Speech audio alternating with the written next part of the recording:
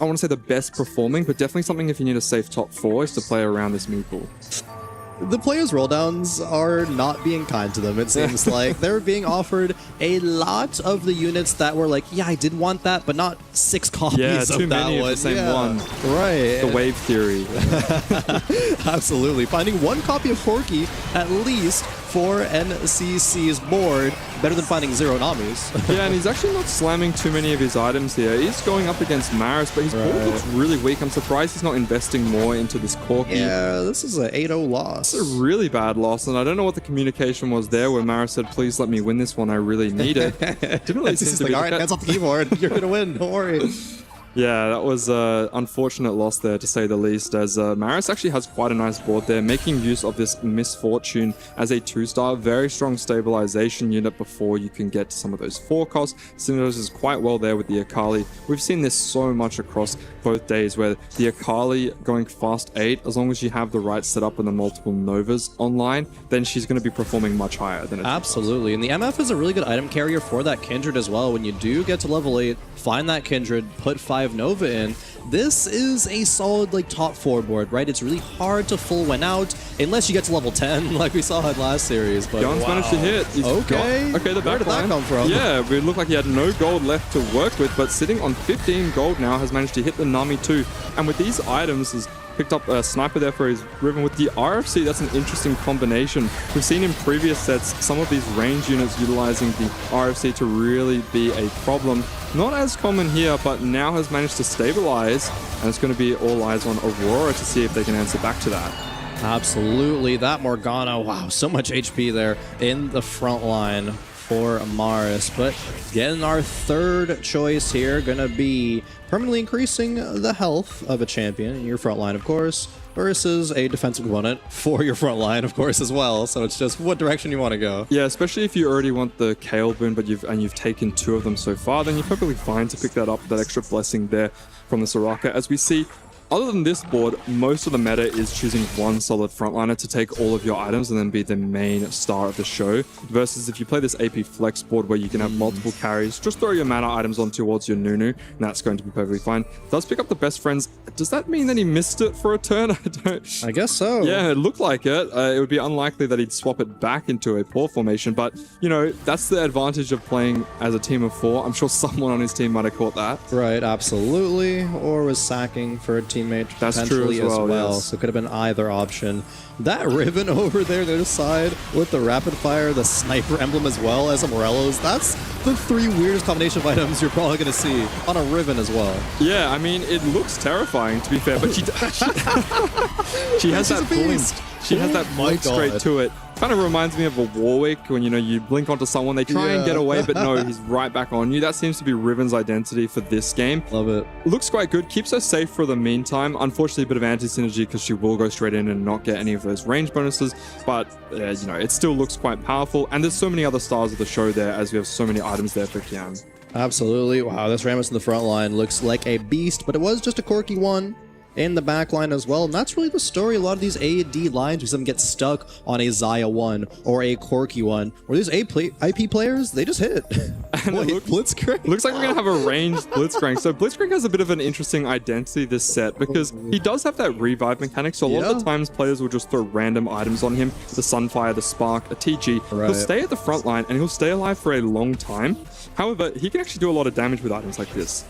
Yeah, Blitzcrank was the sole unit left alive at the end of last series to actually get the win for AGAL because of that revive, right? But Blitzcrank going to be in a much safer position this time around for Kian. Look at that attack speed. Oh my goodness, he's going crazy with it, and he has the Morello as well, so as long as he's attacking the same unit that the Nami and the backline are going on towards, yeah, this is looking really solid. I think we counted Kian out. He was looking worse for wear, but now has managed to pilot himself forward, and recognizing that the Blitzcrank 1 is better than the Rivens. Quite sad because we were actually thinking about Riven 3 at one point, but he's piloted it well.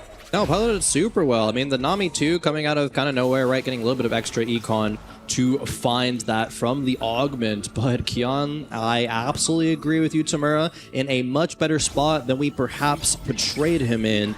The thing is now, with all these players getting lower and lower in HP, Juanmia in 4th place at 27, to Lilu 26, then it gets down towards the bottom to Ahau at 11, 1 life. Kian 1 life as well. Ahau 6 loss streak though, in danger. Yeah, definitely in danger. We're looking across the board. We did look at 60 seconds POV before and saw that we recognized his spot actually looks quite nice. Once he started to get his stuff online with the Jax 3 as well, those are the perfect item combinations that you want. Scales with the extra AP from the Crown Guard there. The double gargoyles means that every time he procs a shield, that shield is just going to hurt so much more for the opposition team as they try and pierce through it. And when you have a champion like Lulu with the Dawn Core, going to be able to continuously cast, and that Jax is going to be able to stay alive while she starts to rain havoc. Yeah, for 6 seconds, there was 1 Melio away from Melio 3, 3 Lulus away from Lulu 3, but both players on potential elimination point here. Ahau on the right with that LeBlanc and Nami actually playing both of those carries, going up against Maris. The Nunu gets a very early cast. Kindred in the back is only a 1-star. Akali is going to go down pretty early. Looks like a win for Ahau there. A win, of course, on the left-hand side for Kian as well. Both players hang on.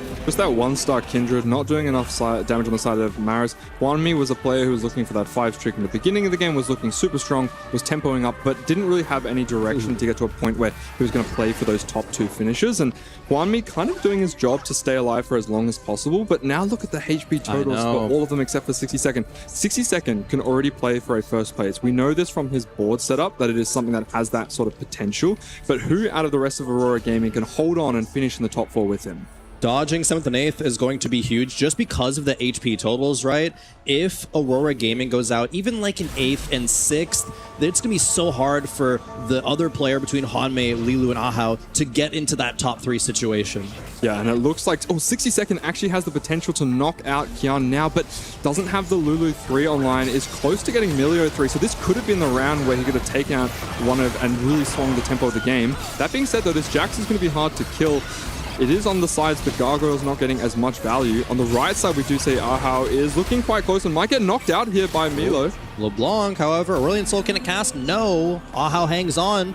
And on the left-hand side, Kian is going to hang on as well, just barely. And like you're talking about, if one of those upgrades had come through, especially that Melio being 1 away, it would have been the difference. It looks like a Guardian Angel is looking out for everyone on both sides. Yeah, I know. Here. 1 HP, Hwanmi now. So close. Just a little bit more. A few upgrades here and there, and it would have been the end. But I would have to predict that this next round that we're heading into, we're going to start to see some eliminations. On this Hwanmi board, we didn't get a chance to look at it super closely for this game, but it is Jinx 3 with 3 items, Belva 3 only 2 items. The Kindred, however, looking pretty strong. Very stylish hats there on towards the Jinx. She's managed to get a couple of kills. That's a couple. Yeah, but unfortunately on the 4 loss has definitely knocked a few out. Oh, is going up against the Gargoyles there on towards the Leona. So everyone on the backside here of Hwanmi is going to be dealing with the Leona. Can you take it down?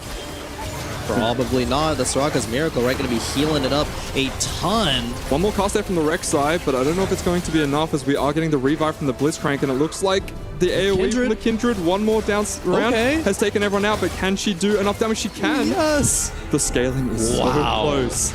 Is anyone going to get knocked out? NCC is knocked out. Oh my gosh. This has been some of the closest in HP. Lilu is going to fall as well. However, NCC is in 8th and Lilu is in 7th. That's absolutely huge from Lilo to be able to make it into 7th place there. It's going to take a lot of pressure off the rest of Aurora Gaming. Hwanmi holding on with just 1 HP. Very interesting, unique board, and was able to do just enough damage, but really those fights could have gone either way. Absolutely could have gone either way. They were so close for a lot of this stage 5. Hwanmi now finding another item, that Kraken Slayer for the Belveth. Kian now level 9, managed to get here when we thought there was no way. And he's also got a 2-star Blitzcrank, that funny looking ranged melee unit that we've seen passed around. And he's going to be going up against Ahau. So this is going to be the fight to watch on the left side of our screens. We're definitely going to be getting an elimination. And 60 Second versus Hwanmi. Absolutely. Hwanmi looking rather weak on that side. Melio 3 for 60 Second has been found. On the left-hand side, Kian wins that round, takes out the opposition there for Ahau.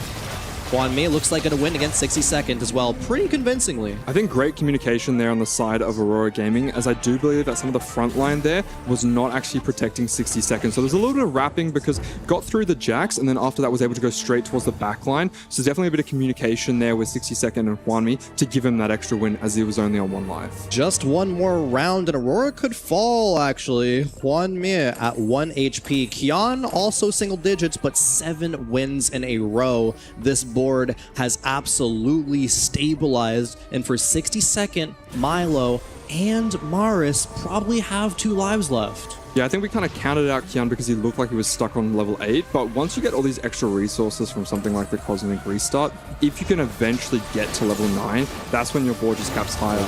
So we are going inside. That's the fight to watch. Going up against Hwanmi. Has taken out the front line, and it looks like it's going to be enough, but the Blitzcrank there is tanking on for a long time. And you can't get rid of that Blitzcrank. It's going to have multiple lives. It's going to come back with so much damage. Hwanmi knocked out by Kian. Yeah, I got to see the HP totals. I don't think it's going to be anyone able to be knocked into the bottom 4. And that means 3 members of Aurora Gaming out. Yes, it is Virtus Pro take game number 1 versus Aurora Gaming, that star-studded roster. What a start. What a statement.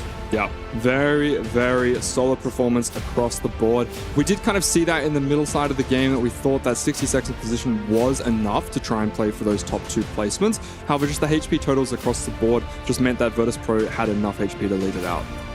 I should have listened to my analysts. I should have listened to the predictions. Virtus Pro are coming in as the clear favorites, as predicted right here, with 3 of their players reaching that top 4. 60 Second, the last remainder of Aurora. Even if he wins, they don't make up the points. Gentlemen, what went wrong for Aurora here? The clutch factor of Kian is one big thing tomorrow. Yeah, I was going to say the clutch factor, but he was, we thought he was out, right? I would argue that in the middle stage of the game, we actually thought that Aurora was in a good position. So, if small things changed, it definitely could have gone their way. So I don't think that they can feel too bad about their performance as a whole, because if you put yourselves in those positions where you can eventually, convert, then they can bring that back to the second game and turn that around. And let's start with Kian, because I feel like he was the headliner for this particular one. His reforge and pivot of the entire game was incredible. He went from Shiv and Shepherd emblem to Sniper +1, rapid fire straight into Groovers, all in one turn when he had 50,000 items, level 8, rolling down on 1 life. Yeah, I think it was the discipline as well. We saw that there was multiple copies of the Riven picked up, and we were worried. 6 Rivens. Exactly. 6 Rivens, and you go, that's not really what I need. And you thought, okay, maybe he can play for the Riven 3. And if he'd done that, we would have gone, okay, well, he kind of got bailed out there. But no, incredible individual player there, and just swapped it around. Eventually got to the Blitzcrank 1, and then made it all the way to the level 9. Playing the strongest board, even when you don't hit, is such an important thing to do during your transition phase. A lot of players will oftentimes get stuck and be like, oh, I didn't hit what I want. What do I do now? And take big losses. Kian on 4 HP. If Kian just lost by a couple more units any of those rounds, it would have been completely a different direction Aurora could have taken it. Yeah, as you can see here, part of the pivot there is the Riven 2-star there on the replay. And then now on the left side of the screen, we can see the 1-star Blitzcrank. So Kian just moving all over the place, and then eventually made it to level 9 and had one of the strongest boards across there. Cheater! That's a Blitzcrank that's hitting from all the way from the back line, and it can have so much impact, right? Because that knock-up from the Blitzcrank is what makes the champion so potent, throwing enemy tanks straight into the backline, doing the extra damage, and especially when you're not threatened on your Blitzcrank, it makes it that much more scary. Now I want to pivot over a little bit to Aurora overall, because we saw a bunch of their players lean towards unorthodox rerolls that we haven't seen a lot. Obviously, Hwanmi had to pivot towards the Velvet Jinx from the Caretakers, but we also saw a Lulu coming through from 60 Seconds. Yeah, absolutely. The Lulu, it was really a Jax Pantheon reroll at the start there, and then got into Emilio as well. But how with that Lissandra 3, we've seen that do okay to get players into that level 8, level 9 situations. Just really wasn't the case for Ahau there. Hwanmi as well looked rather weak, even with all those 3 stars tomorrow. I think that's what happens when you kind of push the tempo at the start. So Hwanmi was able to play for that 5 streak at the beginning, was pushing levels, still had decent econ, but when you don't play super greedy and you play to just, you know, preserve as much HP as possible, it's your job later to sacrifice that, and it means that unfortunately you're going to be the player who's going to end up in the bot form. That's so unlike Hwanmei. Yeah. That is so unlike Hwanmei. It's a team player. Well, let's see if Aurora can actually come back in our game number 2 in our second best of 3 of the day. We're going to go into a quick break and then we'll be right back.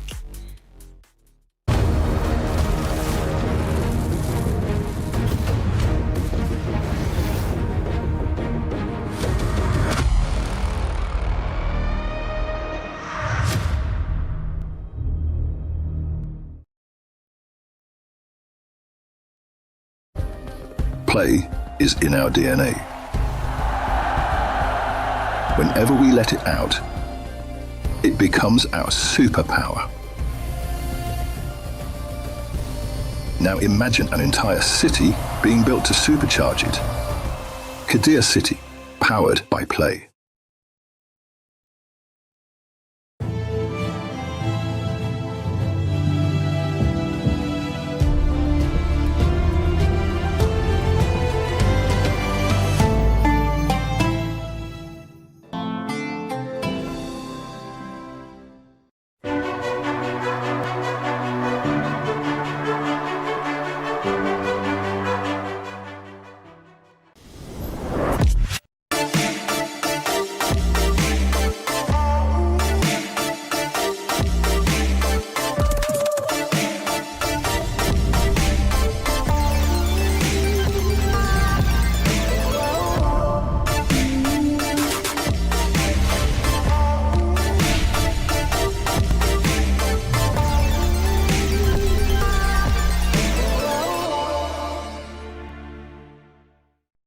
He can come in here and play my game.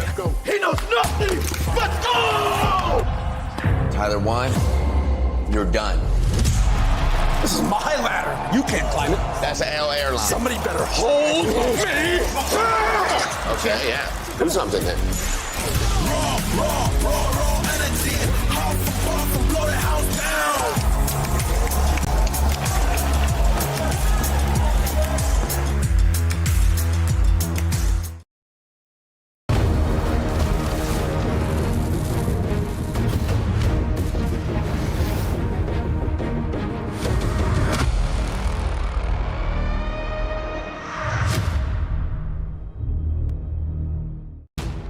Game number 1 of Virtus Pro versus Aurora Gaming in the books. And Virtus Pro take the lead 1-0. I'm Crowan with Tamura again as we get on into game number 2 shortly. Tamura, that game, a statement from Virtus Pro. A statement from Virtus Pro on the back of Kian, who we counted out from the roll down. We thought, you know, unfortunate just the way that his initial roll down went, but he was so creative, so vigilant, deciding, you know, this is my best board that I can play around now, and I am looking in a dire situation, but instead, I'm going to stay on 4 HP, I'm not going to lose another round, and I'm going to start bleeding out Aurora Gaming, and then 3 of them fell in the bot 4. Yeah, it was so close. There's 5 players on like 12 HP or below.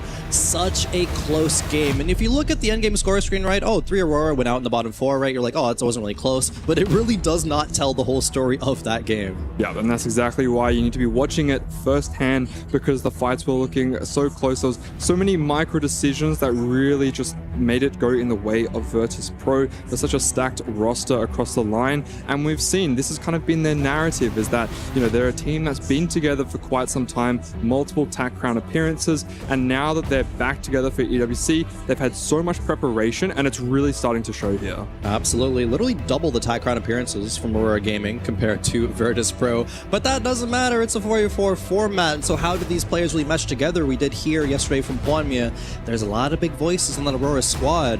I did mention the fact that, hey, they're aware of the problem. Can they fix it? And it doesn't look like it was exactly the case there. Maybe a little bit too much a priority to reroll. The formula seemed to be, you know, a couple AP flex, a tempo player, maybe a reroll, or maybe something else. But they completely varied away from that, and it did not work out for them. It also just seemed like they had a different game strategy that game. We saw it in the previous series yesterday that seemed like multiple of them were playing that more greedy route, where they would open fort, they would take something like calculated loss, and you go, wait, hold on, that Aurora player could win out. Wait, no, this one could as well. It seemed like the the opposite just It really did, yeah. Less greedy. I mean, I get you're in the spots for those things, right? Especially 60-second Stargazer is like, hey, I'm in Stargazer from early game. It is going to be the mountain. I can get a lot of these emblems on. It's going to be strong. Aha is like, hey, I can get list 3 pretty early. That's decent enough usually to get me into the late game. It unfortunately wasn't this time. And Hwanmi, of course, trying to re-roll there, and it really just bled out very quickly when it got to that late game. And it also feels bad for a player like 60-second when in the middle of the game recognize, okay, my spot is really good, guys. You just got to hold it together, maintain as much HP as possible, and I will try and be the star player. But then to make it into the top 4 and then not even really see how the rest of the game unfolded because 3 of your players have already been knocked out, and that definitely feels quite bad. However, that's just one of the games. TFT has a lot of variants, a lot of different things that they're going to have to utilize their strategies against, and now this is a complete reset. Can they bounce back? Absolutely. It is going to be backs against the wall for Aurora Gaming. Really have to focus up, and these both teams have players at the TAC Crown, the most recent one, so they weren't hard prepping 4v4 like maybe some of these other squads, and that could come into play there especially. Yeah, some of these other teams who weren't at the recent TAC rounds will have heaps and heaps of preparation time. Virtus.pro did have half of their roster at the current TAC round, so they've had that. However, I would argue that because they are a returning team, they were the runners-up last year and they've kept the same lineup, is that having that little bit of time away isn't as impactful for them. That's true. They already have that experience from the previous year. Aurora Gaming, of course, not having exact, meshing as a full team in that same way. I don't know. Virtus.pro, it was their road to redemption for this weekend of games. They're looking strong if they can take out Aurora Gaming, looking even stronger if they can do it in a 2-0 fashion. Yeah, if they can do it in a 2-0 fashion, the fact that they got here being the 3rd seed from the global qualifiers, that's got to kind of be written off. If they can go 2-0 against someone in groups, okay, yeah, disregard that. That's right. But if they can go 2-0 against Aurora Gaming as well, that is something to mention. Absolutely. Able to make it work against every single caliber of team, every region as well, especially the strongest region, even just objectively data-wise, right? China absolutely dominated in day number 1. Looking to be, again, on the back foot here in game number 2, in day 2 of EWC 2026. Players getting ready for the lobby. Got to be hard, just kind of waiting it out. They know they're going to be starting at any moment, doing anything they can to calm their nerves. Doesn't look like too much communication is going on now. As I say that, a little bit, yeah. Just a little bit, because we don't need to rattle our brains just yet. We need to focus, maybe meditate, just think about what we can do better moving forward. Virtus.pro carrying that momentum, definitely got to be feeling good about this one. Yeah, something to mention as well, talking about how maybe these teams didn't get as much 4v4 practice as they would have liked leading to this event, means you're going to be prepared for a lot fewer situations. There are going to be situations that come up that you're just unfamiliar with, and how do you approach that, right? I think players will default to just what they know individually, but it's how you play as a team, of course, that's going to make the difference. We get into game number 2, Virtus.pro versus Aurora Gaming. We have Kale and Yasuo. We've seen a few people pick up the options of the Yasuo Hex in a 4v4 setting. Can be a little bit awkward. Yeah. Just because of the fact that you do need to be constantly changing up your positioning. So if it's something generic like a front line, you can maintain that same side, might be okay. But having all of your backline carries on one side can be quite punishing. Absolutely. The star of game number 1, Kian. Absolute mad lad, able to take that Blitz Crank 2 with rapid fire sniper and Morellos all the way as far as he needed. Maybe not first place, right? But we didn't even get to see. Yeah, if that would have been it. Honestly, it most could likely probably actually would have won out. Yeah, for fully. Sure. Picking up Fountain. With, the Fountain constellation. So not as high a priority. We've seen the Mountain have quite a lot of success, I think, actually across the days. Right. Fountain's okay. Yeah. Didn't pick up towards the Xayah in the last game, but definitely wasn't necessary. As we see, Kian is given the 3-cost Victor there. Not a unit that we've seen have a lot of play. I think Tidal actually did play towards the 3-star Victor, but yeah, a bit rarer of a line, I would say. Yeah, it didn't work out too well either. It was like okay in that mid game, but then when it compared to all these late game capped boards, it really just was not able to hang at that point. 60-second, a ton of gold here. Dark Star options already making Econ the richest player in the game for sure. Yeah, so if you can pick up some more brawlers there and pair with this opener, definitely going to have something that's quite strong in the early and mid game. But we've seen a lot of these players lean away from the Dark Star line. They go, okay, you know, might be my strongest board just in stage 2, but I don't want to get suckered into playing towards that Kai'Sa. We saw vertical Dark Star in previous patches work out quite well, but the players are quite experienced. They know that it's definitely not the line they want to go for. Yeah, there was one Dark Star player yesterday who actually did able to get a lobby win. Instant pick up there from yeah. Lilo. Yeah, just wants the Ooh. emblems. Yeah, we get some decent ones too, especially Space Groove. We talk a lot about players going to be going towards that Nami line, able to get 7 Space Groove. Pretty strong there. Yep. Can go in multiple directions, especially if you pick it up first. The rest of your team knows where you're going to be going. That's always handy. So we do see a little bit more decisions being made here as multiple econ options available. And we also have Kian. We know he can dance around these emblems. He's very, very talented in that regard. Actually piloted the Rogue for a little bit, but instead ended up moving it around. Does have access to the Anima, although that's something that's harder to pilot. Yeah, there's the Briar, of course, available for that Anima as well. Doesn't have a third one, however. He's going to reforge them? Oh, Meeple and Challenger. Okay, there we go. That's something that they can work with. The Meeple with the Bastion as well. Okay, so this is giving him a lot of direction. Absolutely. They're going to be carrying it on a Pike for now and slamming early game aggressively, right, on these items with that guard breaker. Pike, a solid unit. We've seen players play around it to a decent amount of success. Yeah, most definitely. I think we saw with the Last Whisper on a 2-star before, being able to streak quite strongly. And then look at this Pike doing so much work there. There we go. Already has 3 items there on 2-1 as he's going to be getting those extra stats. So yes, most likely leaning in towards the Corky Riven setup there. Here's the Anima. Yeah. Oh, we do have an Anima player. Love to see it. NCC going to be playing that big, risky play style there, not summon any items either. Gonna try to get that big cash out. Players can't really get the big cash out, though. It's like you get, 100, 200 maybe, and then you gotta be like, okay, yeah, we gotta pivot now. Yeah, it really just depends on how the griefing is going to go on the side of Aurora Gaming. Most likely is going to have to be designating someone. You can see there, Juanmi and 62nd both took a loss in the first round. I would say there's a good chance, Lilo as well, that one of them is going to say, okay, my spot is the worst in terms of the units that I already have. I will be the player that will sell my entire board if I have to, because it is necessary. Does have 3 units there for the Anima, so you can still hold on to maybe 2 copies, but they have to be quite weak, and you're not allowed to hold on to any other copies as you need to guarantee that you snap the streak. Yeah, a lot of players going for those emblem options for the augment as well. Do want to point out Juanmia, who took Forged in the Strength, gets an artifact now, but when you drop below 30 HP, you get 3 more, so Juanmia probably going to go for a bit of a loss streak. And again, this is a spot he's very comfortable with, did that a lot in TAC Crown. And so if anyone's going to do it to that level of success, having that many items coming through as well from that prismatic tier augment and strength, it could be him. Yeah, we talked about how in TFT, sometimes you need to have players doing different strategies. Someone's going to be the lost streaker, someone's going to be the middleman. However, if you are both given prismatic options which give you chances to be either side, then it can be good to designate someone to be leaning towards one route. We do see that Juanmi is going to play, I think, Primordium here, so he's going to be stacking up a little bit of extra econ. Depending if he had NCC in his pool, as snapping the streak for the Anima is going to be quite important. Moving things around last second just to not give out any information that they don't want to. Absolutely. Information denial and information gathering, very important in 4v4 format. And a lot of information has been given from Milo there with the Last Whisper Infinity Edge Slam. Yeah, most definitely playing towards that AD line. We've already seen that the ramp's going to be picked up.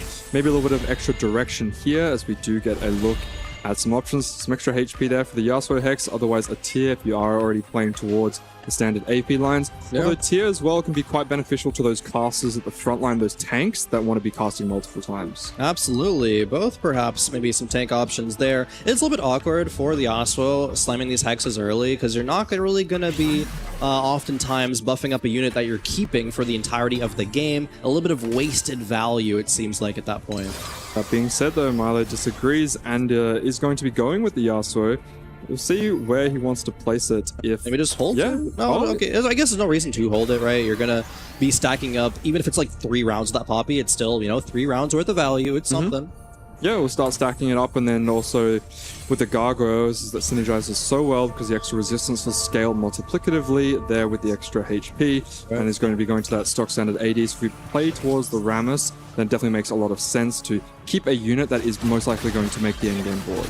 Absolutely. Get some time breakers on the board as well with that emblem. Emilio, Shojin, plus that Jeweled Gauntlet, of course, wants to be a Nami a bit later. See if that's actually going to be able to be found. Shepherd emblem as well there. Yeah, I'm seeing a bit of contention across the pools, which definitely makes sense as you have players denying, as you have players on Virtus Pro and Aurora fighting for lines like the Rammus. You can see both of them are fighting towards the Nami. This is what you'd expect to see from two of the best teams that we've seen so far at the EWC, as the worst thing that you can do is to test your own teammates. Oh, absolutely. But it makes sense to play defense, although it usually ends up in the situation where once one of the teammates has hit their 2-star forecast, it's a go. Everyone on that team is going to be holding on to additional copies, and someone gets left behind. Absolutely. As soon as you're like, hey, I hit, all right, start going for that. Yeah, exactly. Start going for the denials. And we've seen in the last series, there was a high priority on the dial of units. And I think just as the tournament progresses, players are going to be more familiar with those specific situations and just do it more frequently. Yeah, looks like NCC1 has actually decided to go for the Yasuo as well. Could make his board stronger there with the extra HP, but instead has to play weakest board because he is scaling that anima cash out. Now, it looks like on the side of Aurora that no one's decided to go full griefer and try and deny it. So that will be interesting to see, because we did see before that Kian had that option to play towards the anima and go for a massive cash out, but instead decided to go for the instant cash out and then pivot entirely to the cosmic restart. So Yeah. we'll have to wait and see if NCC1 is given the same opportunity or if he's going to try and push it even higher. I mean, we saw that opportunity work out real well in the last game, and then it's going to be, yep, a little bit of a cash out there. So, and I think that makes a lot of sense in 4v4, right? You take what little you can get. If you greed out, it's probably not going to work when 4 players are staring at you like, hey, we're going to make sure that doesn't happen. Yeah, that definitely makes sense. And if you are thinking about it in that sense, it's a kind of, goes back and forth, the mind games that work there, because then it allows both the other teammates, you can see Juanmei, to play for a loss streak and hold on to units like the Primordian, not saying, okay, I have to sell my board and make my game state weaker, if we know that VP is just going to say, no, just take a small cash out, and there's going to be wasted if Juanmei was to sell his entire board. Absolutely. 2 loss streakers on the side of Aurora Gaming this time around, 62nd and Juanmia. Good thing they didn't run to each other and grief that streak. No one full win streaking, however, this game is a little interesting. We generally have seen that in EWC so far.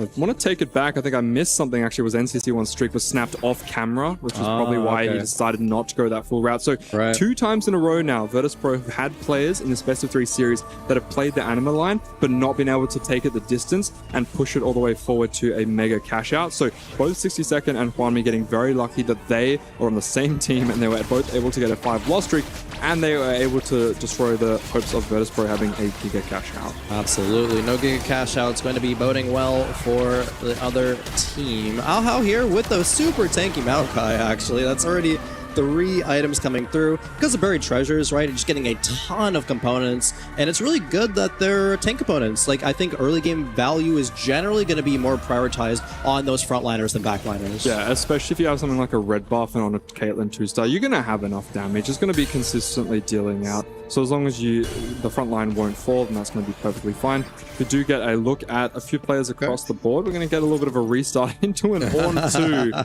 and an MF2. I mean, that's perfect. That's all you need. Yeah, this Ornn 2, and it's going to be stacking up that HP, right? That Yasuo Hex is going to be putting in work for NCC here.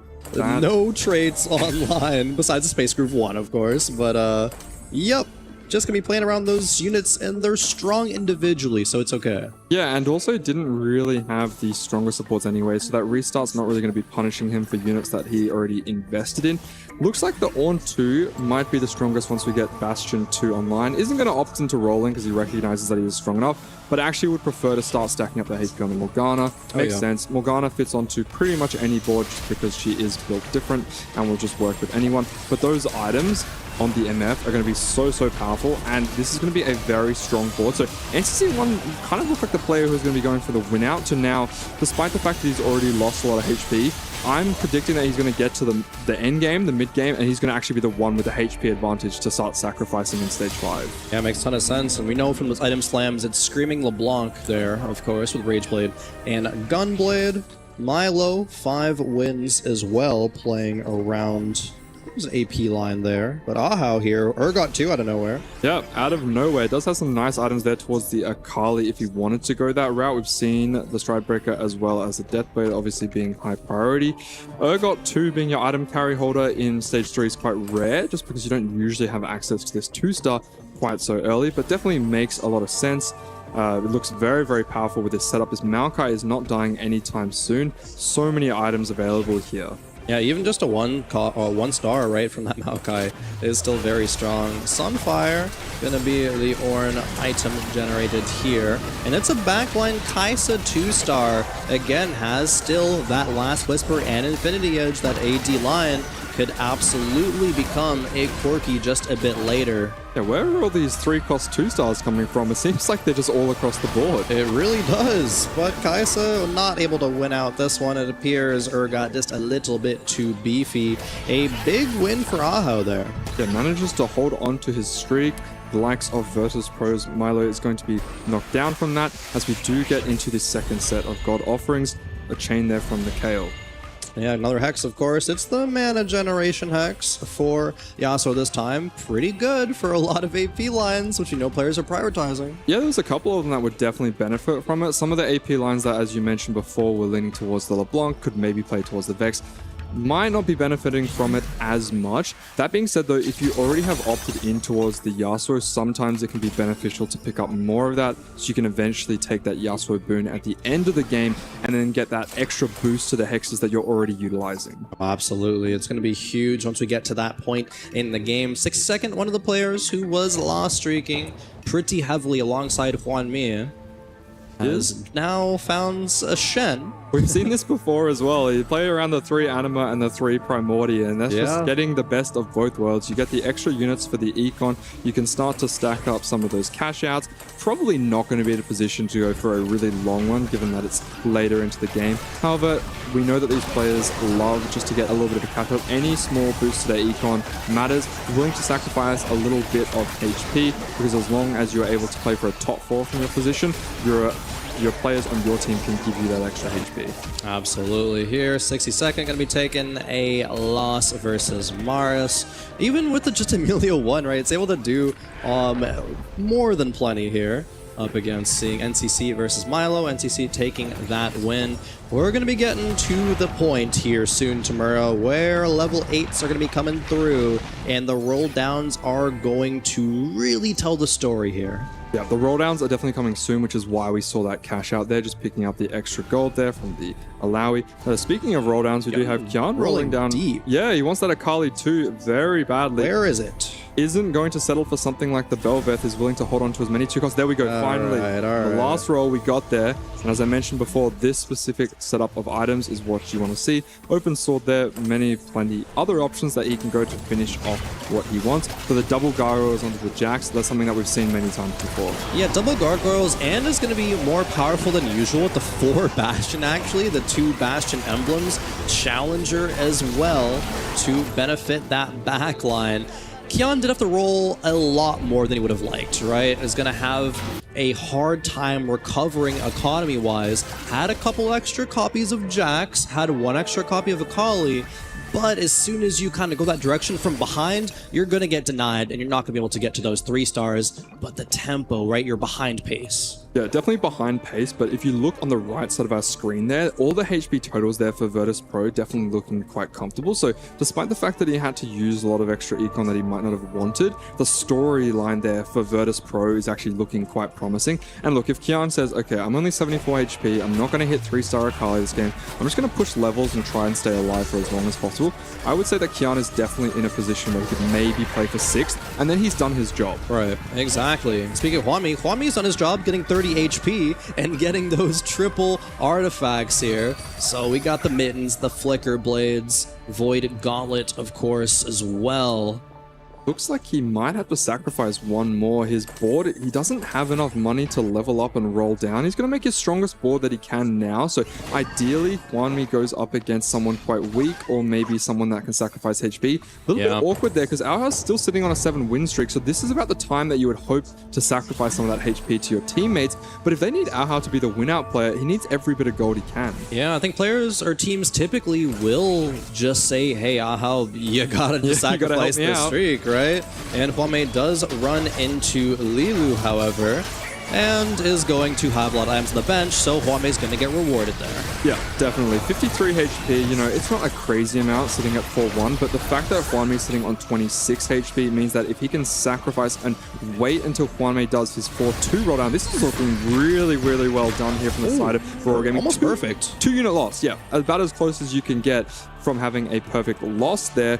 Just 2 units, not going to be much damage at all. And now Hwanmi is sitting on a guaranteed 2 lives as we do head into stage 5 afterwards. Yeah, and Lilu actually was slamming items mid-round, assessing that board strength in real time. 2 world champions.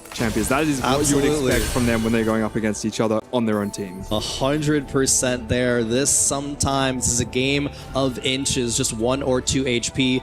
That's what won last game, and it could be the difference this game as well. If Lilu ekes out just one more placement, it could be from that plate right there. And Hwanmi has done his roll down now, and he's hitting exactly what he needed. The Rammus 2-star there with the perfect items. Corki 2 at the backline. He just needs one more carry to be able to utilize some of those extra Ornn items. He's going to keep rolling down a little bit more. I mean, that's all you really need to hit from now. It's 4-2. He's going to keep rolling just in case that someone's going to be denying anything else. But in terms of his board, is looking quite beneficial.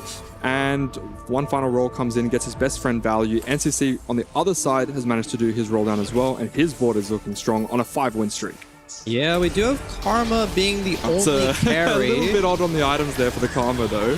That's a strange looking LeBlanc, isn't it, Tamura? Definitely. I mean, maybe he can pivot off soon. He does have a 5-win streak, so he is quite powerful. That Morgana's been stacking up for quite some time, as we did see with the restart mission, managed to get the early Morgana, stacking up the extra HP. But, you know, eventually he will be able to move over. And yeah, when you go up against someone like Maris, who has the items on the unit that they actually were looking for, it's going to be a lot more powerful. Absolutely. Not even one copy of LeBlanc there is feeling pretty bad. The front line is okay though, and hey, even better now with that Alawi upgrade. But on 0 gold, hey, 1 copy actually, 1 copy. Maybe the savior. Yeah, I did want to see 60 seconds POV. This is exactly when you need that turnaround. It's going to be a little bit awkward because Hwanmi is sitting on 2 HP, so 60 second, when eventually we'll have to go up against his teammate, we'll have to hopefully have a stronger board. But talking about stronger boards, this is a very powerful fast 9 board that we've seen many times before. A good pivot with the gold that 60 second had, of course, is sitting on a pair of Graves and Vex, but all the items are where they should be, right? Continuing to slam against NCC here. And has gone off back to a LeBlanc 1-star, so the Karma's still there, but doesn't have the items. Makes sense. Vex 1-star versus LeBlanc 1-star is going to be the story of the show. Frontline Shen has some really nice items there, actually, so even though the Nunu's going to go down, the Shen will be able to stay alive. LeBlanc died to the Vex cast as well. No damage left for NCC. That's what happens when you have an AoE backliner and you've only got a 1-star and your backline just doesn't have enough HP, so that splash, that AoE is going to be able to take you out. Just falls over. Looking a lot better there for Aurora. Okay, we got the stun hex, right? The first time you deal damage, you're going to get stunned for 1.75 seconds from that Yasuo hex. Pretty solid. Kale, of course, continuing to give those items. It really just depends on whether or not the players want to lean towards picking up that Yasuo boon to make those hexes stronger, because we did see some of the players going, oh yeah, maybe I'll pick up the first one, but mana gen, nah, don't really need it, so I'm going to pick up some extra items from Kale. And now they have to make that decision because they've chosen one on either side. Absolutely. We do see the Graves upgrades, of course, coming through. With it being 2-star, that is fantastic. And a Thieves Gloves. Okay, I mean AP Graves, sure.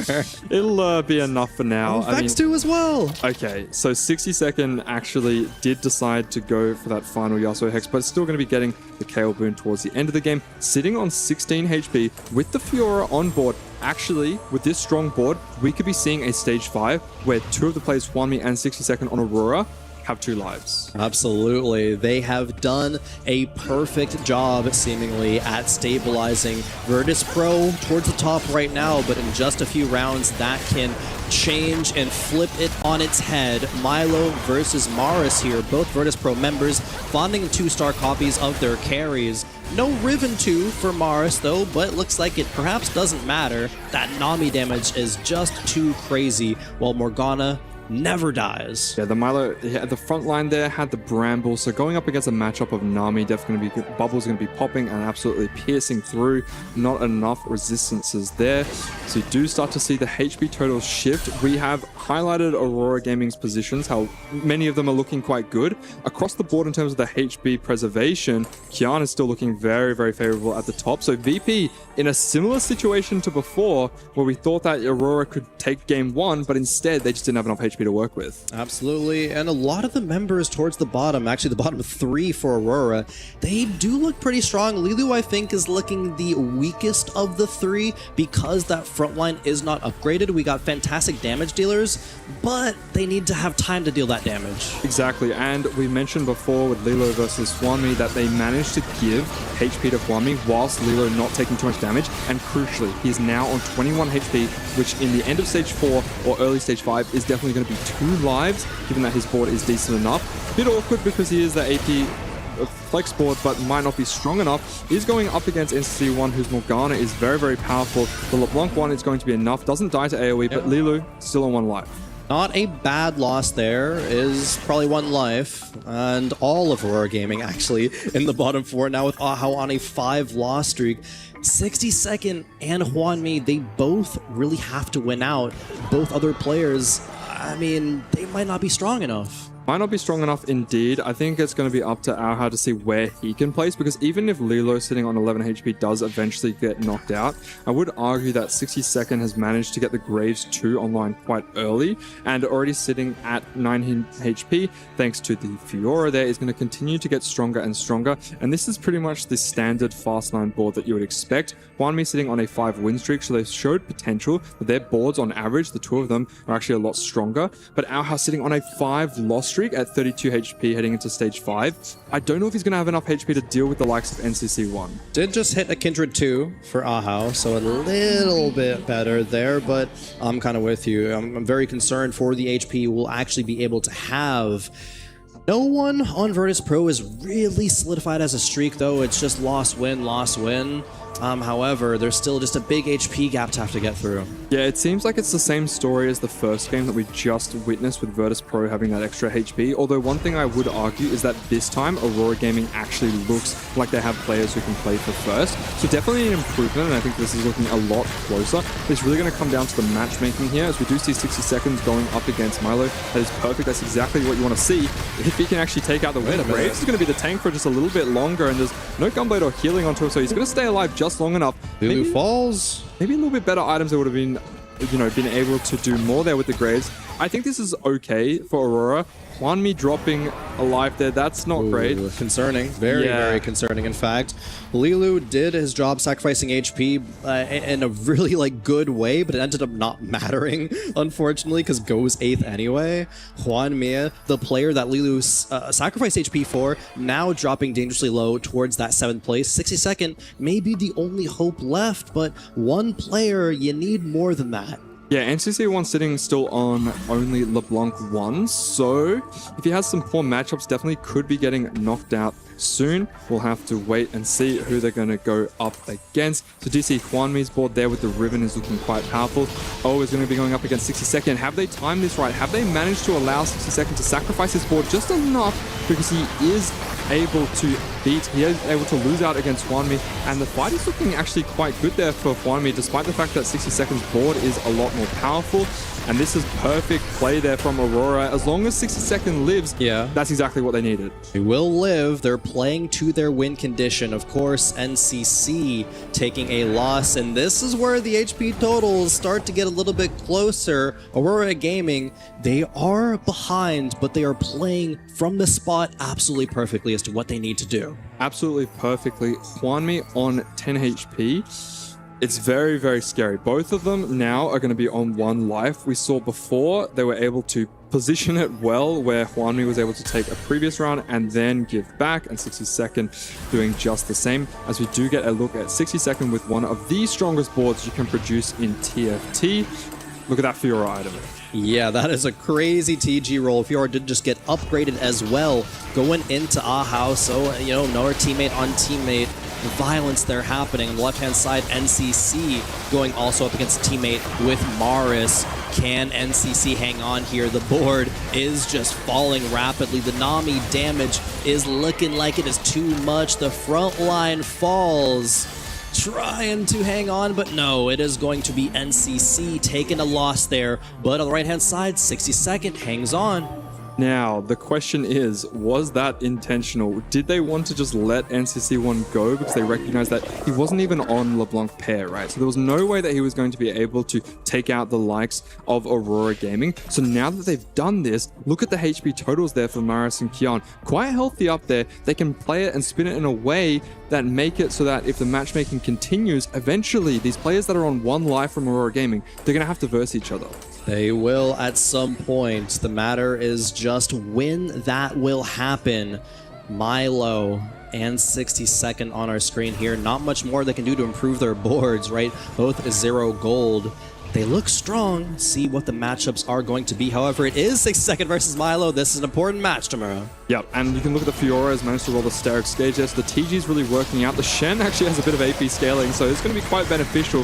Nunu's going to get one big cast off here. We'll see how many units they can hit. Looks like the backline of the Corki is going to be perfectly fine, not stunned at all. He's dealing out as much damage as possible. The Rammus with the Bramble is going to eventually get taken down, and there's just too much frontline there. The Vex can now attack the backline, and this is what we expected. 60 seconds board, very powerful, but the loss is not enough. Don't think so. Dodging out on that damage for now. Yeah, drops to 4 HP. 60second and Hwanmi, though, they're going on a bit of a win streak. Blitzcrank 2 upgrade for 60second as well. Ahau, dangerously low. This really just comes down to matchmaking. Who is facing who? Yeah, and Virtus Pro making the executive decision to let some of their teammates go. However, it's starting to work out because now it's getting dangerously close for Aurora Gaming. We saw that Aurora does have the likes of 60second with a board that has potential to win out. This Fiora, again, just rolling the best items for her. She always has something. Look at that Blitzcrank. The Blitzcrank's got perfect items as well. This is going to be very, very powerful. Going up against... Oh no, is he versing... Versing Hwanmi. Okay, it's just going to be whoever's the strongest there, but someone on Aurora is getting knocked out. Absolutely. Someone on Aurora. So Virtus Pro, right? Where are they going to land? I think the game will still continue after this round. But I have to see where the HP totals land. Yeah, and Maris has so much HP that I think that he was able to sacrifice. It looked dangerously close, but I guess you could say calculated. Hwanmi is going to fall, but Maris, sitting on 42 HP, is able to sacrifice and give up a little bit of HP there. This is close. This is very, very close looking. 60second only on 10 though. Ahau on 4. They're gonna need a first place Aurora and then a third place as well.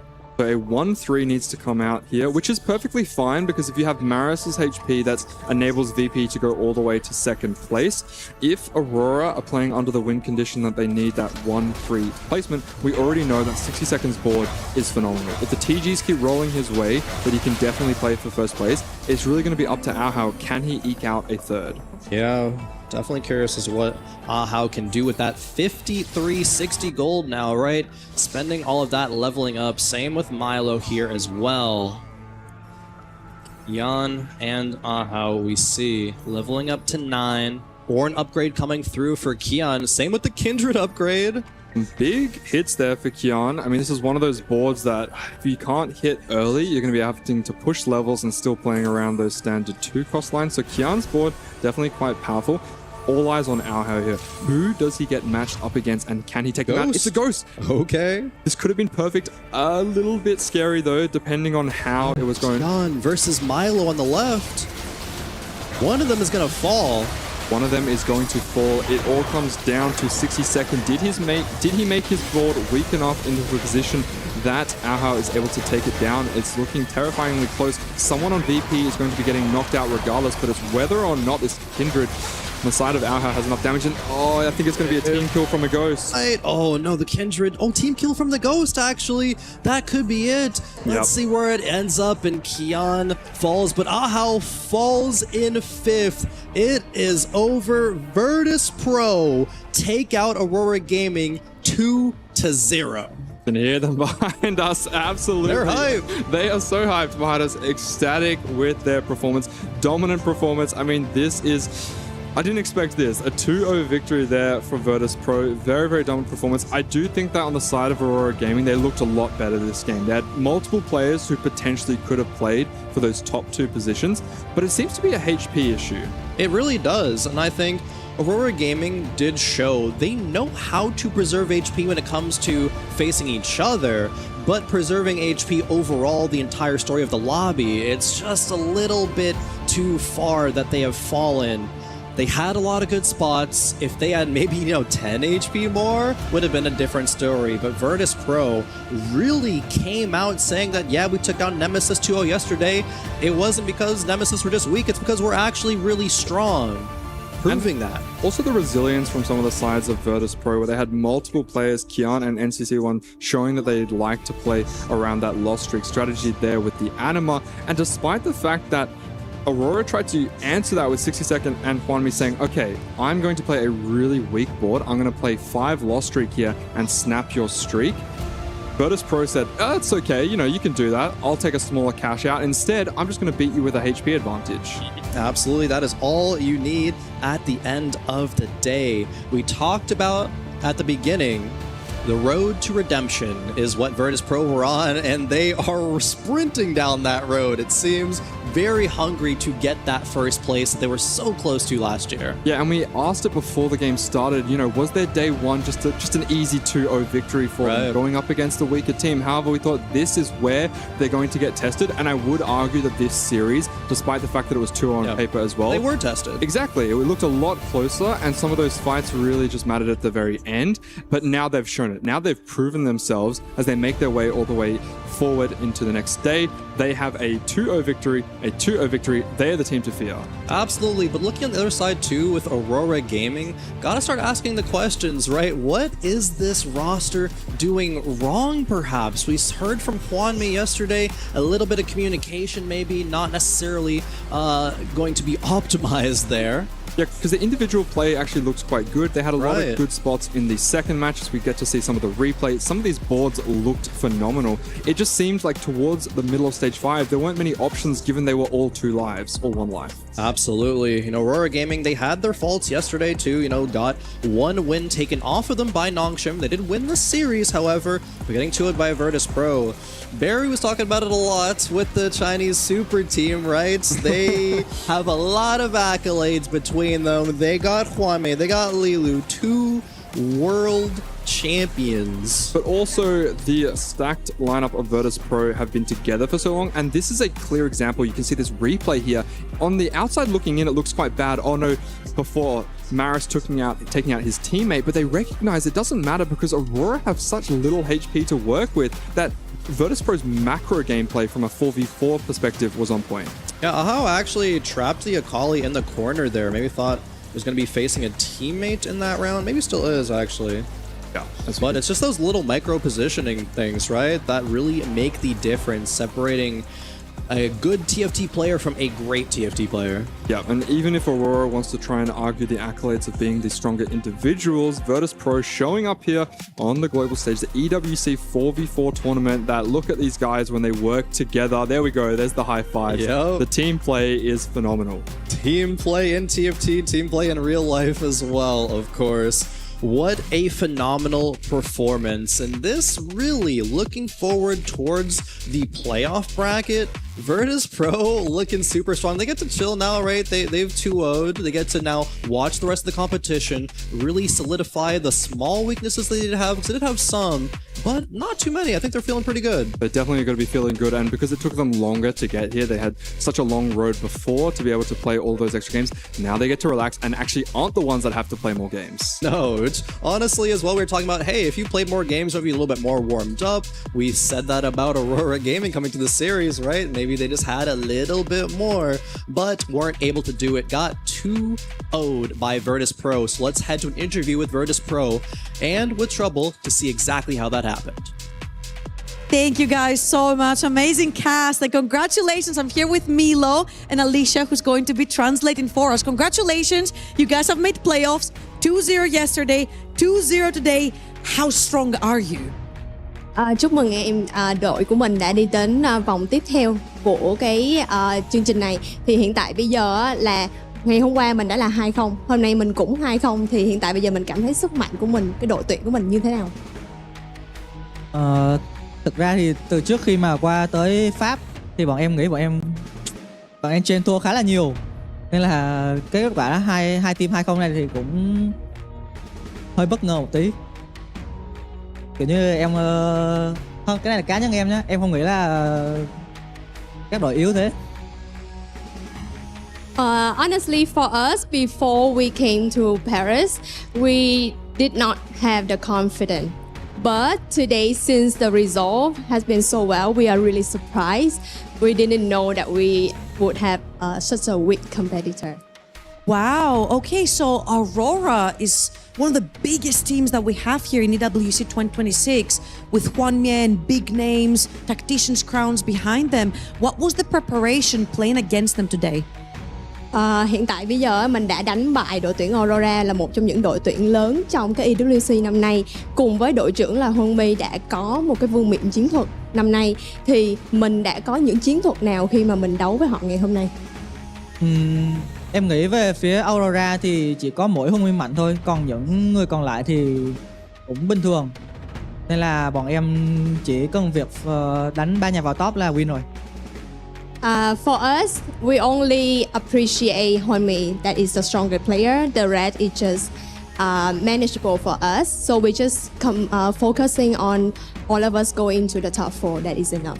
Oh, wow. And that was actually the case. You guys did so well on that one. Now, of course, I want to speak a little bit about the Vietnamese fan base because you guys have a lot of people cheering for you. So what does that mean to you to have such a large fan base behind you? Bây giờ mình nói đến những người hâm mộ của mình đến từ Việt Nam thì mình đang có những người hâm mộ rất là cổ vũ cho mình. Thì điều đó có ý nghĩa với mình như thế nào? Em thấy rất là vui khi mà có những người hâm mộ cổ vũ. Em cảm ơn tất cả mọi người đã cổ vũ và theo dõi hành trình của bọn em. Yeah, we're absolutely very happy that we have such a big fan base, and I would like to say thank you to them. That make us have a hyped up, and then we can win today.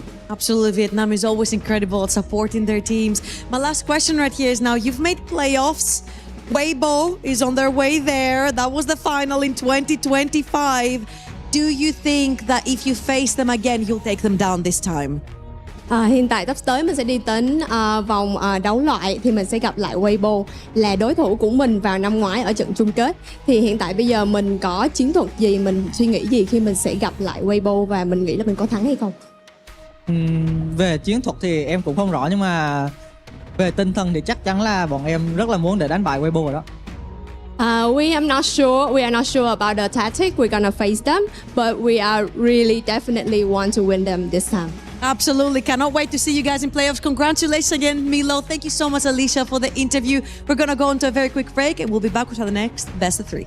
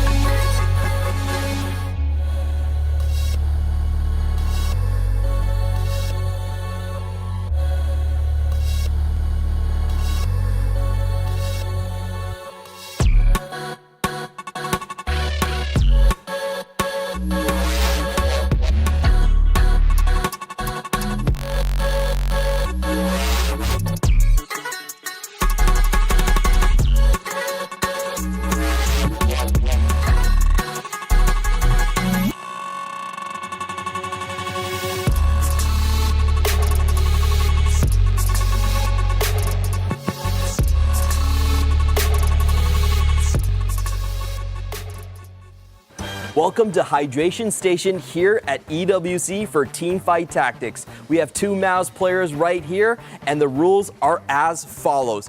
If you answer a correct question, you can drink a cup and prevent yourself from dehydrating in this Paris heat wave. The first one to drink all 5 of their cups answering the correct question will be the winner. Here we go. Which champion has appeared in TFT for the most sets, including mid-sets? Ash, I think, yeah. None of you can drink. The answer is actually Jinx, including mid-set. She's been around in 18 different sets. Second question, which team was the runner-up in EWC 2024? T1? Okay, you both got it on the same time. Great answer, boys. Which player at this EWC has the most wins in EWC TFT? K3 Soju? Nope, that's incorrect. Wanmi? You're both wrong. The answer is actually Bintum. He has had the most wins. Makes sense. What item can you make by combining 2 spatulas? Tactician Strong. Correct, you may drink. What is the name of set 18? Enchanted Whites. Correct again, Wet Jungler. Wow, huge lead already. How many champions are available in this set, set 17? This is a tough one. I'm guessing 60. That's incorrect. 76. The floor is yours. Also incorrect. Unfortunately, the answer is 63 champions. All right, you guys need some help, so let's go for an easy one. Who currently holds the most tacticians crowns at this event? Okay, you already got it. You already got it. You knew it before I even answered. What is your avatar called officially in Teamfight Tactics? Little Legend. Correct again. Wow. All right, now we have a tie. Things are starting to heat up here. How many champions do you need to make a 3-star copy? 9. You got it, correct. Now we're down to the last question here. Wet Jungler slightly in the lead. What is Miss Fortune's origin for this set specifically? Yan Goddess? You have answered the correct one. So now we have a tie, 4-4. Which team was the first seed out of CN for this EWC? Aurora? That's incorrect. The floor is yours. Team Vision. Yes, Wet Jungler wins it. Congratulations. Stay hydrated. For our lightning bonus round, we're gonna have the Boss Cup. Are you ready, guys? Yes. Yes, we are. You're gonna get 3 guesses at this because it's so difficult.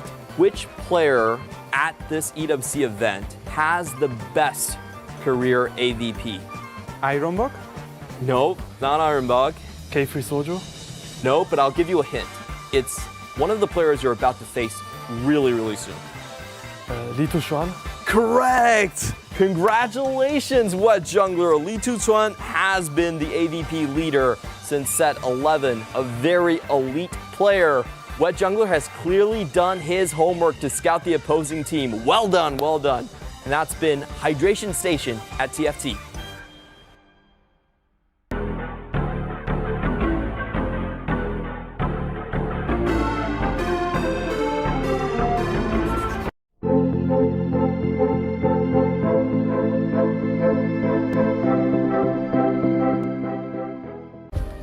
Play is in our DNA.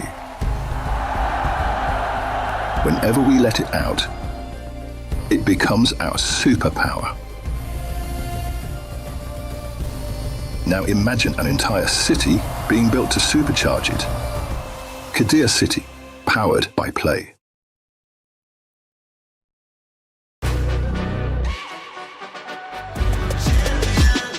This ain't no regular thing. I came for the ring, you know what I mean. You see my name in the lights, better get right, I'm champion.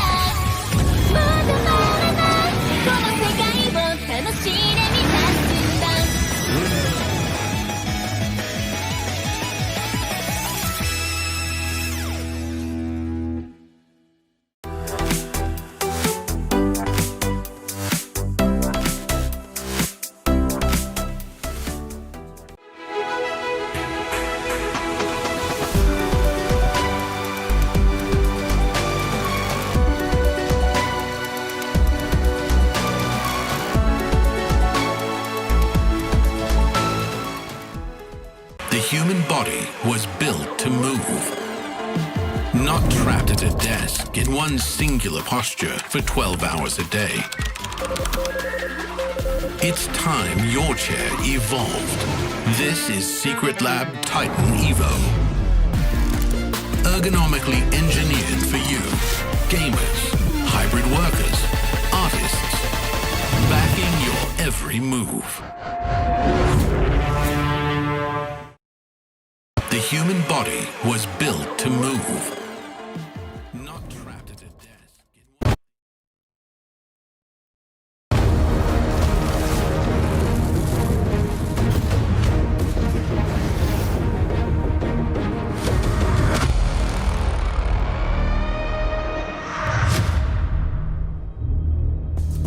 Welcome back to Esports World Cup 2026. We're on day 2. We're just about to start our second, I was about to say, series of the day, which is going to be our first elimination series on Stream B. I'm Troubling and I'll be your host over on Stream B. And I'm here with Barry and Tamora to break down a very, very crucial series. It certainly is. We're coming in here with the 2 losers from day 1. So we have Maus up against JDG. One of them will be going home today. We're in the elimination stage. We're going to be seeing the key crushes of one of these squads. The first seed coming out of EMEA and the second seed out of China. It's a banger matchup. And that's where things get interesting when they are on their last life in the elimination stage. You know, we saw before they can go, okay, it's okay. You have 24 hours. You can go home, reset, rethink your strategies. Not anymore. And we heard there was a little bit of heat in the Mouse squad, but you know, coming from EMEA, there's always this passion, this fire to do well. So hopefully that has fueled them from their very first game, which was against AGAL, who proved to be a super team so far. They lost to them 0-2. Didn't seem like they put much of a fight. No, they got stomped. Hey, I'll try to be nice. I'm the EMEA representative. I'm bigging up this team. I had them winning that series, but unfortunately they got dealt a really hard game. It felt like they were up against it the entire time. As you said, we see them coming in here. They've not had the cleanest comms so far. I'm hoping today they're able to put that behind them because they need. This is it. And I was also sold. They had that nice little preview video from Kavixit. It looked really strong, but they kind of swayed me. I was going to vote against them, but I thought, okay, no, their team dynamic actually seemed good, Barry. Yeah, it seemed like, okay, they said Travis is our shot caller. Yep. They'd established that early. But as soon as things start going wrong, suddenly if you have big personalities, they might say, okay, well, we lost this series, so even though you're the leader, maybe I should step forward. But they need to get everything in order today, put that behind them. And they haven't had a long time to do this. They only have less than 24 hours to move past whatever arguments were made and figure out a strategy for today. This will be their last possible best of 3. If they lose here, they're out. If they lose here, the key gets crushed by no other than JDG. And we heard from Dehua yesterday from Godlike that JDG is one of his favorite teams because they seem super strong coming from China. However, they did fumble and get reverse swept by Zeta yesterday. Yeah, they certainly did. And I think everyone thought JDG coming in was actually maybe the Chinese strongest roster. Losing 2-1 to Zeta, though, it did go all the way to like the last fight of a third game, so very close. Zeta today showed that they are a tough opponent to come up against. So JDG have definitely been tested a bit more. Yeah, definitely been tested, as we can see them walking onto stage now, but they have the likes of Hong Lian, who has 3 EWC experiences now and multiple TAC rounds across the board. So JDG is a stacked lineup, and I think that now that they've got their backs against the wall, when going up against Maus, they're going to bring their A game, and it's going to be strong. Yeah, every player on this roster has been to Tactician's Crown, so just in terms of a balanced squad, Hong Lian definitely the start, but no dominant voice, I feel, in this particular lineup. All right, and as we're talking about JDG, obviously they had their whole way here, sort of pushed down the lower bracket by Zeta, as we mentioned, as we're looking at the hero shots right now. And let's have a look at the bracket in general after, just to see how those teams have formed so far and what their road has looked like.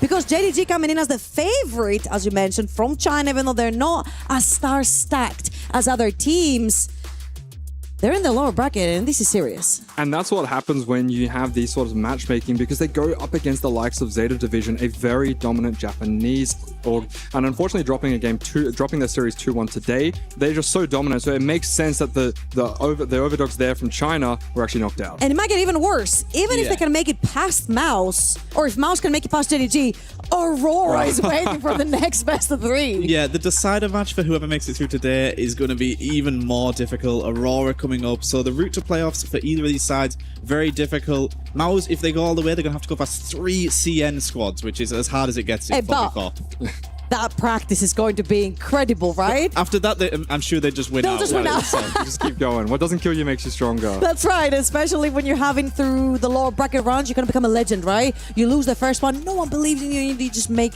you know, like that comes from G2 in League of Legends, you know? We're kind of used to it. Let's have a look at the predictions right here, because people believe in EMEA. You don't believe in EMEA. You don't believe in EMEA. He's on that side of the What? desk. No. Come here. Why do you not believe in EMEA? I've just seen from the results, it just wasn't looking too good. It wasn't just the raw result on paper, but if we looked at the game plan, we were about halfway into the cast and we went, oh, I don't know if Mouse can do anything from this point. So they're going to have to prove me wrong, and I'm looking forward to it. Sell it to me. I think when you've got Wet Jungler, a runner-up in a Tactician's Crown, I think it's time for the likes of him to pull rank here and kind of put down that statement performance. He was here last year with Mouse. He's got the experience at EWC. I'm confident this squad's going to be able to put yesterday's game behind them. It's star-studded for a reason out of EMEA. They won the EMEA qualifier. There's obviously something they just need to refine that form. And you have to think that we have so many incredible players in the EMEA circuit in general, that the fact that these 4 have come out of it victorious, the fact that Mouse are going back-to-back with Wet Jungler to lead that team, it really, truly means something. And I really hope that Travis as a leader pulls up and just sort of gives a little bit more guidance to the squad. What are we expecting to see here in terms of like predictions in the series? What do you think the score will be? I'm gonna go out and say 2-0. I think I've done 2-1 predictions for all previous you've done us ones. dirty. Yeah, Twice. 2-0 for JDG. So I'll give something Barry to counter with, because I know he will. 2-1 to Maus. I think it's going the distance here. I'm going to believe a little bit of blind copium in Maus, but as we said, #1 seed for a reason, but I think we're going the distance. Last chance right here for the EMEA team, Mouse, going up against a powerhouse from China. Last chance from both of these teams, holding on to the keys for dear life. Whoever loses here is out. Whoever loses here gets their key on your screens crushed. Barry, Tamura, take us through the best of 3. We are entering in, and I did put my card, I cast my doubts against Mouse, but for their sake, I would love to see them show up with some great TFT. For the West as well. We've been struggling collectively. As a whole, but also to do with the portals. I think in terms of the emblems that we saw in their series where they did get swept, in both games, there was so many emblems at play, and it really felt like Mouse was on their back foot from the beginning, and there was not much they could do. This game might be different. Yeah, you want to go into a series and feel like you have some agency. And yesterday, especially in that second game, it felt like there was not an awful lot they could do. The first game, I think, line selection was poor, execution equally as bad. But game 2 felt like just from 2-1, it's so difficult to turn it around. They also had a lot of tempo. I think they had worse emblems in the second game of their series. However, we saw their HP was actually quite strong. So this is a roster that knows how to play tempo throughout the early and mid game, and they almost converted. It was definitely a lot closer in the second one. So on paper, a 2-0 looks quite poor. But had they managed to swing that around, I think they definitely could have contested a little bit more. That being said, they are going up against JDG now. Yeah, they are going up against JDG. As we touched on, we do get into our first game here for Series 3. We have Varus against Kale. So no emblem shenanigans, no Evelyn that can really also spiral your game bad out of control. See Morgana loading here though, Tamura, sorry. Yeah, so no guarantee on the emblems, but Morgana is going to be Witch Owl Augments. We're heading into a triple prismatic. Yeah, triple prismatic instantly throws a spanner in the works. Travis getting the double Diana drop, which is better 3 costs you can get. Not something you see every day, the Diana reroll. I think we had maybe 1 or 2 patches in this set where pit players figured out, you know, if you itemize you need her a lot well, of artifacts. Yeah, you need so much to make her work. The melee carries are always tricky because they're either unkillable and wipe out the board, as we see with something like the Akali. It's defended there by the Jax, but the Diana can take a little while as well. Looks like we are going to be getting the Altar, something that definitely could be picked up and considered with the Stargazer if we're given some direction. However, not a hot commodity at the moment. Yeah, and just to clarify, if you haven't seen the series yesterday, we do have Lotus for JDG is Honglian, so it is a veteran name, but he's been here twice before, EWC 24 and 25 with Weibo and Wolves. And you might be thinking, oh, those are the teams that won EWC, so this guy's won it twice. No, he was on the wrong way around. So close to picking the right squad, but unfortunately swapping around here a third time with a different CN org. and with a different CNOG. This is a team that, despite dropping their first series, is one that is looking like they can go the distance. So maybe the story will rewrite itself and Hong Lian will be able to continue it forward, as he is a veteran in the scene, has been to many multiple TAC crowns, is a very, very strong competitor. We'll have to wait and see how this goes, as we do get a look at Travis still sitting on those Dianas. Yeah, hasn't opted to sell them. I think we touched on earlier in the day that maybe you sell for Econ, make 10 more often in individual TFT, but we actually see players much more likely to hold their units, to leave their lines open in 4v4. As we do know, it's triple prismatic. Emblems are now coming through for Kubixen here, Arbiter, Stargazer, and Challenger. See exactly if he does opt to keep any of these around. Arbiter's certainly a good option in the early game, at the very least. Yeah, so we weren't guaranteed any emblems when we first loaded into games. You can see their Briar on the right side of the screen from the Builder Bud, most likely picked up. That can be quite beneficial to just build up your econ, because you'll be strong, you're going to be tempoing, as well as playing around the Primordials. You're going to be able to generate even more econ from that regard. But when it comes to a triple prismatic lobby, we've seen this being almost an instant click. The trait tree is something that players go, okay, if I can pick this up and it works in my spot, I'm going to take the gamble, because more times than not, I'm going to be able to convert it into something that's beneficial. Yeah, if it's like one prismatic, you might be, okay, I'm down quite a lot of combat power, but you know later down the line, whether it's econ or combat power you're lacking, you can absolutely guarantee bailed out, and this just, as you touched on, gives you so much direction. And I think this Mouse squad definitely lent into Travis being the team leader. I think off the back of having the strongest season, you might look across this squad and think, okay, Jungler's maybe the star man, Kubixen an equal voice. He was a coach last year, so why not have him as the lead? But anybody that hasn't been watching EMEA this season, or the past few years even, Travis has definitely been the most consistent TPC player, and that's the horse they've chose to back. And consistency is key. That's what you're going to want to see, as you're going to have for your leader, someone who's able to stay calm under pressure. Sure, you can have someone who has a dominant run in one small tournament, but if they're not able to ground themselves, it's going to be more unlikely that in a stressful situation, when they have so many different options, so many different emblems to work with, that it's harder to figure it out. We have a pretty good combination here, Tamiro. Oh, this has definitely worked out well. I mean, the Primordial earlier means that once you get the 3 online, you're going to be able to stack up that extra resources. Then going towards the Marauder and the Nova, we've seen quite a few Marauder-Nova combinations here. Yeah, we certainly have. This combination, so good. As you've touched on, it allows you to play the 3 Primordium piece without needing to run all 3 units, which is nice.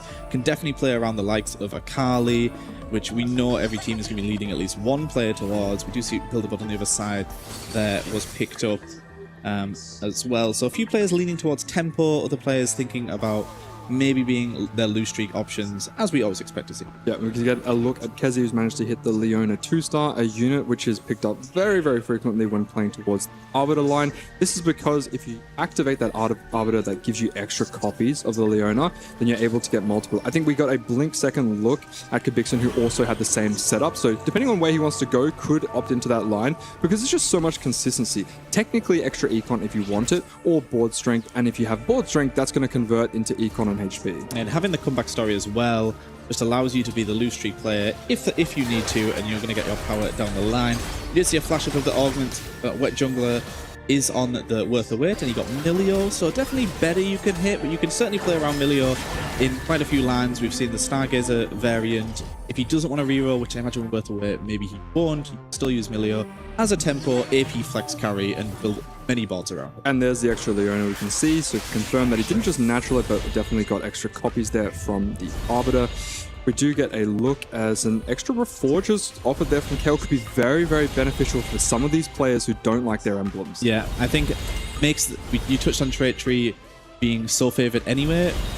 Didn't even consider that when it's Kale, it's even more likely you're thinking, okay, even if I get completely screwed on my options here, the chances of a Reforger are very, very high, and a lot of players will be picking that up. Paris can either just give you a little bit of tempo or potentially a reroll option lined up, but I think in triple prismatic, some of these low-cost reroll compositions, they just don't hold weight in the late game. Especially when the prismatics enable you to get to level 8 so much quicker. It's because you think when you hit your reroll, you hit your 1-cost 3-star, and you think, okay, I'm now going to be strong for the next intermediate set of the stages. And you go, hold on, it's 3-6, it's 3-7, and people are already rolling down for their 4-cost. It's going to be very, very difficult to keep up So that's just something that some of these players are considering. And then if you want even more tempo, you can take some augments like Worth the Wait. You can see the Emilios are raining in. This is guaranteed power spike.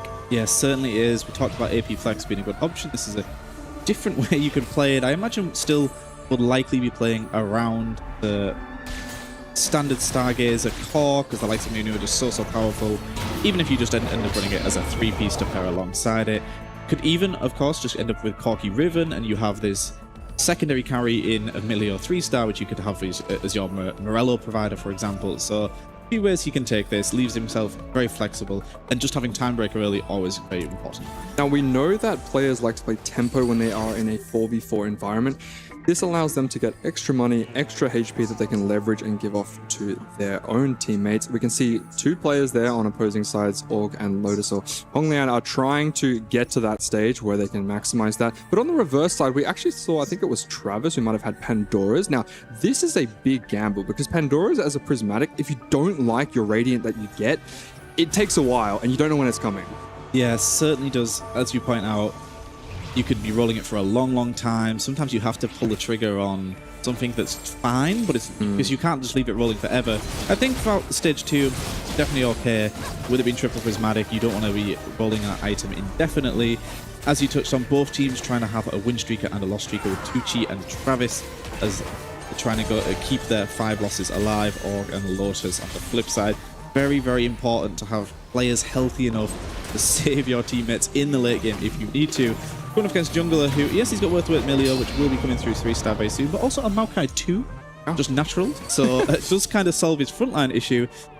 Is going to be lacking on Econ a little bit, but it's triple prismatic, so that's not going to be a problem down the line. Something that you can hold for quite some time. Looks like Og's going to be the only one who managed to get the 5 win streak. However, both Travis and Tucci managed to get the 5 loss, so going to be feeling quite good in that regard. You have 2 players there on the 4 win streak and 4 loss streak, so still quite a lot of streaking to be done, and the fact that they've managed to maintain it heading into neutrals means that depending on how their stage 3 goes, they could actually continue that moving forward. Although the highest priority is definitely on getting the highest value one going into neutrals, which is that extra break point. Yeah, as you've said, keeping that streak going, being able to make your econ thresholds, just keep yourself nice tempo-wise ahead of the lobby. Org here with the Primordial 4-piece in for the time being, just because nothing else he may as well run. Slowly starting to put together, as you've said, a nice streak while also having the drip econ coming. Yeah, and I was actually going towards the Briar 3 as well, just because they're natural to so many copies and the Primordial is going to potentially give him more. But another easier way to get that is the Build a Budge Constructor Champion on the start. You just upgrade it right there, and of course this is going to be giving you a very strong frontline. Now, this is interesting to see though, however, with the Rageblade Slam, doesn't actually lock him into an AD line here. I imagine they saw Briar load in and think there's a lot better we could have hit there. Just tempo, if you want to get out of it in the late game, if it saves us enough HP, it will do its job. And I think getting stuck on this Briar, if you naturaled it from Primordial, we often see players sell it regardless. I imagine similarly, maybe even with Builder Road, might feel a little strange to give up your Prismatic Augment, but if it saves you a bunch of HP, allows you to print gold from Primordial, then if you end up just playing standard, go all the way to level 9, play around Vex or something, it's done its job. Yep, and as we know, we are going to be getting more Prismatics here. Looks like Org was actually rewarded for holding onto the Briars. You can see it in the top of our screen there. Managed to pick up the Briar 3-star as well.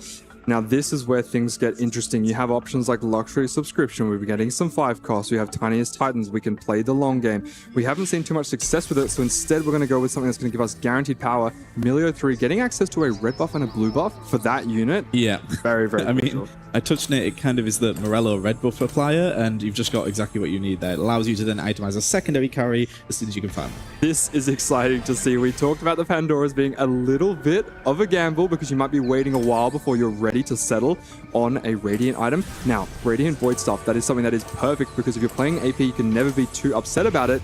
Has access to extra Reforgers, and he's been given Trait Tree. Now, Trait Tree, bit of a gamble, you might not always be able to use it, but if you have Pandoras, as long as you can settle on 1 or 2 that you're happy with, you can just keep rolling the last one that doesn't work. Yeah, as we saw, instantly slamming the items wants to play the Space Groove line, having the Space Groove, and you're thinking, okay, there's so many we can run alongside it then, a Vanguard +1, Bastion +1, very likely to find even a Rogue you can end up settling on, Sniper again you can make use of, lots of different ways he can take this, and as you've said, is still a risk though, because both your augments you're rolling, so your Pandora's is just giving you access to being able to roll the emblems, but you could be sitting there for a very long time, and if you're playing down essentially 2 prismatics for quite a while, can be an issue. Yeah, but it looks like he's settled on at least one. He's got radiant. the item, Yeah, so one he's okay. radiant there. He's definitely going to keep that space grip. So now he's really just rolling 2. And as you mentioned before, the complementary ones can definitely suit that.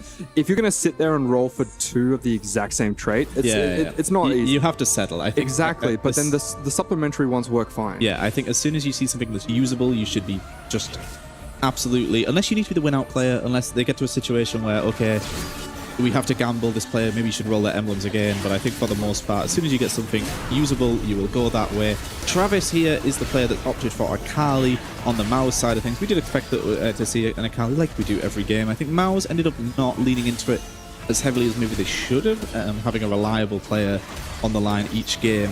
But Travis did have to dig quite deep for it, isn't in a position where he's win streak in stage 3, which is really when you want to be able to save a lot of HP. Because it's a long way to get towards level 8, level 9. It's level 6, 30 gold. So not going to be the easiest Akali game. And Akali in Triple Prismatic, definitely not as strong as she can be normal. Yeah, triple prismatic. That being said, though, Lotus Honglian has decided to pick up the prismatic ticket. So going, okay, I already have an Akali too. I'm going to utilize these extra rolls, extra technically econ that's going to enable me to hit a 3-star. Now that's different to how we've traditionally seen the Akali tempo, play. Yeah, exactly, because the players recognize that it takes me a while to get the board online. Then once I do have it online, if I just sit here rolling on level 6, I'm not getting any stronger. It is also Varus, so you have access to duplicators, you have access to even more of a guarantee of picking it up. So I think the situation with it being prismatic did win the coin toss as well for the which we haven't ever seen on the broadcast. It's just whenever they're off camera they win the coin toss, and when we have it in front of us it's always tails. But this time out does mean he gets a radiant item. So then you're thinking, okay, I have a radiant item on top of this unit, then I really do want it to be 3-starred. Is still going to go to level 7 though, because you want to be able to pick up the likes of Kindred. You're still a long way off here, but you have the option, as you said, with the ticket if you do want to roll down. We see Org here, items on the bench, seeing who loads in, does load up against his teammate, doesn't want to slam too much to deal too much damage, but actually they feel more than confident as a squad having Org keep this streak going. Having somebody, if they can possibly get to a 10 streak, is just so valuable. They can essentially play full defense in stage 4, and it's just, we've seen it work out time and time again for some squads. Yeah, and feels a little bit unfortunate there for some of the other likes of the players who are picking up these econ augments when Org basically gets 2 prismatics there. You just natural a 3-star Briar. It's basically the same as getting the Builder Bot as well as the fact that he has all of those extra emblems to work with. Wet Jungler also with a 3-star of his own, 1 tier up because he did invest in that first worth the wait. And now with those items, oh, he's really just lacking frontline, isn't he? We've still got the Maokai, which for the time being, as you've said, items are lacking in the front line, but for the time being, in stage 3, Maokai 2 is going to do more than enough, and I think the HP totals for Miles are looking pretty damn good here. Org on a 9-win streak, Jungler on a 6 streak. Now this is looking a little bit dicey. We talked about the fact that at least locking in the space groove there with the voice stuff in the backline, that's perfectly fine. We can start to reroll our other ones, and eventually we will start to settle. You can't really settle on something like a Meeple or a Challenger.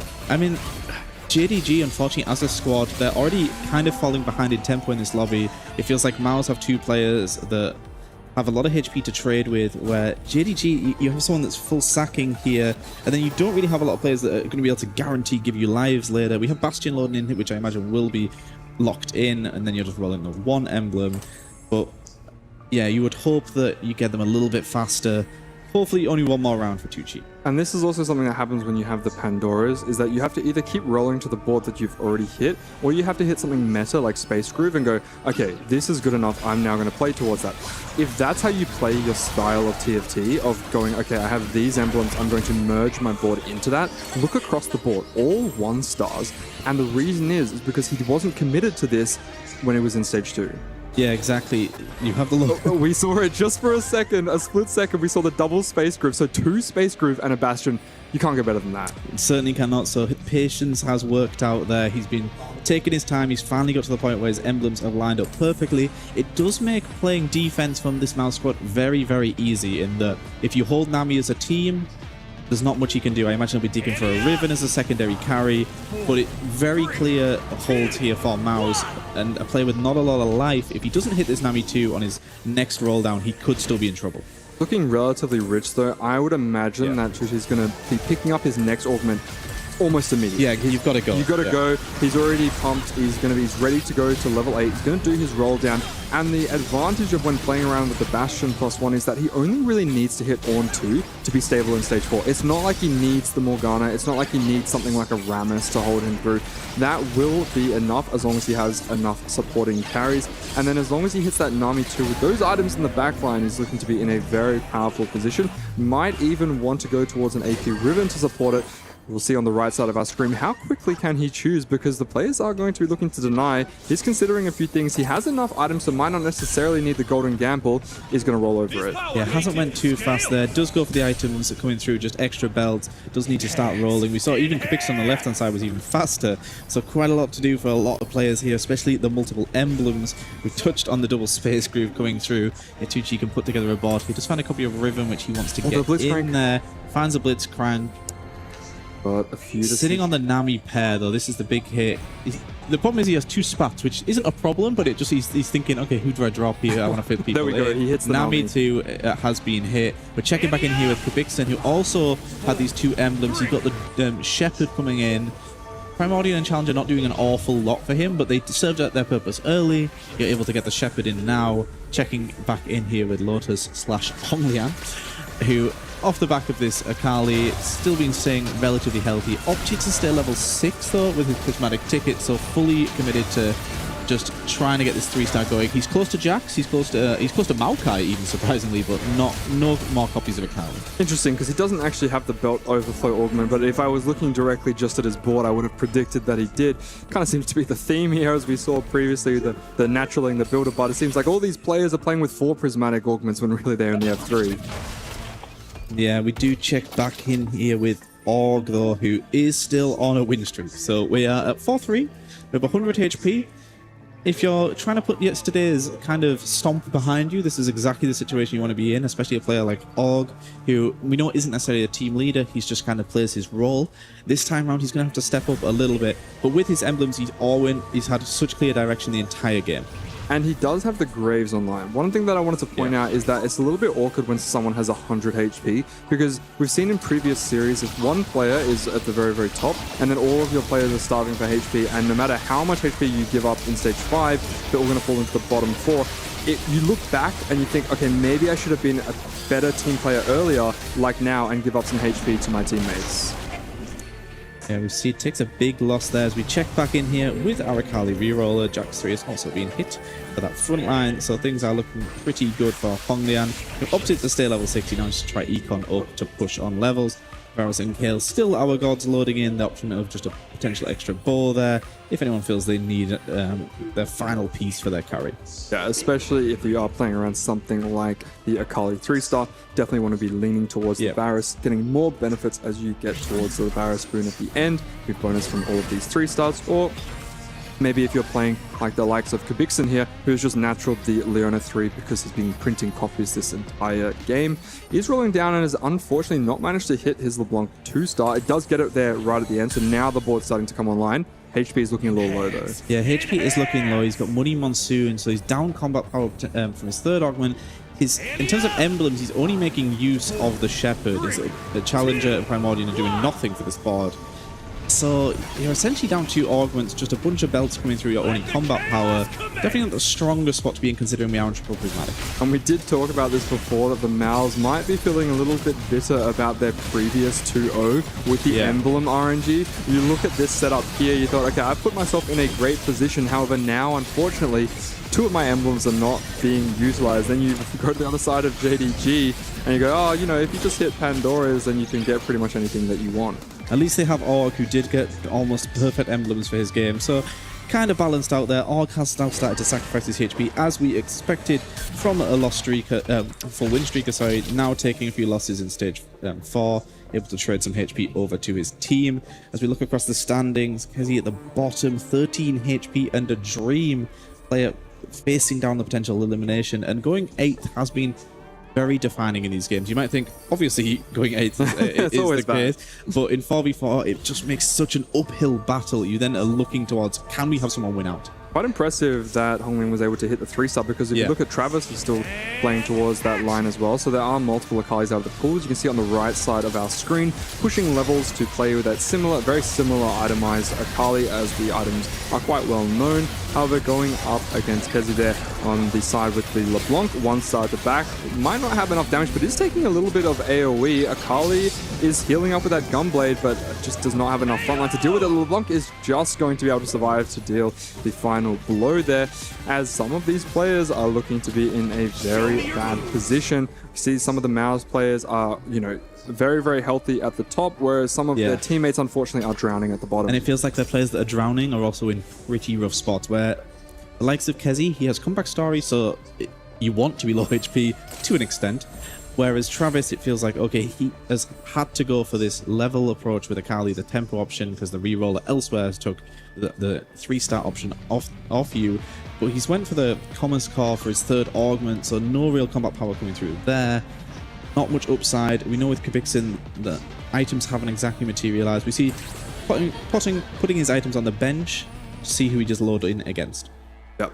We did see that Mouse at the top there with Org had the Kench was actually printing multiple copies of units. They're giving some extra resources. He got a Graves relatively early, as well as a Fiora pair, so he's actually in a good spot to push levels. So it's same with Jungler, who did hit a Graves to himself and was quietly just going about his game, looking towards level 9 the entire time. So they do potentially have win-out candidates if their low HP players can just avoid 7th and 8th. That is the key thing right now. Yeah, avoiding 7th, 8th, and then it gives the flexibility to the 2 Mouse players to try and play for like a 1-3 or something, not needing that 1-2, which is obviously a lot harder to get, especially when you have the likes of JDG, who are going to time their losses well. We do see Nami with, oh my goodness, look at the Space Groove there. You got a Space Groove, the Kench there at the front line. The Blitzcrank is going absolutely ham with the Bastion spat on him as well. The anti-heal is going to do a lot to take out the front line there. No healing coming for the likes of Travis, who you can see there stepping back.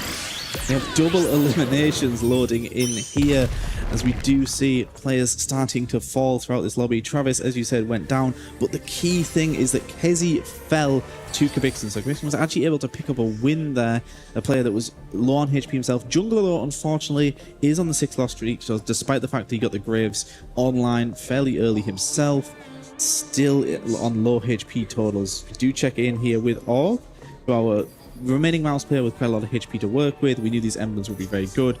Touched on the Briar would likely eventually just be getting sold away that he got from his Primordian loading in, and just slowly putting together that Exodia board. Same with Jungler, who surprisingly is on this 6-loss streak, but this is definitely a spot that is able to turn this game around. I think this is a board that can definitely win out. The itemization here is just beautiful across the board. Maybe one more item on towards the Nunu, the front line. This is perfect on towards the back line. The QSS there on towards the Graves mean he's continuously dishing out a lot of damage. I think Wet Jungler has somehow put himself into a position that can potentially win the game. And this is interesting how he actually got here. This is our Milio player, he started with the Milio, and Milio is completely gone, recognizing that if I can get to level 9, can build a much better board. So Wet Jungler, 18 HP. If he can play for first, it's really just going to be up to Org if he can save enough HP to stay alive. Kabixin able to turn his Primordian emblem that was doing nothing into another Shepherd emblem. So very important that he was able to reforge that. The 3rd emblem ended up just being Stargazer off the reforge, but doesn't matter. Double Shepherd, giving you access to 7 Shepherd when just playing the traditional board.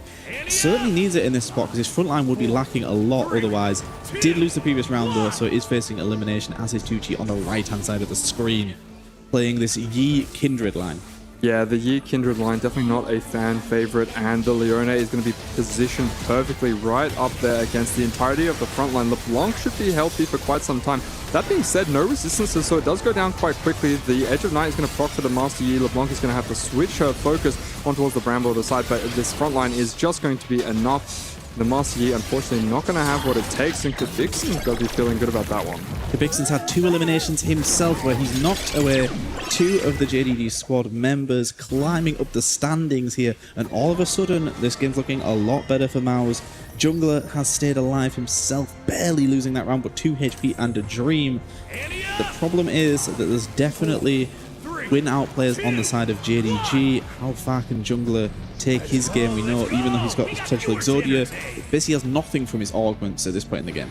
And this is where it starts to get a little bit awkward here because, of course, Org can sacrifice his board to give an extra life to Wet Jungler or Vixen. However, when they eventually do go up against each other, they won't be able to achieve that. And it can be a little bit awkward as we start to run out of removers. We do see a little bit of shuffling here. And it looks like Org is going to be going up against Vixen. Did he make his board any weaker? Looks like he's trapping some units, potentially. Potentially trying to just make himself a little bit weaker. They maybe are also considering the fact that Kvixen's only real advantage he can gain is over his own teammate in jungler. So maybe it's just a case of Org having the extra life. I think correctly identified by Mouse is more important here. There's no more room for Kvixen in the top 4. Jungler falls away into a 4th and 5th for this Mouse squad right now. So things are looking very even across the board, but Org needs to somehow find his way to defeat some of these incredibly strong boards that we've seen put together from JDG. So in the bottom 4 for Mouse there, 5th and 8th place, and Wet Jungler only managing to eke out a 4th position. It's all eyes on Org. He has had that Graves in for quite some time. He's going to have a lot of upgrades there. He's got the Fury, he's got the rest of the board online. Honglian has done very well here to play reroll in the Varus line. So this next fight, even though it won't be the decider, is going to be telling the story a lot. Yeah, it certainly is going to be telling the story of if Org is able to contend the top of the lobby, which is where he does need to finish. Coming up against Tucci, who has been patient. He's waited for these emblems to load in. The double space groove is so powerful. But we do see Org has put together a strong board here.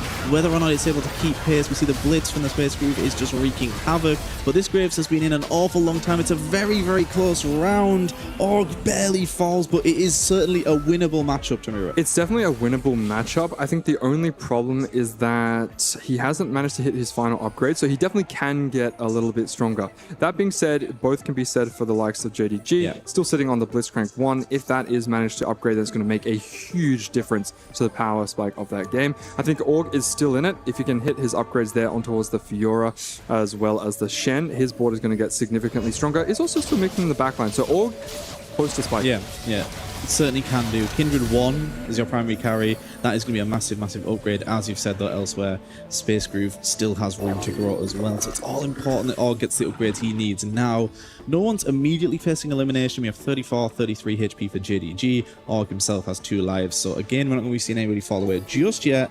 However, Honglian's spot certainly is looking pretty damn scary.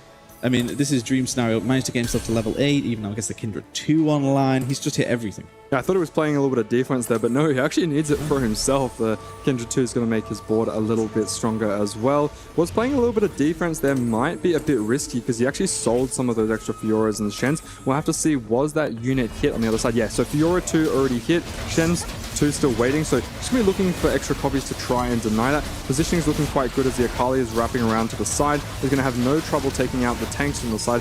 With that Radiant, Infinity Edge is going to go all the way around to the back line and is eventually going to get taken down. Org's looking strong here. Not enough there. Even though he had the Maokai with the double Warmogs and the Bramble in front of a full AD composition, the Maokai actually got shredded pretty quickly. It looked good for the Akali. She gained access to the backline, but it does show that Graves has been scaling so long for Org that he is very powerful. However, the test was the Space Crew board, which is now on a 10 win streak for Tucci.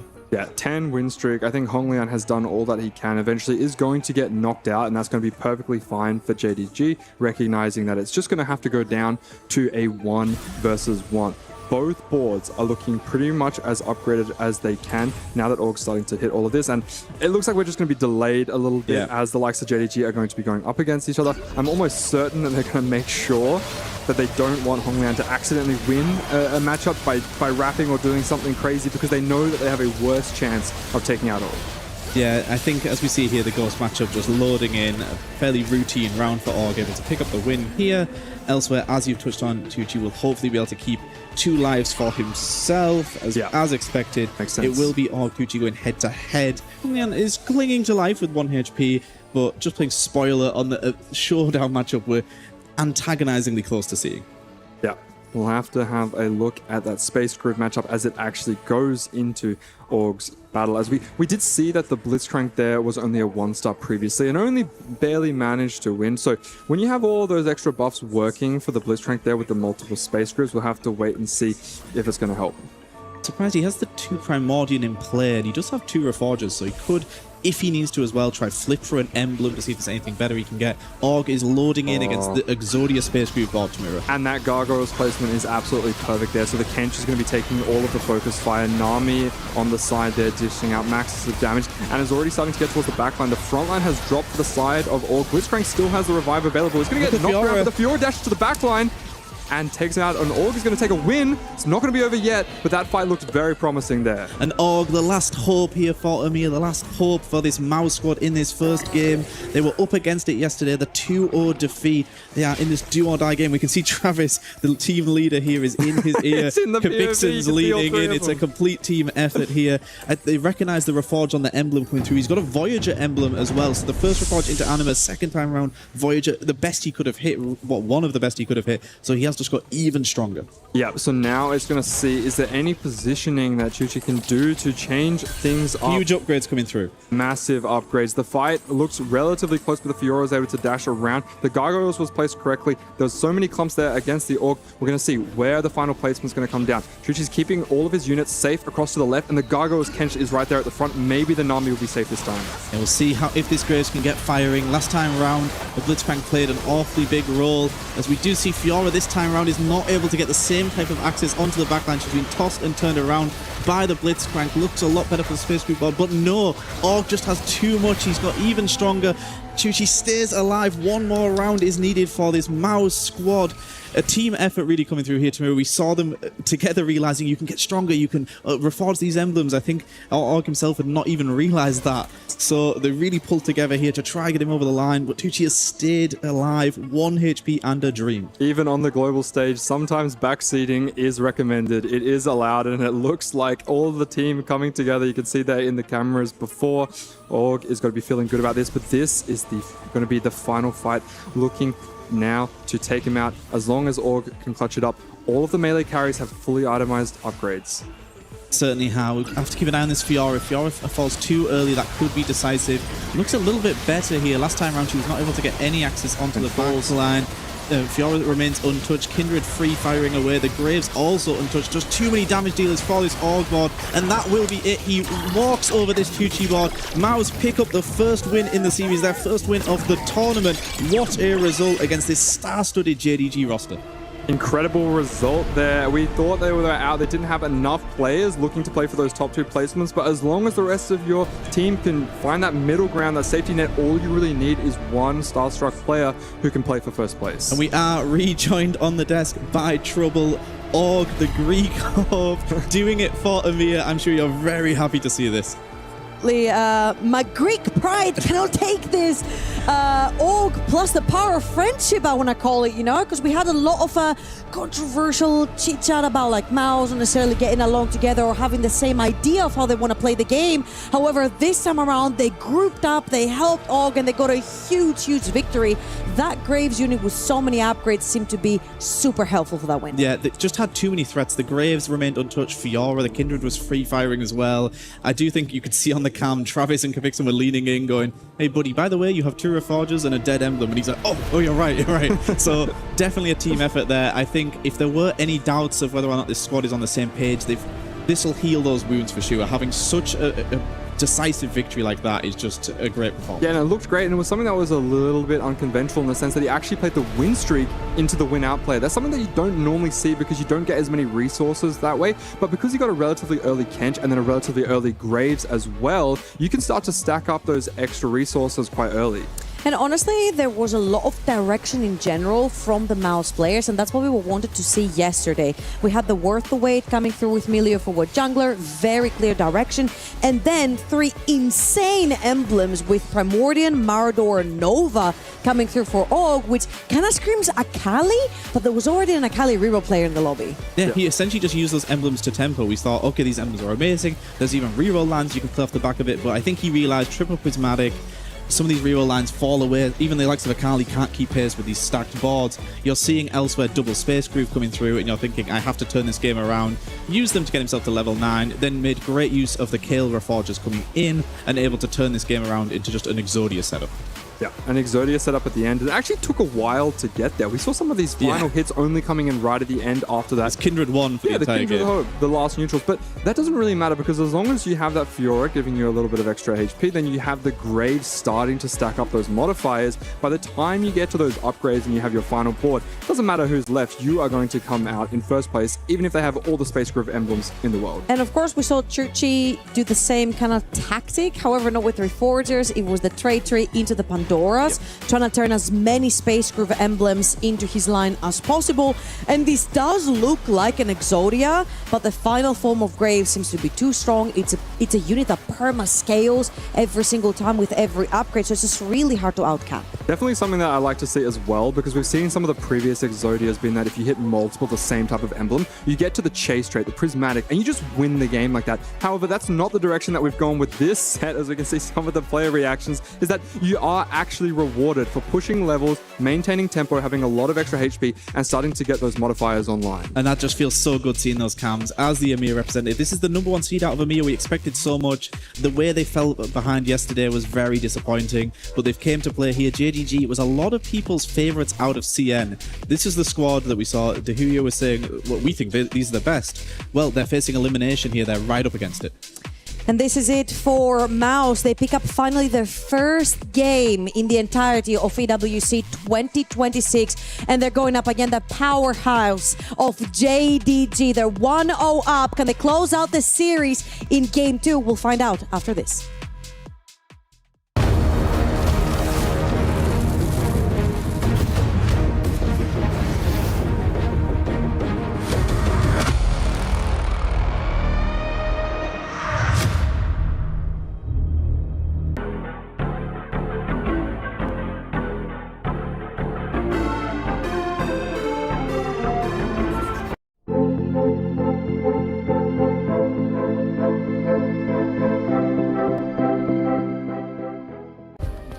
Play is in our DNA. Whenever we let it out, it becomes our superpower. Now imagine an entire city being built to supercharge it. Kadir City, powered by play. We were there. For every click, every clutch, every respawn. We were there for the years of grind, and we're here. Now, the proud founding partner of EWC, powering the biggest event in gaming, shoulder to shoulder with the world's best, making history. Greatness deserves a stage. Lenovo Legion, reach your impossible.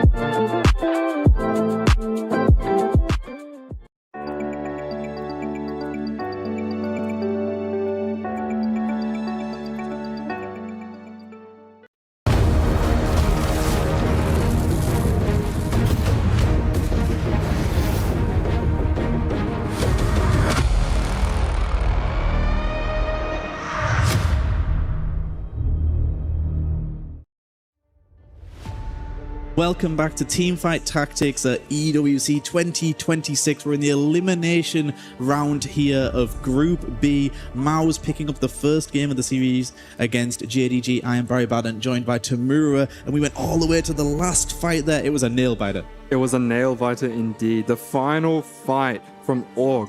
He stacked up everything that he could. He got to level 9. He had his teammates in the comms there, all peeking over to make sure that every little last optimization was made forward.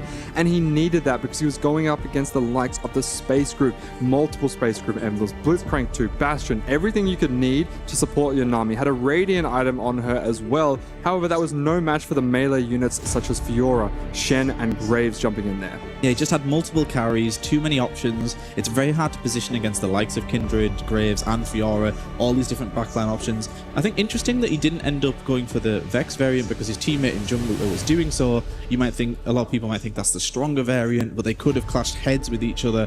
And I think that's also telling that this squad is on the same page finally, which was the question mark coming into today. I think that particular win is just going to make the team unity feel even stronger. It felt like a real collective effort as we do get Thresh and Echo once more. I'm not seeing too much of Thresh today, but yesterday we saw an awful lot.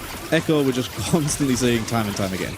Time and time again, no pun intended. But the Thresh, the randomness, is something that the players really know and love. It seems that they're willing to take the gamble sometimes. Poppy giving us a little bit more stability, a little bit more agency here with the extra component anvil, so this will be quite nice for the players who maybe quote-unquote low-roll their openers. If they don't like some of their items that don't match exactly, they can kind of lean away from it. That being said, high caliber of play, a lot of these players will still lean into what they're given. This just gives them a little bit more agency, and then they can start to adjust. And it is the altar for the Stargazer this time round, so maybe not too likely to see the likes of Xayah lent into again. Very situational to set up. Thank you, observers, for clarifying that. And it does feel a little bit of a shame that some of these AD lines are so specific. The likes of Kindred, you need certain items for, same for Corki. Xayah just kind of locked out in certain Stargazers.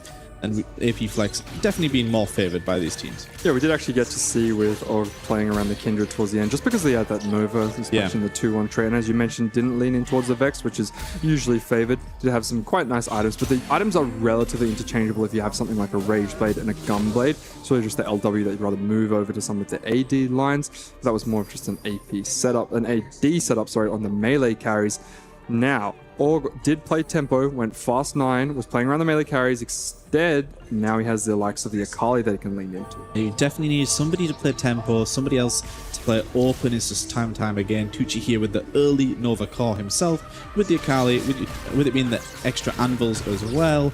You can hopefully get perfect items early enough to be able to tempo. We've seen Akali sometimes struggle when you're not able to win the start of stage 3 and then you can't really keep pace in some of these crazy boards. But when it's silver, she definitely has a lot more success. Yeah, and we saw that the augmented power there, so if the players want to invest in a weaker start. Now, speaking of Akali, sure.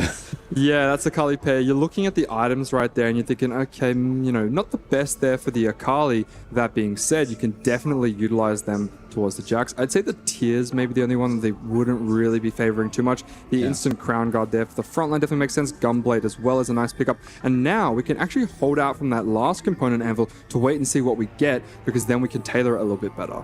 Yeah, certainly can wait on that one. You potentially can just go ahead and make the vow if you think you can win streak, and then you can wait for your best in slot Akali items down the line.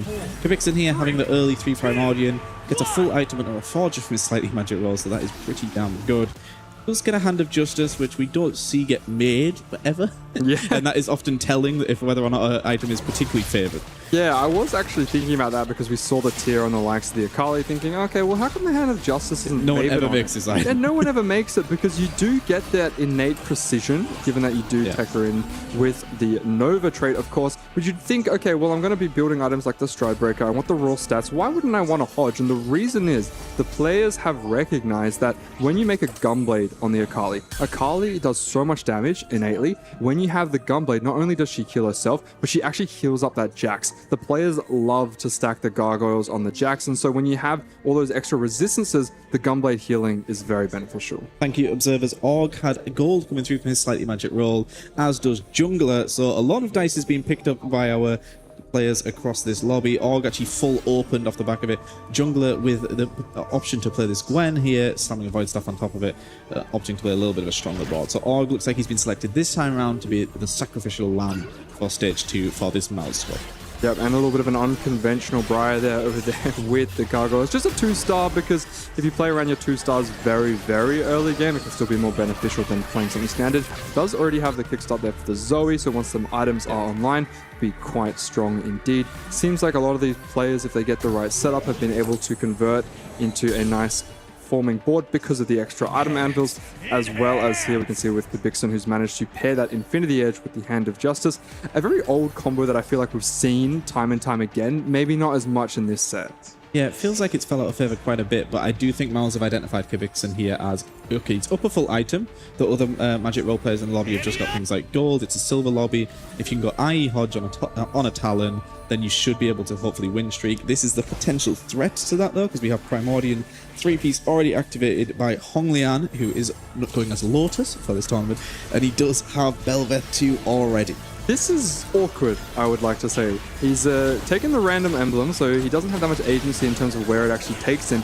Gives him the Vanguard and recognizes that he's already got the Primordians and playing around Belveth 2, so he's quite strong. He needs to slam something if he's going to be able to continue to streak, and you definitely want to be slamming some AD items if you're going to make use of this Belveth. Now, when someone slams something like the LW, you'd think, okay, if they're going to play AD Flex, we've seen a little bit of the Riven paired with the Corki, and that's quite good. But when you have the Vanguard, it makes you think, okay, are we going to be seeing a Xayah here? Yeah, it is possible. Maybe he's just thinking about the legendary soup comp that we saw twice last game. A lot of these AP boards as well, there's room for some the likes of Graves once you get up there. Even in Space Groove, it can be ran. So I do think it doesn't close off a lot of lines for him, and he maybe is just going strongest possible board for the time being. I think throughout the tournament, we've definitely seen suboptimal items be lent into a little bit more. Best in slot feels like it's not as required because we have so many players that are thinking, I just want to be a tempo player. Yeah, and we see Travis here is played AFK, so wasn't going to be making too many decisions prior, but he is now at the point where he can start to piece his board together. He's going to be sitting on 40 gold, be making 50 econ in the next round. He just needs to make sure that he's playing his board weak enough here so he can maintain that 5-loss streak. Unfortunately, his teammate Org is also looking for the same, so if they do verse each other, then one of them is going to have to snap their streak. Yeah, certainly will, but I suppose with Travis, at least having the AFK, he's already got his econs looking pretty good. Org got at 50 gold himself off the back of his slightly magic roll. So it does feel like Maus have their clear two players that are playing more open. You have your HP saver in Kvixen, and Jungler's just sitting middle of the pack. So time and time again, we see 2 players per team building strongest possible board and 2 players going for weakest. The same for this JDG squad. The 2 kickstart player and last round up against the Belveth 2 did clash heads, but they're both trying to just save HP. Yeah, saving HP is the name of the game, especially in a 4v4 setting. And this Kvixen spot's looking pretty damn good to keep the streak going. I mean, Talon in the early game is a little bit of a menace, paired with this item combination, having the even trope as well. I feel like he's just going to be able to do too much to these boards. Yeah, and he's just been given a load of extra resources there, random 3 costs and 4 gold, so quite a nice pool of gold coming in there for him. Definitely going to be able to continue to make extra econ intervals. Unfortunately can't make 30 here, but that's what happens when you get a fully upgraded board. Yeah, and on the side of JDG here with this Belveth coming through for Lotus, he did just get 7 gold himself, so it would potentially, if he wins this round, allow him to make 30 while holding on to a nice little extra pair he would not have been able to otherwise. So Thresh just giving access to a bunch more gold across the board. Comes up against Travis, one of our lost streak players, so it does keep that going there. We see Talon on the left-hand side of your screens doing his thing, flipping around with the classic IE Hodge, a bit of an old-school combination, keeping that streak going up against Jungler. So I think the streaks have been maintained. Yes, Org and Travis both on a 5-loss. Kvixen keeps his 5-win. Same for Lotus. Definitely looks like an older Talon. I don't remember some of the previous sets. We want to see some of these assassins that will be pairing items like the Infinity Edge and the Hodge. Not as common in the more recent sets. We do have a couple of units who can dive around to the backline. Some of the rogues, the melee carries can move, but Talon is just one of those unique units that still has that dashing ability, so it can mimic some of those older champions. Now, getting a look at Travis's board here, we can see he has so many options, and because he's been taking that loss streak, you can see 2 Mouse players who've managed to get a 5 loss streak. Could be getting more component anvils, so he just has so much direction here. Sorry, so little direction here. Yeah, it could really take his game anywhere. I do think that's quite a nice spot to be in. We saw some of the other lost streaks in previous games. You have lose streaking because you have an emblem that you can't really activate yet. But then you do know where you're going from that point, and it does make it easy to play denial for the other teams. Whereas Travis here, still very open, is potentially considering playing around this Lulu for the time being. If he does slam AP items, he can still just play a standard AP flex into something like a Shepherd. His items seem to be leaning that way, and it is just generally a better line than AD, so I imagine we'll see something like a Void Staff coming down. Yeah, generally safe. You can wait a little bit depending on who he's going up against. Of course, he might still... Oh, he definitely does still have Org and Travis in their own pools there. Some good matchmaking here. The lost streak going against win streakers from ours. I think they'll be very happy to see this loading in. So before they get to the organs as well. So things are looking pretty good in terms of keeping their streaks going, which can be so important. We'll see if on the side of JDG, if Honglian/Lotus is able to keep his streak going as well. Yeah, because if Mouse manages to have 3 players with a 6 win streak, it's going to be quite devastating there for JDG, as they've already got their backs against the wall. And Jungler's staying fairly healthy, which is kind of his job in this position. But it is risky to have 2 lose streakers. The JDG have none, so they just have a bunch more HP. We've seen when you have 1 lost streaker, okay, that's fine. You can trade the HP of the rest of your 3 squad members if you need to. 2, though, Tamura, we have seen fall apart pretty quickly. Yeah, definitely. So sometimes when you have those lost streakers, you want to do exactly what Org is doing and saying, I can't lost streak for the whole game. They both can't. Like, exactly. I'm going to roll down on 3-2, and I'm okay to snap my streak now. I'm going to bounce back, have a strong game. I haven't made any of my items, but hey, look at my items now. I can make perfect items there towards my Akali and my Jax. I can start to win these rounds, and hey, you know, Travis, if you want to keep lose streaking, that's all fine by me. You continue with that, but I'm not going to slam any of my items because you're of course still in my pool. Yeah, we see making best in slot items, triple gargoyle actually coming through as well. Kubixen sees Honglian loading in on the other side, so slams that death bait on top of the Talon. He does want to try snap the streak of the JDD squad here. He's went up to level 7 as well, which might make the difference here.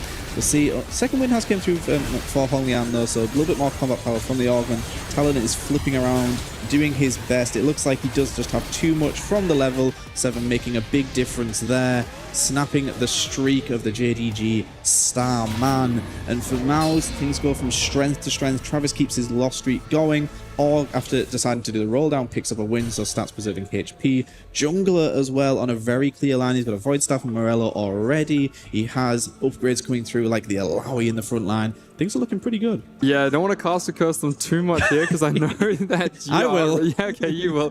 Rooting for Mouse here because they already won the first game in the series, and now when you start to look across the board, Kubixen is mimicking what his teammate did previously, Org, where he's going to be the player who's going to have all the HP to work with, but Jungler is that perfect middleman player who's very, very stable, great items, super flexible, can play towards the attack speed of Blanc, or he can shift over towards the Nami if he gets a few more caster items. Does have access to something like the sword, so maybe Shojin and lean a little bit into the caster line. And then across the board, you also have the Akali bouncing back there from the bottom side there, and Travis on 48 HP will eventually, hopefully, be able to converge in stage 4. Going up against Kezi there, who is one of our AP flex players for JDG. Had the dual gauntlet slammed on top of things, holding options on the bench to flex between Space Groove or the Shepherd line, but definitely not as clear in which way he's taking it compared to Jungler, who the Alawi pretty much locks you in straight away. Travis does win this round, so starting to save a little bit of HP, but you don't want to get where you're in 1 life range. As we load into our second gods here, potential for if any of our players that are win streaking to get these 5 costs down the line if they have the HP we see, or just Thresh's Boom, which Thresh people have adored so far. Yeah, after 4 rounds gaining 2 5-cost champions, that's quite delayed, and it's around the time that you'd be rolling down on level 8, so sometimes it can synergize quite well. If you knew that you had access to something like a champion duplicator, then maybe you might be more tempted to take it, just because play that for that little bit of a gamble and go, okay, I'm going to roll on level 8 and roll down, and then whichever 5 costs I get, can maybe play towards it, and it looks like that is going to be the case for Jungler, because he's already kind of hit It leaves you Rosa. open with the boons as well. It's the same for Org. They're the two players that went straight for Echo there. I think it still leaves you the option of getting the anomaly if you do think you need that down the line. And I think if you're the likes of Org, you've hit this Akali, you've now leveled to 7, you're just playing Tempo Akali. You might think, okay, you can get more immediate power from Thresh, but then you are locking yourself out of the boon decision coming through. And Org's thinking, I'm strong enough right now anyway to potentially win the next few rounds. Yeah, and this is ludicrous here from Orc having triple gargoyles, and that synergizes, as I mentioned before, so well with the gunblade. That's why you don't make an item Org. You just wait, and then you can get true bits. You get exactly what you need. If you get too many rods, we sometimes see a crown guard as supplemented as one of those gargoyles. We know that the players, if they have something like Pandora's, will lean towards the triple gargoyles, and it just makes Jax so much stronger. We've seen a couple of other players have to settle for things like the Warmogs, the Spirit Visage, not feeling as good, but when you have access to the shields on that Bastion unit, it's just so powerful. Kezi did take another big loss there. Kvixen picks up a win, barely. His Talon nearly fell down. Travis takes a defeat there. He's the Org now on a 3-win streak, Jungle on a 4-win streak. Honglian himself now, after having that early streak, down to 67 HP, 3-loss streak. I think we'll be expecting around 4-2, quite a lot of these JDG players are going to have to roll, where some of the Mao's players can maybe look at the level 8 skip. Even though we are in a silver lobby, you can look at stage 4 potentially not spending too much and trying to get yourself towards level 9. Yeah, it's going to be all eyes on Travis once we enter stage 4 to see if he's going to be able to bounce back. For the meantime, we do get a look at Kvixen's Talon, who's going to be easily able to take out some of the squishies here. Jumps around towards the back line, see if we can one-shot this Caitlyn. Seems like is taking actually a bit of a beating himself. But gets the bleed off. He's going to be jumped on by the Akali. So the streak of Kvixen, you can see there, he's not happy about this. See the power of Akali there. Even though the bleeds were applied, and Gunblade actually keeping a lot of the board alive, that Maokai just stayed alive far too long. Akali did its work here, and we do see the streaks are starting to be snapped here. Org going up against Jungler, so snaps his own teammate streak. Kvixen loses as well. So things aren't as straightforward as they might have seemed, and especially with Kvixen being so committed to AD, definitely a harder line to execute. It feels like if you're able to get to 9, then oh my god, Fiora, Graves, so much you can do, but double silver, very difficult to get there, and AD flex on level 8, not ideal. Yeah, not ideal indeed. That being said though, if you look across the board, Kvixen doesn't necessarily have to do exactly what Orc did last game. Maybe he can just slowly start to bleed and play that player who's going to be in the middle of the game, where Jungler was positioning himself to play a nice AP flex line. You'd hope that Travis, sitting on 24 HP, is able to bounce back here. And yeah, you can see there with the Lulu why he's been losing so many rounds, because he didn't actually opt into slamming these AP items that would have worked better on his current board. He recognized the game state, the way the rest of the lobby is moving, and said, okay, I'm in a bit of an awkward position. I have to play towards Xayah, and this is how I'm going to do it. He is level 8 now on 4-1. He's able to roll down. He has guaranteed 2 lives. He's not hitting many copies. There's 1 Xayah copy. Okay, this is at least enough to utilize the items. However, he's still looking quite weak relative to the rest of the lobby's potential. Yeah, and he only has the Xayah in the backline, so even though he's got makeshift armor and has a bunch of frontliners, you don't really want to itemize all of them. It doesn't end up making you're not making a lot of use out of your second augment. So it does have good items, as you mentioned, on top of the Xayah. Coming up against Honglian on the flip side, who himself hasn't rolled, so you would hope you're able to take it down. It is still just 3 items on top of this Jax though. But I do think Xayah is slowly chipping away with this board. I think Honglian doesn't really have enough damage to take down this Jax. Will stay alive. An important round for Travis to win there. If he lost, he would be in a potential elimination range. Keeps himself alive. There is the potential for Mao's that they throw Travis to the walls a little bit in this game and they just go, okay, if you can avoid an 8th, please do. But I don't know if necessarily trading him lives, because it's a long way to climb up to gain anything here. Yeah, you can see the HP. He is less than half of the majority of those players down the bottom. I think a little bit more than one of them. However, yeah, if you're on your back foot and you know you're going to be stuck on level 8 with no win-out potential, then sometimes they just have to let him go. You see a few more pivots coming around. We can see on the right side and the left, multiple rolls are going through. Wet Jungler has started to roll down quite a bit. managed to cash out his 5 cost. Now he's got the Lotus online, so it'll be very, very powerful on towards the backline. Has the Blitzcrank available. He's still kind of figuring things out, but he's had that Alawi for quite some time. And the Alawi with this setup and the Zoe on the backline means that you can stabilize before you actually hit everything. Yeah, did go to 8 to try get his AP flex board online, but actually just Zoe 2 is the only carry he can find for the time being. Loading against Kabixon, who does have that Riven 2-star, which is going to be doing an awful lot of work. We see for Kezi on the right-hand side of the screen, also has the Riven as well, but full AP version instead. Coming up against Travis, who, as you said, does have that Xayah 2. Went for the golden gamble, and I don't believe actually won the coin toss, but just getting extra items coming through is very important. With it being Prismatic third here, a lot more combat power has suddenly came through, which potentially was lacking. It doesn't look like a lot of econs being picked up across the lobby, which is pretty interesting. So I can imagine we're going to have a lot of players that are immediately looking towards 9. Yeah, a lot of combat power across. Of course, we see Wet Jungler once again with the Lotus there, so doesn't have access to the JG, but doesn't need it now that he's got his augment. So having that extra crit multiplied by something like the Giant Slayer, very beneficial, because you do get another look at Honglian, who has picked himself up a Meeple augment there, and this is quite beneficial because when you're playing towards the Meeple line, there are so many units. He's done a quick little swap there, and it looks like it's going to work out quite well for him as he's put the Rammus right there on the front of the opposition, who's actually holding on to most of his units. Yeah, you touched on getting the Meeple +1. He's got a spatula obviously from his Prismatic. When you have the Timebreaker +1 and the Meeple +1, it is Riven that you want to find. Riven is the primary holder for Meeple. However, Kabix on the other side is playing Corki Riven himself, already has the Riven 2-star. We saw elsewhere, I believe, a Riven 2-star had also been put together. So Honglian's now digging for a very specific unit that is pretty much off the table, and now it's pretty easy to play defense against this particular setup.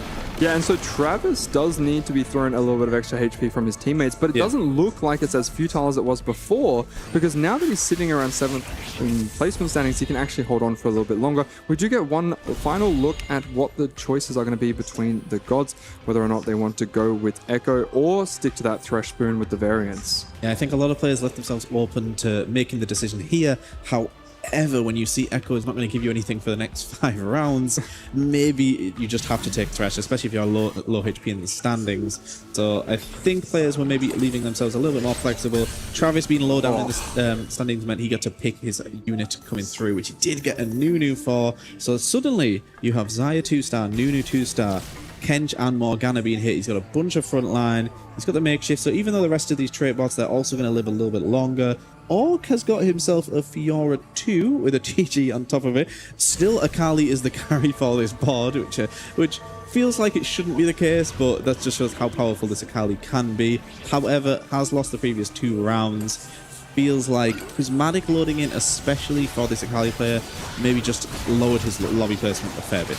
Yeah, did roll Sterix Gauge there, and the Fiora is going to be stuck towards the front line. Is only an on 1, despite the fact he has the Radiant item. The Fiora can get one more cast here on towards the back line, but the Riven is doing wonders here, and all, despite the fact that he was a star player in the previous game, is actually looking to bleed out quite slowly, and unfortunately is going to be the case. Yeah, Travis certainly has stabilized quite a bit, coming up against a teammate Kabix in there, so picks up an all-needed win. Suddenly Org looks like the most likely Mouse player to follow away here. Doesn't have much upside. Just Riyadh Jax 2 is, yes, it is surprisingly tanky, but compared to some of the boards that are being put together. We do see Kezi on the right-hand side of our screen, as I touched on. Unfortunately hit the Riven, which for him is good, but for his team does mean that the unit you're digging for that Corki Riven board isn't available. Kezi's kind of been firefighting in this particular game, just putting together what he can. It's not a standard Space Crew variant. He's only got the 5-piece in, which is preferred over the playing all 7. But he's just kind of been trying to do what he can to gain the odd placement. It feels like there's a couple of JDG players who are up against it. He does get the favourable matchup though, loading in against the Zoe 2 carry in this stage of the game. That's what you want to be seeing. Yeah, going up against a relatively weak board, especially when you are down low HP, you're going to be able to just barely clutch out the win here, as the Riven's actually going to be the one that has to do the final bit of tanking, and it looks like it's going to be enough. On the left side of the screen, we can see Travis picks up another win, stabilized quite nicely there. Did decide to play quite greedy this game, in the sense that he didn't slam or play around his current strongest board. Actually opted into playing Kraken Lulu for a while, and then eventually made it to a stronger board later, as we do enter 4-7, as we can see some final digging here. isn't really able to play around the Riven. Well, certainly isn't. Unfortunately, in a position where your Prismatic isn't doing an awful lot. 7 meeple compared to 5 meeple, all it really gives you is access to the ability to print your units, which, yes, if you've got a Riven pair early enough for whatever you're looking for. Unfortunately, though, facing elimination here. Has got a pretty good front line, has the Mighty Mech going through, has the Rams with 3 items. Maybe comes up against his teammate. I think if he attacks Kezi, there's no way they want Kezi to go down to 1 HP as well. Only 2 chi, but he's on a 6 streak, and I think for JDG, possibly they're just willing to sacrifice Hong Lian here. It's a shame because the 2 emblems actually synergize quite well, but when you can't play around that extra ribbon... If you have a ribbon. Yeah, exactly. It just doesn't really work too well. Does finally hit the Rammus, okay, at the end, so he's going to be decently strong. If he goes up against someone weaker on Maus, could maybe get a win or 2. However, this is going to be his final couple of fights. He is still carrying a 2-star Milio there, so 2 costs as well. He's going to be on the correct side here, so he's going to be able to take out some of the weaker units. The Rammus isn't going to be tanking that much, as the carries on the back line there are going to be taken out quite quickly. LeBlanc is upgraded, has the Rage Blade as well as the nice crit items. Galio Mech is going to be falling quite quickly. Rammus still hasn't really done any tanking yet, but if this dummy can stay alive, doesn't look like that's going to be the case, as Corky's actually dealing quite a lot of damage there, and so very clutch there. We found the Rammus 2 right at the end, as the board is decent enough for 5-1. Comes up against his teammate who hasn't rolled his gold yet, was sitting in Call to Chaos. We'll have to see exactly what that was, but it's just been that AP flex line. Travis barely gets a win against Wet Jungler. 2 units, and that's pretty good because it does keep Jungler within 2 lives, so for Miles they will be satisfied with that. Hong Lian said stays alive due to tagging his own teammate, so as of now, HP totals have got incredibly tight. Kvixen at top of the lobby, 39 HP, and no one is yet to be eliminated. So we're going to start to see players fall pretty soon. Jungler finally getting off that Zoe, items on top of a Karma, which is still not really who you want to be carrying. Hopefully he can get to the ASOL, but does have that Blitzcrank too, which is going to make an awful big difference, especially with the Lotus. So in a classic 4-cost line where you're just digging for a 4-cost level 8 and a 5-cost carry appears instead. Yeah, and definitely feels bad because when you're playing towards the ASOL with the extra mana generation that you're going to be getting, you really don't need to be taking extra mana items. However, if you don't hit the 2-star and you're playing around, of course, you can see there's the Karma. She doesn't have that built-in mana gen quite as high, so it's not going to feel as good when she's not casting as frequently. That being said, when you have a Blitzcrank 2-star, it can be very, very powerful. It's not going to get knocked down. Hong Lian, though, on the right-hand side of our screen, went up against his teammate, and they made the decision that whoever is stronger can win. I think when you're sitting at 1 HP, you don't want to potentially face elimination, knocking your teammate into elimination range as well. Sorry, so JDG refusing, now also falling down to 7 HP, potentially a 7th and 8th place loading in here, which does mean they would have to then go 1-2 from that spot. So key rounds here. Travis also 1 HP and a Dream though, so it's all about, can JDG just climb one player at least into 6th place just to tie things up. Yeah, and Wet Jungler actually hit the Aurelion Soul on the last flicker of our screen there, so he's going to be quite comfortable. We do see that Travis is moving around, switches the Nunu to the far right side. We'll see on his matchups, he's going up against his own teammate.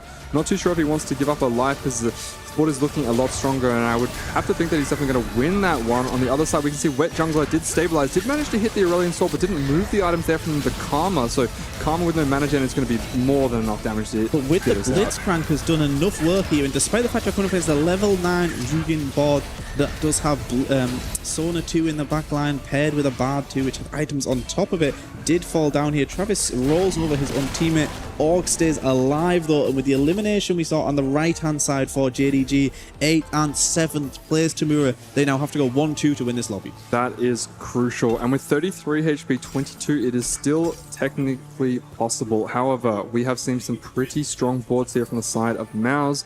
One of them might be able to take them out. This board here, I don't know if it's getting any stronger. Yeah, we're not anywhere near 9. We've been rolling on level 8 the whole time, trying to save HP. He has been pretty strong. He's on a 5 streak. I think he's been playing for preserving the streak as much as he can. The difficulty is, this is now a player you suddenly need to get into the top 2. And I think as a win-out option, also elsewhere, Tucci 0 gold. So this isn't someone that's got like a bunch of power immediately about to load in. So we'll see how these next few rounds do unfold. I imagine Org will be falling away here. It feels like he's done his job. We check on the right-hand side of the screen. Travis up against Kezi. If Travis is able to pick up a win here, it could be the nail in the coffin for this JDG squad. But even if Travis falls away, the Defense Miles are still in the driver's seat. Zaya has been ramping up. Both Krakens are fully stacked now. The front line still stays alive. Riven with the Edge of Night, though, causing some problems. Might gain access to the backline, but no, does fall down. Kezi takes a loss there, is still alive. On the left-hand side of the screen, though, Tamura, we do see an elimination. Yep, an elimination that we saw coming from a mile away. That being said, though, still looking good for Mouse. That was a very strong showing there from the likes of Travis, who was in a very dire situation not too long ago. But that Nunu with the double Valve just consistently casting and dealing massive CC to the rest of the board was very difficult. When you have the likes of a Kench on one side, you have the luxury of moving your Nunu to wherever you want to deal a lot of CC across the board, and then the Kench can stay on the same side because it does have access to the Sunder there with the even Shrouds. You want to make sure you're attacking the same unit. We are going to switch it around to see what Travis has cooked up here. He's going up against Wet Jungler, so hopefully a little bit of communication here can be able to deal out a small blow. On the other side of the screen, we do see Kezi is holding on for dear life. Kezi up against a Ghost, so maybe we'll be able to stay alive. Mao's look like they're potentially going to have an elimination here. Jungler loading in against Travis. The matchmaking looks like it's favoured Mao's. Not favoured Mao's, favoured JDG a little bit here as Kezi does get that Ghost. Travis is pretty damn strong though, and if he's able to beat Jungler, Jungler's not going to fall away here. Just barely stays alive himself. Kezi remains alive, no eliminations here. Chuchi, does he keep his streak going? He does. So 33 HP. Kezi is sitting in second. One of these mouse players just needs to leapfrog over him. And I think they were gutted to see him loading against a Ghost. They're thinking, oh, please, somebody tag him. Now, the difficulty is they have 3 players that are all on 1 life. Chuchi can potentially sack for Kezi. No one from Mouse is in a position to do that. It is difficult to get ahead of him here. Matchmaking might just favour them. So it really just depends on who they want to send forward. If they are going up against one another, exactly. Travis does have access to 4 removers. So if he thinks that he is one of the weaker players, he can try and make his board as strong as possible. So Kabixen has accepted his role. He thought, I can't compete here. He's actually went out into 4th place. He can take a back seat. Travis has hitting a few little upgrades there, which are quite important for the board, just for a little bit more survivability, especially when you have the likes of Makeshift. So Mao is realizing Kabixen. They also don't want the potential of a Ghost. So they saw that last time around. They maybe just want the actual matchups to go head to head. Kabixen sacrificing himself there during neutrals, which is something we haven't seen but we should have expected. We do see that Kezi does have Shen 2 with 3 items of profit as well as Riven. He's got multiple damage dealers for this Space Groove board. He's going up against Jungler, who does have a double threat off the back of the Karma and the Aesop. Yes, you really want to see if Travis can live on the left side of the screen. Right side, Kezi's board is looking... Kezi's board is getting melted, and it looks like that will be it for this Mouse squad, as we do see Kezi falling away there. Travis, though, is he able to stay alive? Does not matter, as Kezi's fallen away here, and there's no room in the top 2, which does mean Mouse will take this game and take this series. What a dominant performance there. Wet Jungler, such an experienced player, managing to pilot his game, did eventually pivot his items around and get some items on both the duo AP carry at the backline there, and something that looked very close for quite some time. At the end of it, Mouse with a very dominant performance there, just strong boards all across there. Mouse with an incredible comeback after the 2-0 defeat yesterday. They have to go the long road. They've got more CN squads facing them down the line, but this was a commanding victory. JDG, that is it. Their key will be getting crushed here. A squad that was the 2nd seed out of China. They lost 2-1 versus Ada yesterday in this nail-biter, but 2-0 for Mouse, a dominant 2-0 as well. We can see how much it means this squad. Kavixen, they're so happy to turn things around after a disappointing day 1. And for Amir, the top seed, lives to fight another day. Yes, lives to fight another day. Dominant performance. That's great to see. Especially when you have such a long road ahead of you. They still got more matches that they're going to have to prove themselves, but very unfortunate to see JDG fall there, as they had a very strong showing, went the distance previously, had a very tough opponent, but now unfortunately knocked out 2-0. And I want to shout out Org especially. He played the hero savior in that first game, had to get that win over the line. It went all the way down to who won that final matchup in game 1, whereas game 2 they were in much more control. We do see this mouse squad: Kabixin, White Jungler, Travis, and Org going from left to right. A star-studded lineup from EMEA. Put yesterday's defeat behind them. 2-0 victory over JDG, and it does mean they have their tournament still ahead of them. That we're going to have to decide a match tomorrow against Aurora Gaming. For JDG, Tamira, that is it. Tournament is over. And a roster that we expected to go the distance out in the group stage. Out in the group stage, indeed. And wanted to highlight from Mal's, we talked about, are they going to be able to come together as a unit? And we saw in game 1, there was communication about how to optimize the final boards there from the likes of Org. So they're working together well as a unit. And then towards the end of that game, we saw Kabix and FF on neutrals. Yes. So more communication, more team play. And in the end, it made a big difference because we know that ghost matchmaking can be very difficult when you have an odd number of people at the end. So recognizing we're not going to take any chances. We have the better HP, we have the better boards, and we are going to take this victory. Yeah, and we did see early on the win streaks made an all-important difference. Kabixin was in a very, very commanding position to save HP, which he could then use in the late game if he needed to trade. And I think they just had somebody setting the tempo. Kabixin, off the back of this Talon, was able to save so much HP. Streaks were the aim of the game. Travis and Org both put together a 6 streak, and even though one of them ended up falling away relatively early in the game, they had a lot more gold to build at their strongest possible boards, and it made an all-important difference. Yeah, it made an all-important difference, and they had different strategies across the board. We saw that, Travis didn't really play his strongest board in that second game. He was slamming the items on units, which didn't really make sense, but that's because he knew once he got to level 8 that he would have a very strong comeback, and that looked very, very nice towards the end. And then you had other players like Kabixin who could sacrifice their HP. And Travis has such a good 2 seasons coming into this. In the TPC circuit in EMEA has been very, very consistent. Was kind of selected by the rest of this team to be a little bit of the team lead, which you might think, okay, they have such a star-studded squad. But I think this team has shown that it can face up against adversity, it can put these negative performances behind it, and off the back of winning the EMEA qualifier, off the back of taking down JDG, a tournament favourite, they really have shown they can beat anybody here. And for EMEA, that's what we want to see. And for the West, we've needed some results. It's been difficult. Some of these CN and APAC squads have been showing us who's boss, but Mao's here have came to play. And this is not only a squad, but a club that needed this. Last year, they came with a full German roster. Only Jungler remains. They went out in the group stage this time round. They want to keep their tournament going, which is exactly what they've done. Yeah, exactly. And the confidence is key. You're going to be able to leave that with a 2-0 victory is going to be a big difference. It was a commanding lead all across the board, different players showing up and having a different game strategy and being able to be dynamic. We saw the players change how they wanted to play across the different games in this series, as here is a look at some of the final boards.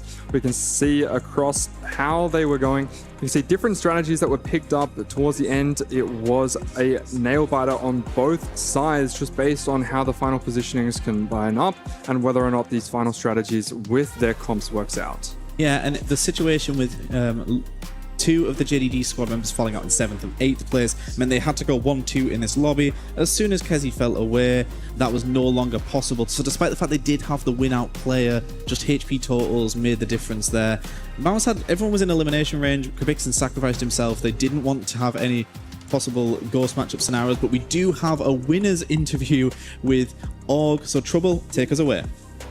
Thank you so much, guys. The dynamic Greek duo is here to strike. Og, thank you so much for joining me. Congratulations on beating JDG. You're going to be crushing their key later on, but I'm going to take you back to game 1.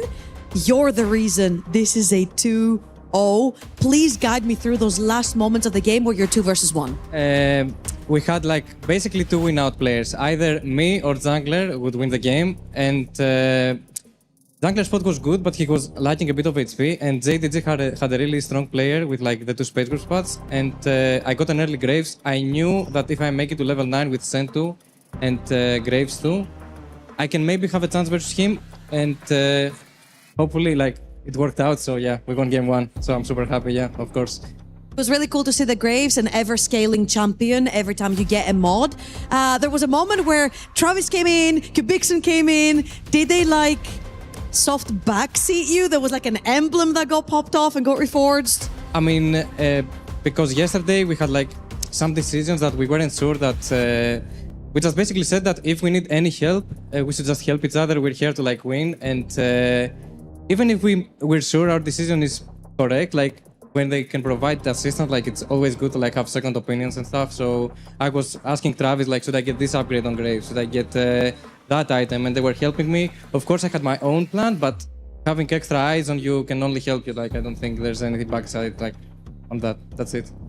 Especially when they can see it from the outside and you're playing, you're more focused on your board, of course. I want to go to what you said, where you were like, because we heard there was like some, not necessarily miscommunication, but you guys had different approach or opinions to the game. And after the 0-2, we thought, hey, you know, sometimes the atmosphere behind the scenes is not always great. Can they bounce back? Did you guys work on that? Did you talk about this? I think it's a good thing and a bad thing as well. Like, sometimes you get a bit too mad. Maybe you don't want to play some screens. Maybe you don't want to do stuff. But I think it's better that you don't hide stuff and you actually like tell him like, you should do this, you should do that. Like, that's the only way we can improve. And I'm pretty sure today we saw that, and we had a pretty clear plan of what we want to do. And even if we lost, I would be happy because we played good. Like, even if we lost the second game, which was close, I would be happy because we played good and we helped each other, which is the most important thing. And I think we can do good. I think we have a pretty hard match versus Aurora tomorrow, but I think we can win it, yeah, for sure. It must be such a huge boost to be able not only to bounce back, but a 2-0, one of the powerhouses in JDG. You guys have taken every Chinese team on your paths, lost to AJL, beat JDG 0-2, and now you're coming up across some titans over there. 16 added up experiences in Tactician's Crown. Juanye, the GOAT of TFT on that one. However, they also lost today. I don't know if you watched any of their games. So what is your idea about this matchup coming through? As you said, like, of course, we know that China is the strongest region, for sure. And I mean, we got first seed to first three Chinese team. We're not very happy, but I mean, we're expecting that we're gonna play versus the best teams anyways in this tournament. Like, even if we make it to quarters, we know we're gonna face a strong team. So it doesn't matter if we face them now or later.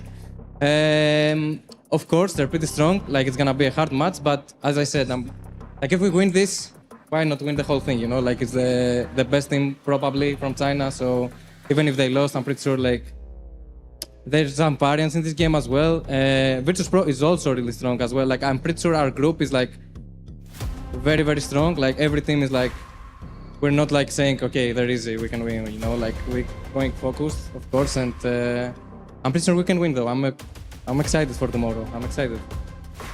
Beat Juanye, beat Aurora. Why not beat the whole thing? That's what I'm keeping right here, and I hope you do all. Congratulations on a 2-0 and crushing JDG's key. We're gonna go over to stream A with an update on what's been going on over there.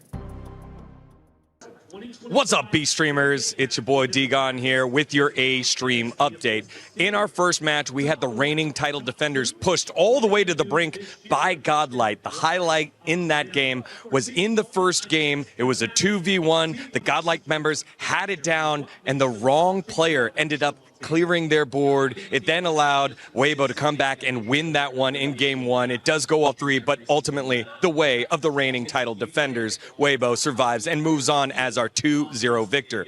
Then in our second game that we just had, it was Team Vision, the #1 qualifier from China, against Flash Wolves, the third squad from APAC, and it was a dominating 2 games after an initial first loss by Flash Wolves. They get the job done in a big upset. That means Vision is waiting in the lower side against this matchup that's happening right now, Fnatic and T1. Only one can move on. Hopefully, we'll see what happens here in just a bit.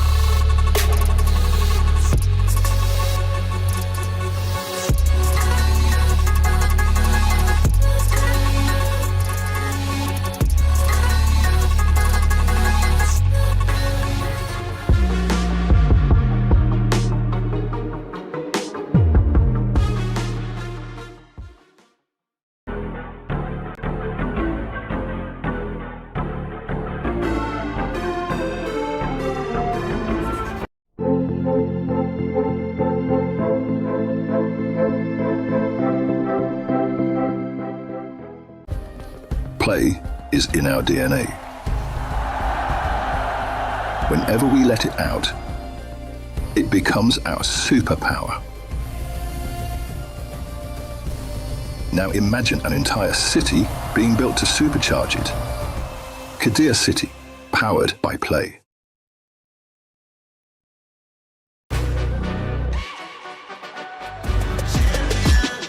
This ain't no regular thing. I came for the ring, you know what I mean. You see my name in the lights, better get right, champion.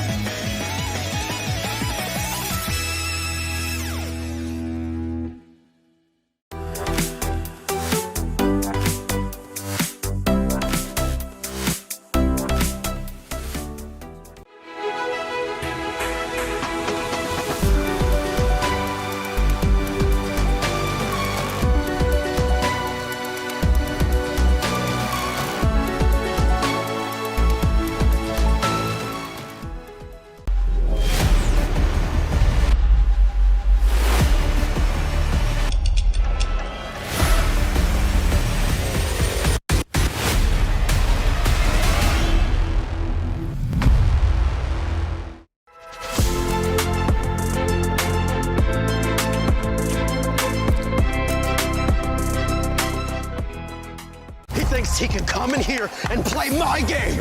He knows nothing. Let's go! Tyler Wine, you're done.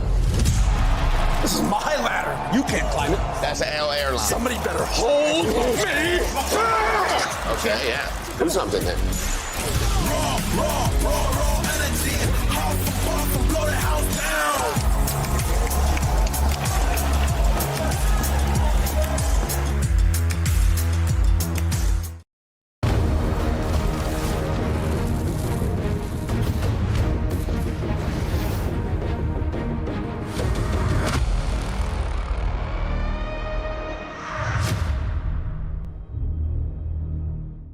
Welcome back to EWC 2026 Teamfight Tactics Day 2 over here at B-Stream. I'm Traveling, I'll be your host for today alongside Barry and Crowan. And we've just concluded our third best of 3 of the day. However, our first elimination match and JDG are gone. We're heading straight into another elimination match between Nemesis and Nongshim. Yeah, we've seen a big hitter already fall. JDG, a lot of people's picks to win the whole thing has fell away. These CN super teams, some of them do bleed in group stages growing. Last year we saw Falcons follow the same fate as JDG, and we're already gone this time around. Yeah, definitely. And especially after that close series yesterday, wouldn't expect them to get 2-0'd by Mouse, who looked weak yesterday, but like a completely different team today. It was really cool to speak to Og as well, because he said, hey, if we get to beat Aurora, which is our next opponent, want to win the whole damn thing, you know? Like if you beat the GOAT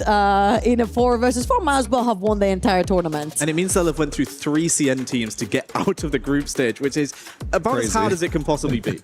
Absolutely. Looked at that bracket like, can they actually do this? It's looking doable now. It is. I'll tell you what they can do. They can crush the key of JDG, as we have one of our first contestants here, JDG, being eliminated from Mouse. It is going to be Travis pulling that trigger. The team leader, Travis, here, getting the joy of crushing the dreams of this JDG squad. Another year we'll have to wait for Hong Liang's third time was not the charm with a different roster. Travis here crushing the keys and the dreams of JDG.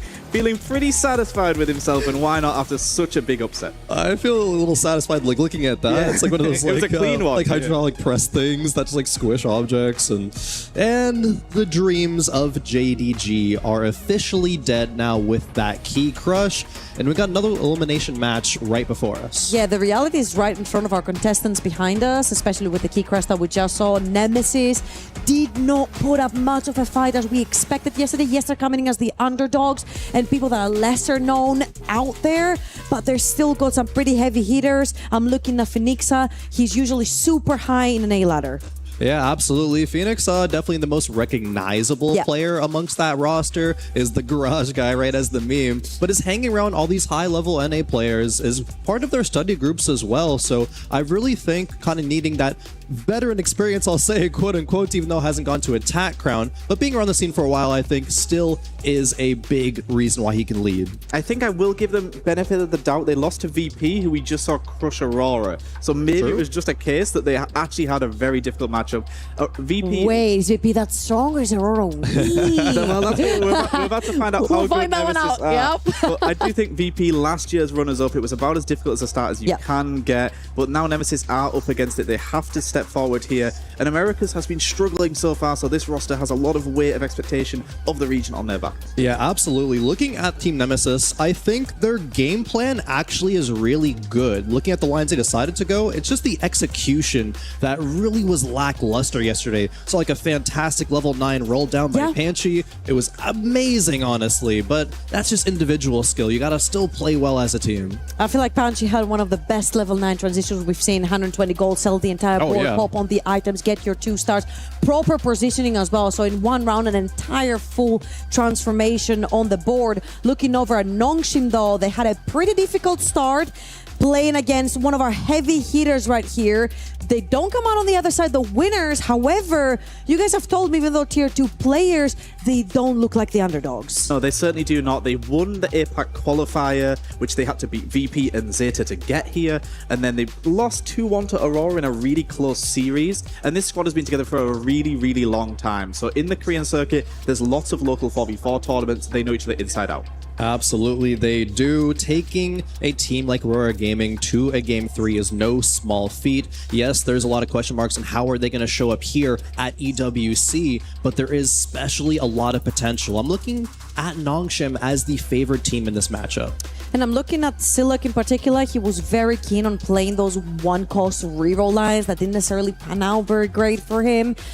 He had a couple of 8 positions with that, and that's unfortunate. However, my highlight right here is Tiny Giant. Tiny Big Giant, who almost saved them versus Aurora, couldn't quite close out the game. What are we expecting to see right here from Nongshim coming into this more favorable matchup, I would say, for them? But you touched on it, they did favor the one-cost reroll yesterday, but also in qualifying, they actually just spammed one-cost reroll as an entire squad.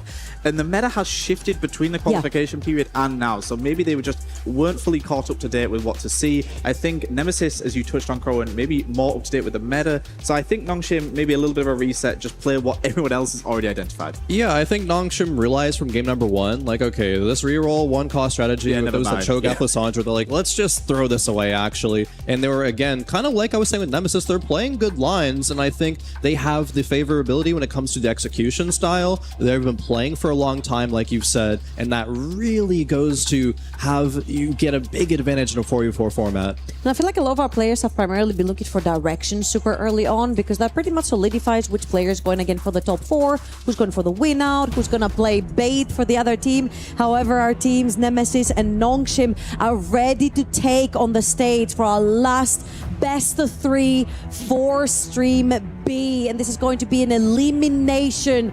2 wins and you get to crush your opponent's key. Crowan, Barry, take it away. Thank you very much, Trouble. Getting on into game number 1. Elimination match between Nemesis and Nongshim Red Force. Barry, this is going to be such a crucial game 1 to get the tempo going. And is there an echo in this building? Because I feel like echo again, and again. As we do have a pause coming in immediately here, but we did see Echo versus Kale. Familiar God setup loading Absolutely. in. So we know what to expect from this. I think that Echo Boone has been very favoured. Players will tend to lean towards that rather than Kale, but Kale obviously giving you access to likes of the Reforgers. Hopefully not too long till we get you back into the game. Just an overview of what lies ahead for whoever wins this. It's Zeta Division, so it's not going to get any easier. I do think for both these squads, they'll have been quite happy with this particular draw. Another team that took a 0-2 defeat, you're not coming up against some of the favorites, and maybe this can just help you find your footing in this EWC 2026. Yeah, absolutely. Need to find your footing. Need to find it quick, right? Because if you lose 2 series, day 1, day 2, you are just out of there. So get back into game. Of course, the players are all ready to go. Silic as well has trouble called out. Very key player on Nongshim. Very key player. It feels like a roster that doesn't have any one particular standout. Trouble mentioned as well, Tiny Giant yesterday had some really strong games. A lot of these players have all managed to make regionals in the past within the Korean circuit. Since the merge with the rest of APAC, not as often that's been the case. But a 4v4 squad that knows each other very well. It is 3-cross champion start, so nothing too warping, but some clear direction potentially, as we did see it was the Altar as well going through for the Stargazer. So we'll see if anyone leans into it. If you get the Lulu as your 3-cross and it is Altar, it certainly does become an option. Absolutely. The concern is going to be the front line for Silic, of course, needing to level up to 4, play in extra units if they do want to go that Stargazer direction. Talon has been really good in the early game, actually, holds a lot of AD items pretty well. The thing is, where are you going to actually put those AD items later? Corki, honestly, I'm becoming more convinced of Corki lines as the tournament goes on. Corki has definitely had its place as just a solid finish. Something we haven't seen a lot of so far, here on the B stream at least, is Anima, which during Crown and Regionals was so dominant. In 4v4, it's a lot harder to play. You do have the advantage of your teammates can guarantee not opening on you and allow you to get the streak going. We haven't seen players have it this early though. I think in Crown, players were willing to play it from 2-5, for example. This time round though, for Nongshim, definitely an option. We see the players who do go Anima try to just get those 100, 200 cash outs very early, pivot away from it, just getting a little bit of resources. Yeah, absolutely. And every little bit of econ matters, especially when we see players going a lot more fast 9 as well as I would have expected. I think coming into the event, we saw a absolutely crazy Graves earlier, right? Be a super key unit. Fiora carries as well. Vex, they're very heavy hitting 5 costs. Yeah, they certainly are. And we do see Sarah here full open. So had the emblem coming through, saw it with Stargazer, doesn't want to really play around that, so we'll try to forge it down the line. But with there being an Anima player on the opposition, they've identified somebody's going to have to be open here and play defense. You don't want the whole squad to be able to do it, but I think identifying early, this player has, I'm going to play for Lost Streak anyway.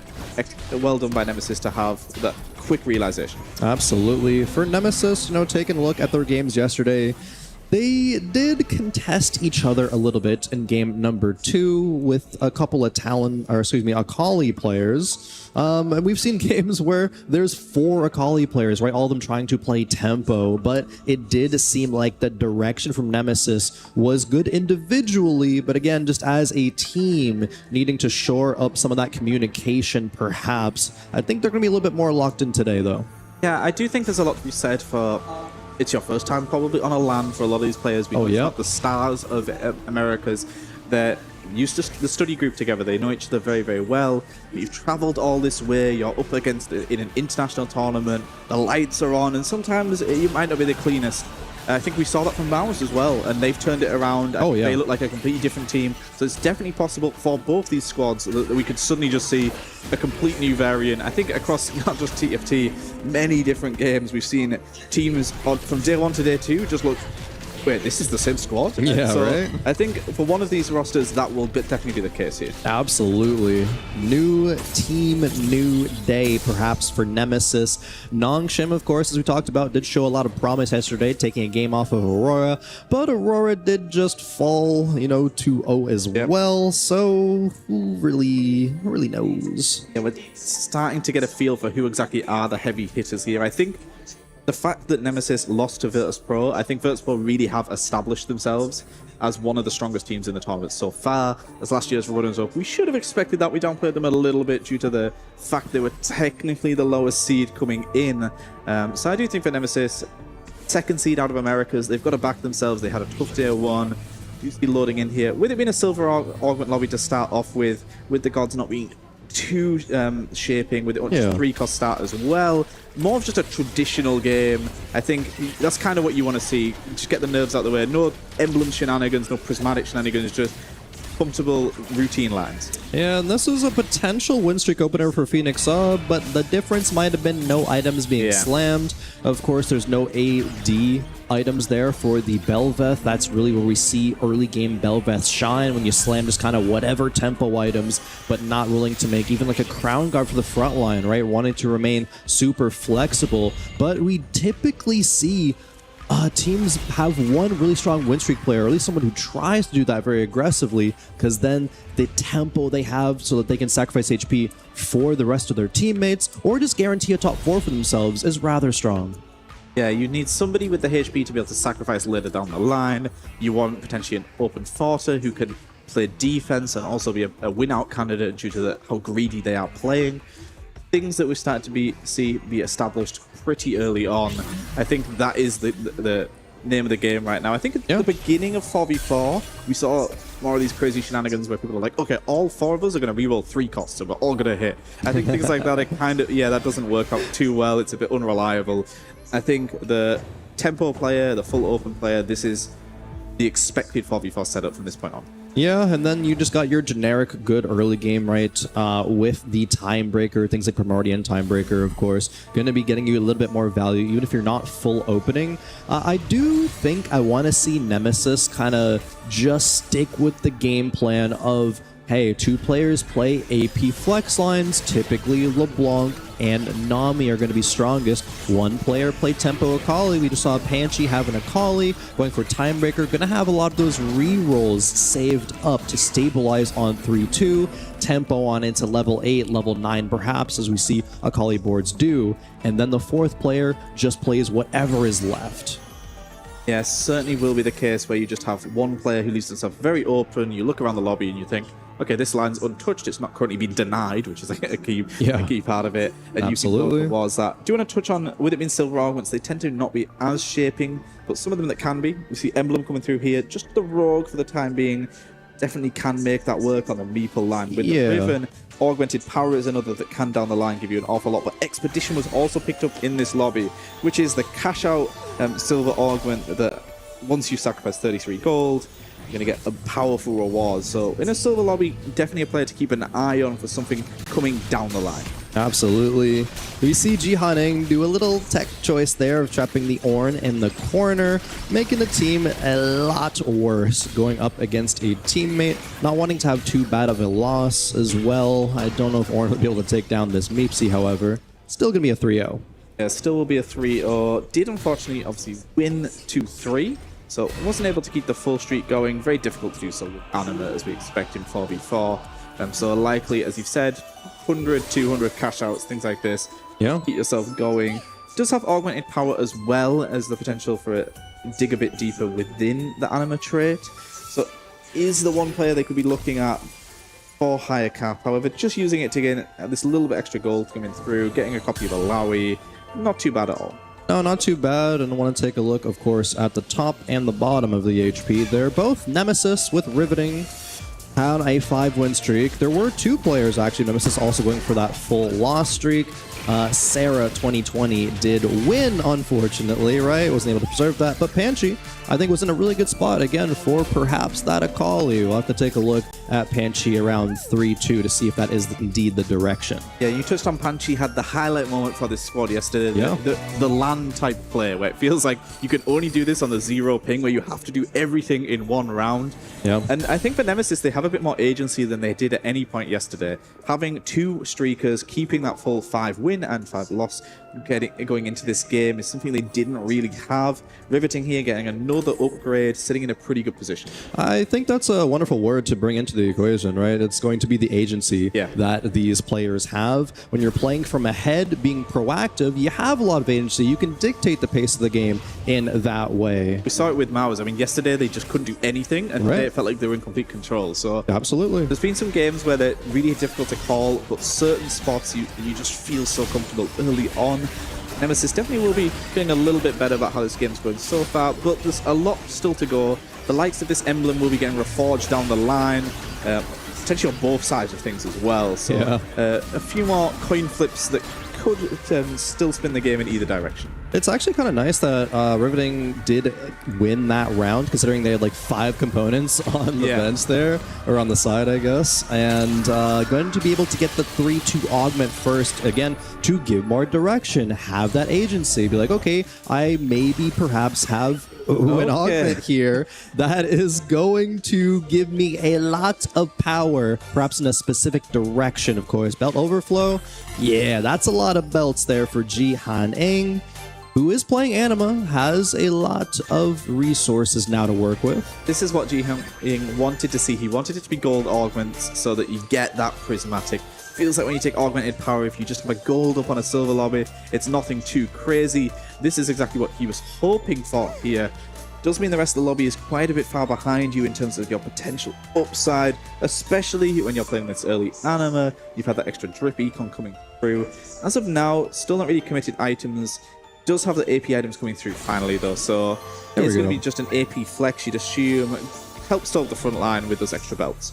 Yeah, there's no Rage Blade, so probably not a LeBlanc. Still can go the direction of Aurelion Soul, but I think, of course, you're going to want that to be on a Nami at the end of the day. Especially already having the on, it makes a lot of sense. Yep, the Nasus on bench as well, really going to be going for that as your primary game plan, but we see players who are able to adapt, right? I think there was a beautiful play earlier where it's like, okay, you roll down, find 0 Namis, well, let's just play 2 Riven 2s on the board instead, right? You gotta be able to adapt to these situations. Yeah, you certainly do. You have to leave yourself open. Nami is definitely the least flexible of the AP lines, where you're just playing the Space Crew board, so that's of course who you need behind it, but once you get to Nami 2, she can do an awful lot of work on her own. Panchi here though gets the Nova emblem coming through. Okay. This is the Expeditionist player, so still it has that option down the line of a bunch of resources coming through. Items are still fairly flexible. With the Nova, you will be playing this Akali Kindred dual carry scenario. And I want to take a look at the gold here for Panchi. 20 gold on 3-3, so rolled very aggressively. Has a Nova emblem, but did not find a single Maokai nor Kindred during those rolls. Just one Only Akali. found one Akali as well. It seems like Panchi did the things right here, just low rolled, honestly, it seems like. Yeah, it does have the Jax 2-star and the Milio 2-star for now to hold these items. Going against Sillock on the other side, who has also played the Akali line. However, 50 gold with a 2-star already found, a spare copy on the bench. The players on 2 different extremes. However, Expeditions could be a bailout scenario if the reward is good. Kale and Echo, you get the BF sword, or after 4 rounds, you get 5 cost champions. That could be a solution to bail some people out if they had missed during their roll downs. But most people, of course, going to go level 8 before they go for that roll down area.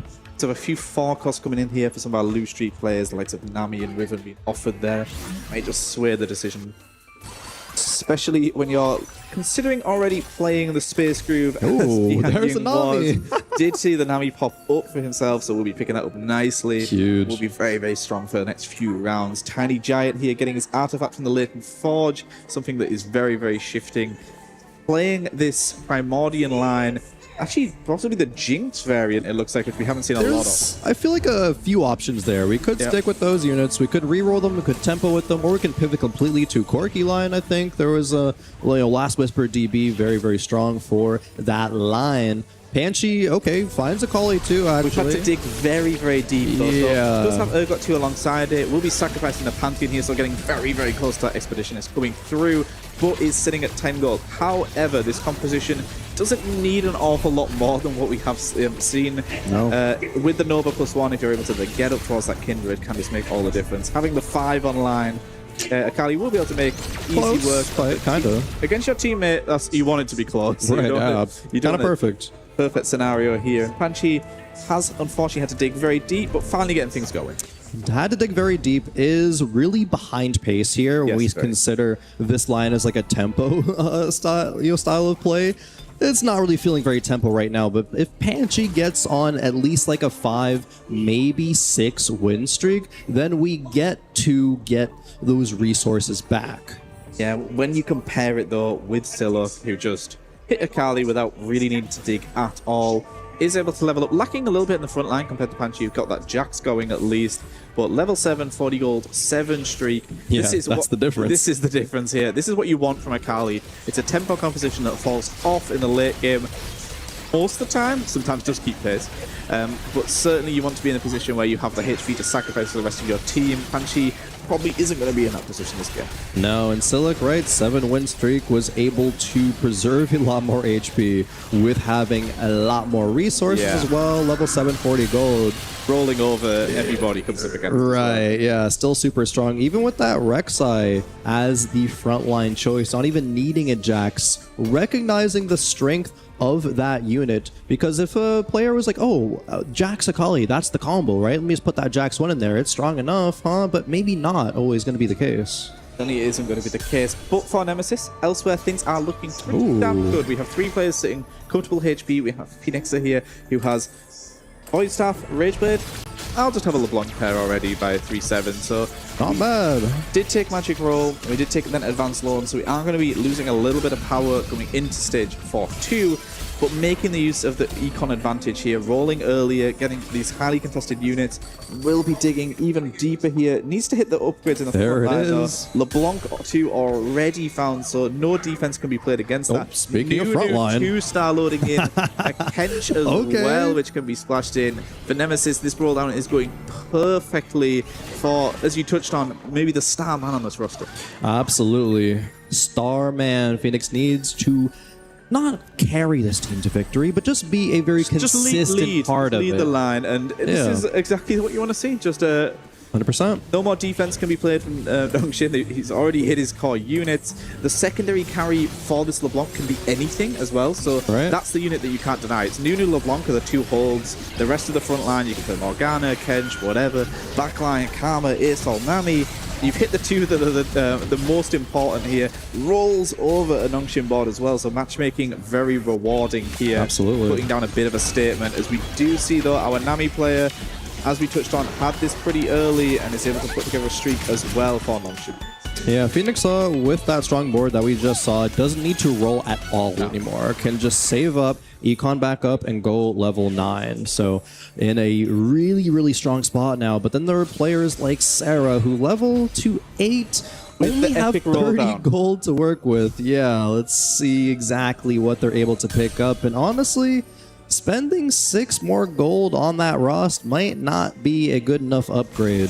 Same for the Maokai. These are expensive upgrades for the board, but you have to make them. Now, unfortunately, you've had a lot of rolls, but not a lot of gold. So it doesn't matter. We've got to a position now where we can roll, but we won't be able to buy anything. However, we've hit the Xayah. We've hit some of the upgrades in the front line. We saw elsewhere Nunu had already been hit on other boards, so not expecting to find that. I think the Rast and the Maokai might be okay for the time being. Yeah. Most importantly, though, we got the Xayah. Right hand side, it was Aurelion Soul 2 and Karma 2 picked up by Sam D.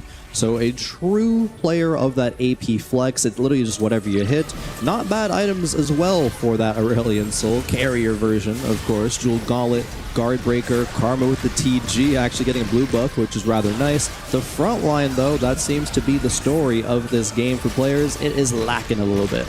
Certainly is, and it feels like we don't see Mech played outside of an Anima cash out. So surprising here, he left himself open to this flexible line. It requires a bunch of gold. Isol just barely has enough there to eke out the victory. You see Tiny Giant on the other side of things with the Silver Horn on top of this Rammus, making things work for himself on that Corky Riven. Siluk, though, still on this streak. 10 wins in a row now off the back of this Akali. Oh, dear. Gets an early Graves as well, which we've seen paired very nicely with this Nova board. He's able to pick up a combat augment coming in here for his third pickup due to just being so healthy, and should be sitting pretty to go all the way to 9. And I touched on it earlier in the day.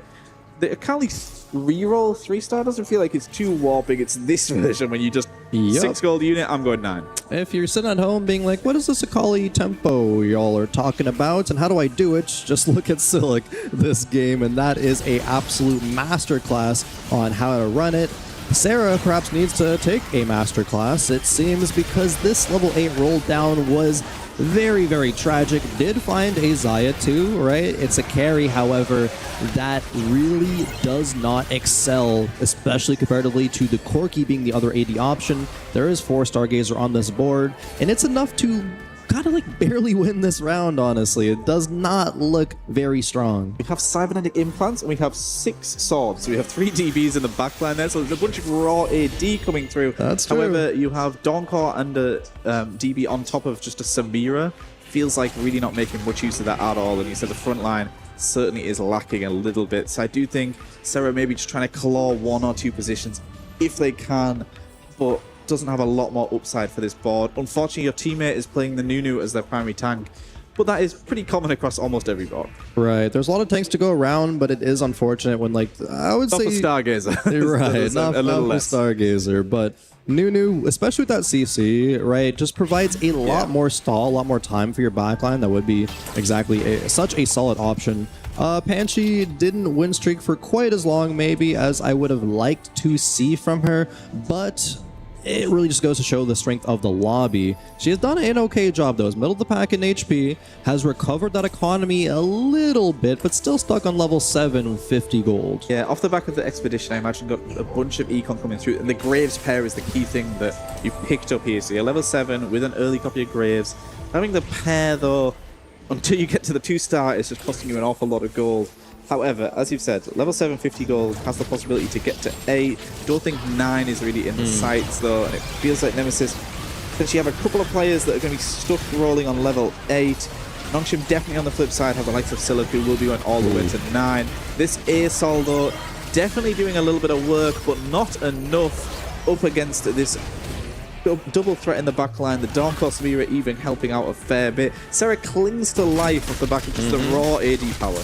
And these fights are not convincing. They are wins, but they are not convincing. A win is a win. A win is a win, however, and we will take that, especially when members of Nongshim are going to be approaching the bottom of the standings. Sam D, of course, 20 HP, the player we are watching with that Aurelian Soul mech version online. It's just not doing quite enough work. The front line's still good, though. The back line, you have that AP flex. The Karma TG rolls are going to really play a big part. Does get one decent item with the guard breaker this time around. I think this is why we've seen mech not really played outside of anima. You want the anima items to really activate it. This time around, items like the Morgana, as you said, for the primary tank.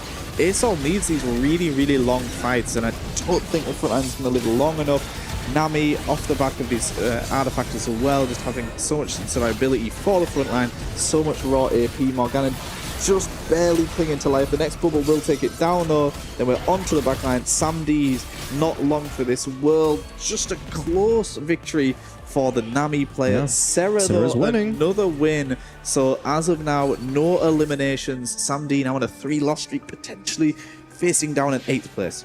Absolutely. It's going to be the battle between who can hang on longer between Sam D and Sarah 2020 to really set the tone of where these placements need to end. But looking towards the top of that HP, Siluk, Tempo Akali, 50 gold, level 8, 70 HP still to work with. Sarah 2020 really needs to dodge this 8th. Absolutely. Yes, certainly does need to dodge that loading in. We see riveting here. Items on the bench, waiting to see who is loading in, making the use of those magnetics. Tiny Giant.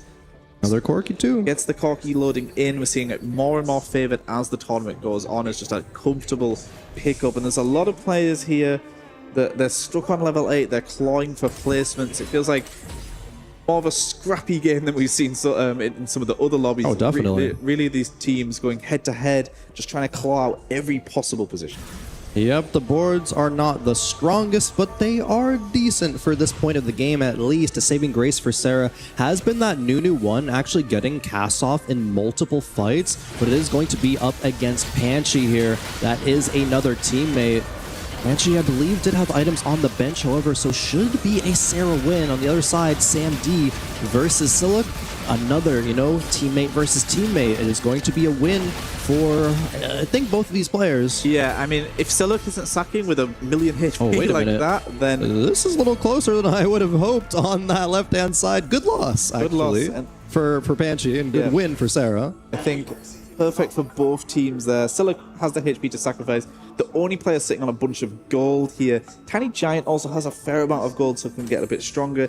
Ji Hanjing on a 7-win streak, so it does feel like Nongshim definitely in the ascendancy here. Sarah has stayed alive. I think they were hoping we'd be able to claw out ahead of Samdi.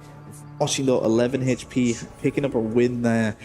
I think we're going to start to see some eliminations any moment now, but Ji Hanjing on the back of this Nami has the Eternal Pact. Had that very early copy of Nami, got to the 2-star, we know how strong it can be, is on that streak. Sarah on the left-hand side has to win here against Tiny Giant. Absolutely. On the right-hand side, it is going to be Sam D versus Phoenix as well, so they're facing each other here. Eliminations, whoever goes in 8th place is going to feel real bad, excuse me.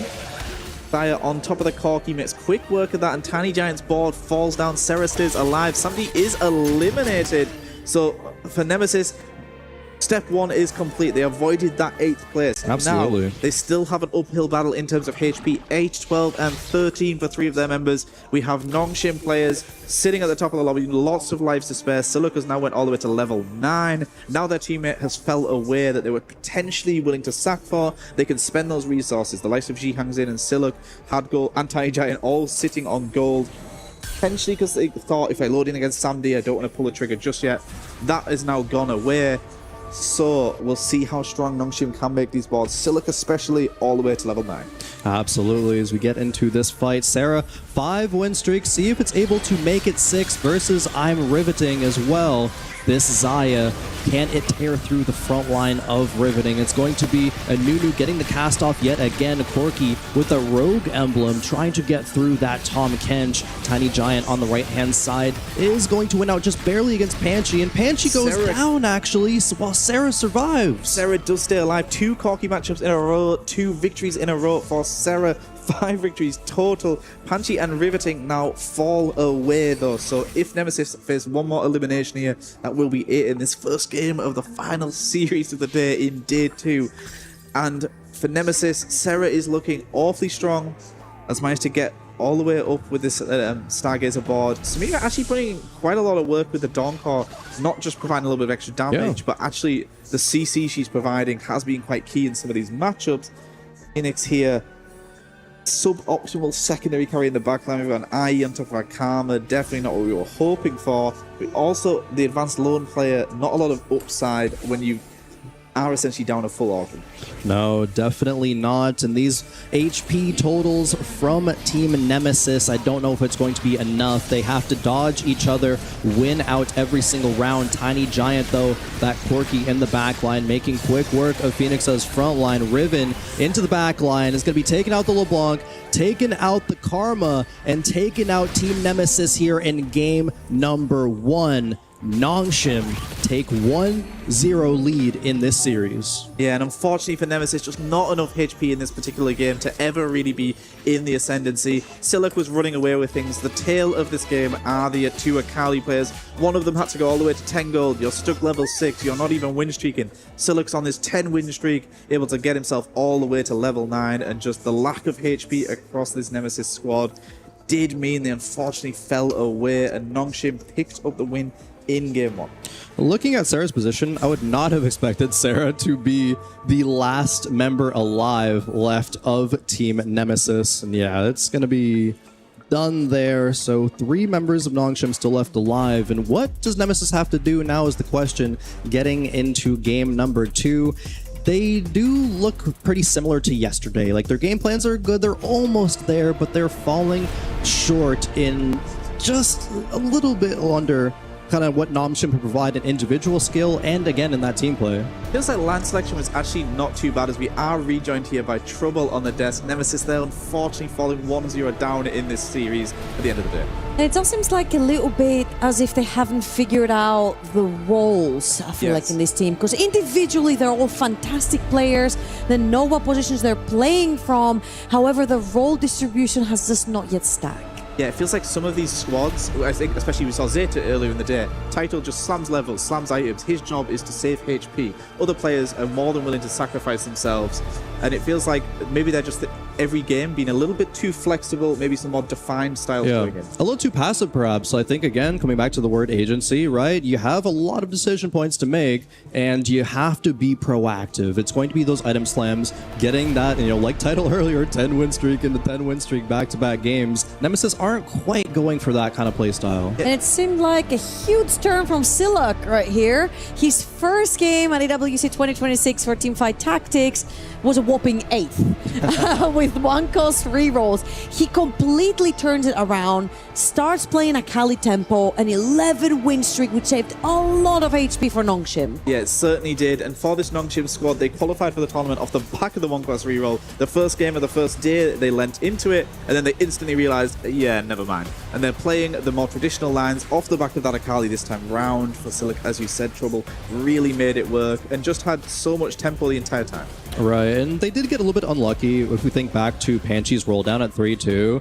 Didn't really find much of anything there. A single Akali was down to 20 gold. Frontline wasn't there. Didn't find the Maokai for that 5 Nova, even though the emblem was there for her. And Phoenix, there was a frontline there. There was the LeBlanc. It just wasn't quite enough. Yeah, I do think you need a player that is going to play it a little bit more aggressive. It might not seem natural to do so. Some of these level 5 pushes we've seen by other teams just seem counterintuitive for what we're used to, but you just need somebody that's going to have that extra HP to work with. It's something very characteristic that we saw from Nongshim. Double Corki lines?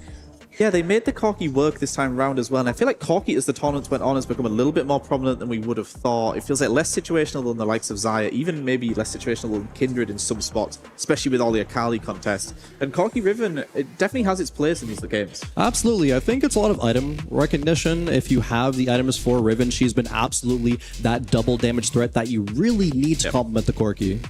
Yeah, it feels like Riven's easy to position against when you're coming in your team. You just move your tank in front of this Riven, but it does mean if you're sacking against one of the Corki Riven players, you are able to almost guarantee that maybe you just take a 1 or 2 unit loss as well. We do see here what our players chose to go for. Something that does really stand out, unfortunately. Sam D chose to go for the good old traditional mech line. But correct me if I'm wrong, what makes this line super good is radiant items, artifacts, and perhaps cash outs from Anima, which were not in his game plan. Yeah, I think SamD just kind of fell into this line, didn't really want to go into that direction. It's like, okay, I found Aurelian Soul, I found Karma. Players have stabilized off of that kind of line, just again, didn't have the items, as you're saying, to support it, and everyone else, especially, just a little bit stronger. Unfortunately, there were 2 Corki players right there who were holding the mech, so that's all your entire front line, right? Well, Nemesis will have possibly their last chance to try and stay alive at EWC 2026 and hold on to their key before Nongshim tries to crash it. We're going to go into a very quick break, and we'll be back for game 2 between Nongshim and Nemesis. Don't go anywhere.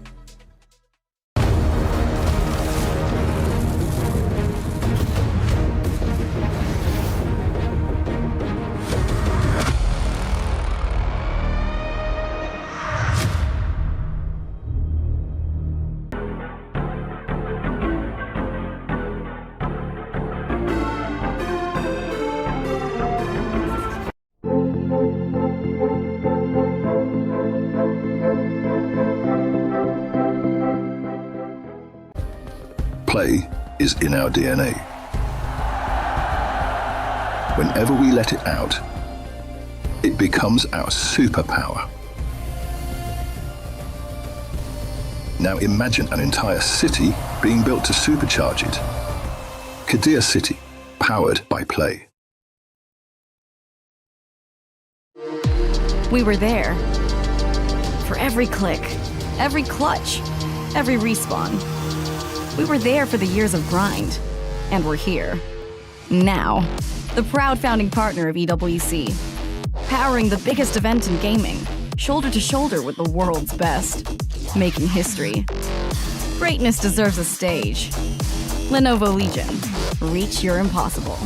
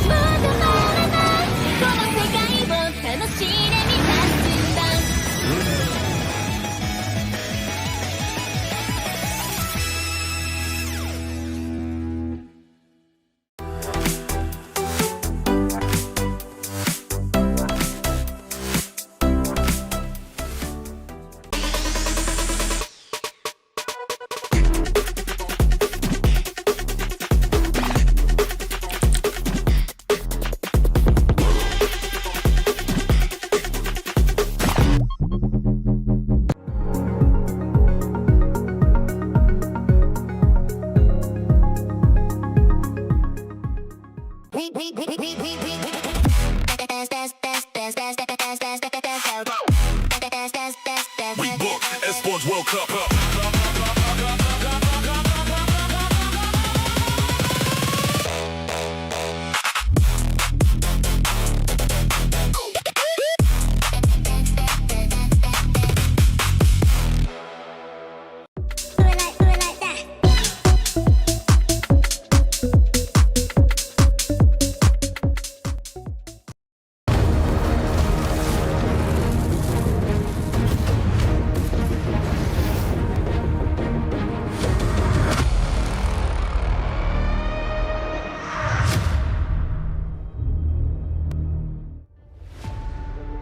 Welcome back to Teamfight Tactics at EWC 2026. We are 1-0 up for Nongshim versus the America's Nemesis squad here. I am Barry Baden, brought to you alongside with Crowan here, and it could be do or die for this America's squad here. One game potentially separating Nongshim from advancing and Nemesis going home. Their key being crushed, their dreams being crushed, and they won't get another second chance. No, they certainly will not, and they had the 2-0 defeat yesterday against a very, very strong Virtus Pro squad.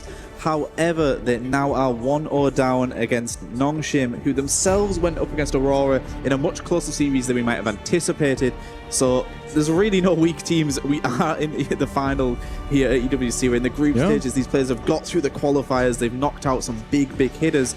America's is a very, very strong region. For the past few sets has been very, very powerful. So to get to this point, they've shown that they can compete with the best. They just need to be at their best. Oh, absolutely. These teams would not have gotten here, right, if they had played poorly. Getting through the qualifiers, getting to EWC is a statement in of itself. But now you gotta contend with the best players in the world, the GOATs of TFT, literally on the other side of your game. It is a little bit nerve-wracking, honestly, especially when you don't have that experience going up against them, even in just your own region. Yeah, you might not have the experience on a LAN format like this, in 4v4 especially, which isn't the traditional mode they're used to playing, but these players from Nemesis and Nongshim all know each other so well. From Nongshim's side of things, this squad has been playing together basically back since like set 9 within the Korean circuit. There's so much 4v4 action happening all the time. Same for Nemesis with this America's setup. A lot of these players, they're in the study group together, they know each other all so well. I just think it's time to focus up. 4v4 is a bit of a different game mode. There's some things you have to do that you're not normally used to doing, Crowan, that they're going to have to. Absolutely. It is the key to adapt, right, to what you are given. These 4v4 situations, maybe you're saying, Nongshim has a lot of that experience, of course, and they're really bringing it here. We saw that, of course, again, in Aurora series. They took one game off, and assuming that they're able to take out Nemesis here, I think they're going to prove to the world that they are stronger than maybe some people had thought. They are not the underdogs, is what they want everyone else to think now. And we do see the keys for these squads on the stage. One of them will be getting crushed today. Potentially one of them will be getting crushed in one more game. So Nemesis, they have to win out from this point on. Lying ahead for either of these rosters is Zeta Division, led by Title. So it doesn't get any easier, but you can't think of that. You just have to focus on this game as we do get ready to load in here. We will see, once again, Ari and Soraka. We haven't seen a lot of Soraka, I don't think maybe at all. The extra health it can give you in this particular format definitely can be very powerful. Absolutely. Going to allow you perhaps to go into these fast 9 routes, or when you're just tanking a bunch of HP and going for that massive roll down. Soraka helping you out there. But this, again, is do or die time for Nemesis. And like you were saying as well, Bear, you got to approach it just game by game. Can't be thinking, oh, if we win this, then we get to go up against Zeta Division, and that's scary. You don't think about that. Yeah, do not think about that. Think about the beast that is right in front of you. That is Nongshim Red Force. Nongshim, a very established org out of Korea. Everybody following the likes of League of Legends. You've seen Nongshim for many years here. Absolutely. Coming in Teamfight Tactics at EWC for the first time with a squad that has performed very well so far in this particular series. I think looking at the cameras from Nemesis, though, they were all smiles loading into the game there. We saw Panchi was laughing along with the rest of the team. That's good. So at least the mindset is good. They're not at each other's throats like some squads can be. These are friends. They know each other well. Stargazer is the ball coming into this one. Absolutely, and I think that's really important, right? If you get stunlocked being like, oh, we're doing bad and we expected to do good, perhaps, or just being really stressed out, it's not going to help you play any better. Yeah. Once you're in that good mood, good vibes, right, friendship, the power of that, you're going to be more comfortable. You're going to be able to play your best TFT at that point, and I want to see that out of Team Nemesis. Again, I think their game plans are good. The execution is just lacking. We see some players, right, Sarah did come back very well in that last game, but even to be in that spot, not a lot of gold, level 8 rolling down, a little bit unlucky. Panchi as well, maybe just a little bit unlucky with not finding much at that level 6 roll down as well. I do want to see one of their players playing a bit more aggressive. You touched on the lack of agency. I want to see somebody leveling to 5 at a spot where you maybe wouldn't do it, or slamming a TG. You're like, oh, this isn't what I want in the late game. Doesn't matter. Your job is to save HP. You need somebody in these top 2 or 3 positions come stage 4 so you can sacrifice your HP if you need to. Spreading Roots picked up here by Sarah, so we have Timebreaker and Sniper's Emblem coming through. Not too bad at all. We see that combination can be used alongside even just a Corky board, Samira, lots of different ways you can take this. Hey, we saw Sniper Riven earlier. I did go to a Blitzcrank eventually, but RFC Sniper's Blitzcrank looked like a beast. So it was a beast, absolutely. It looked like a beast, was a beast. 100% there. Phoenix had an Akali on board. Probably going to be dedicated to Akali player, but like you said, I want to also see a player really pushing levels, slamming items, being aggressive. Surely at least one of them is in the spot to do that. Hope so. Checking here with Sandy, this is a player that is, for Nongshim, playing a little bit more aggressive. A couple of upgrades coming through here, just putting together whatever he can. Cho'Gath coming through, and I think this is the key thing. Look, we see Thresh's Lantern picked up.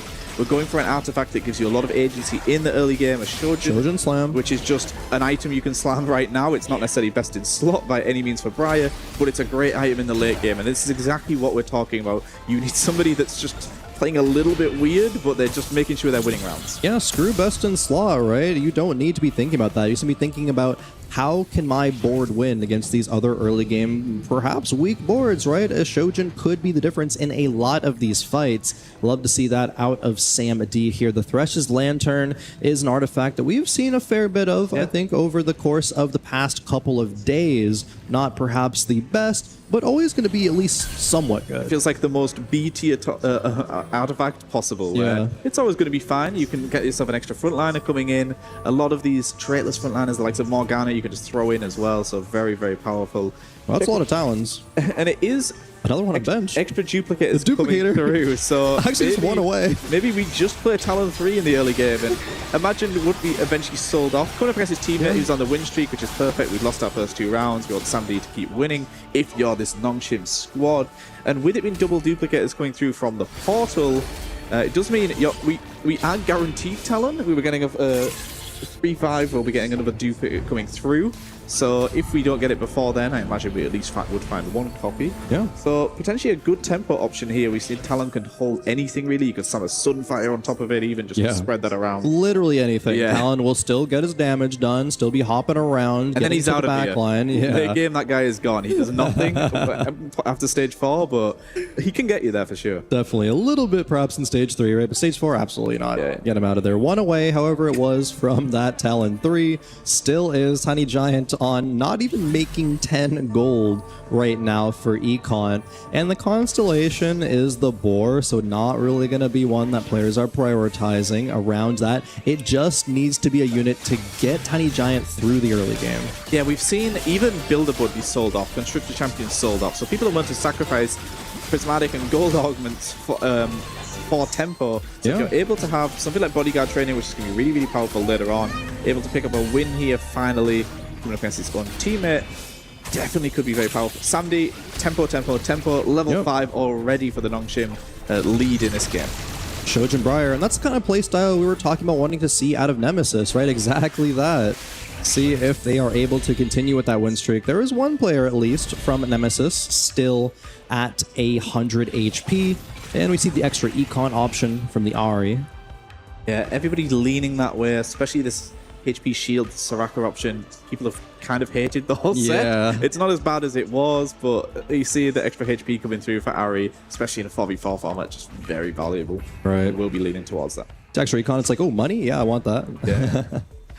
I think it was a pretty snap decision for most players there. So hey, Soraka did get one picked up. Was from one of our players that's on a streak as well. So it is immediate combat power coming through. Exactly, yeah. And I do actually like this from Nemesis, identifying that we do need to have somebody that is playing strongest possible board and therefore opting for the less favored boon here. If it's strongest possible board, I would love to see a guard breaker slammed onto the Akali. Put the rod on her as well, right? This is that early game tempo that you really got to be thinking about. Is waiting, see of who's course. loading in. Yeah, right. It's going to be waiting. But if it's against Sam D, perhaps, but it's up against a Nongshim player, so it goes onto the Caitlyn, right? I'm thinking that's going to be a little bit more powerful right now with that 2-star 1-cost backliner. And even the rod slammed down. If it made the difference, we'd be sitting here thinking, oh, I should have slammed the rod. You don't want to be leaving anything on the table, exactly as they should be doing. Phoenix here, the most experienced player on this roster, 4 regionals appearances across the Americas circuit,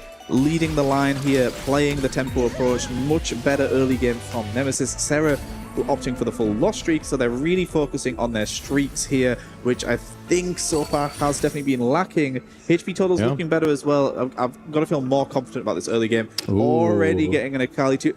This is what leveling early can do for you, Crow, and your shop odds are a little bit better. That's true, especially when you get to level 5, level 6, right? That's when a lot of those 2 costs do come through. Only thing better there would have been to find the Jax in the same shop, but we're kind of doing a little checklist here, it seems like, from what we want to see out of Nemesis, and they are checking off all the things that we're talking about. They still need to prove that they can during their level 8 transition points, though. Those have looked rather weak for them so far. Yeah, I think they've shown that they have the capabilities of this big roll down turn where you have to do an awful lot.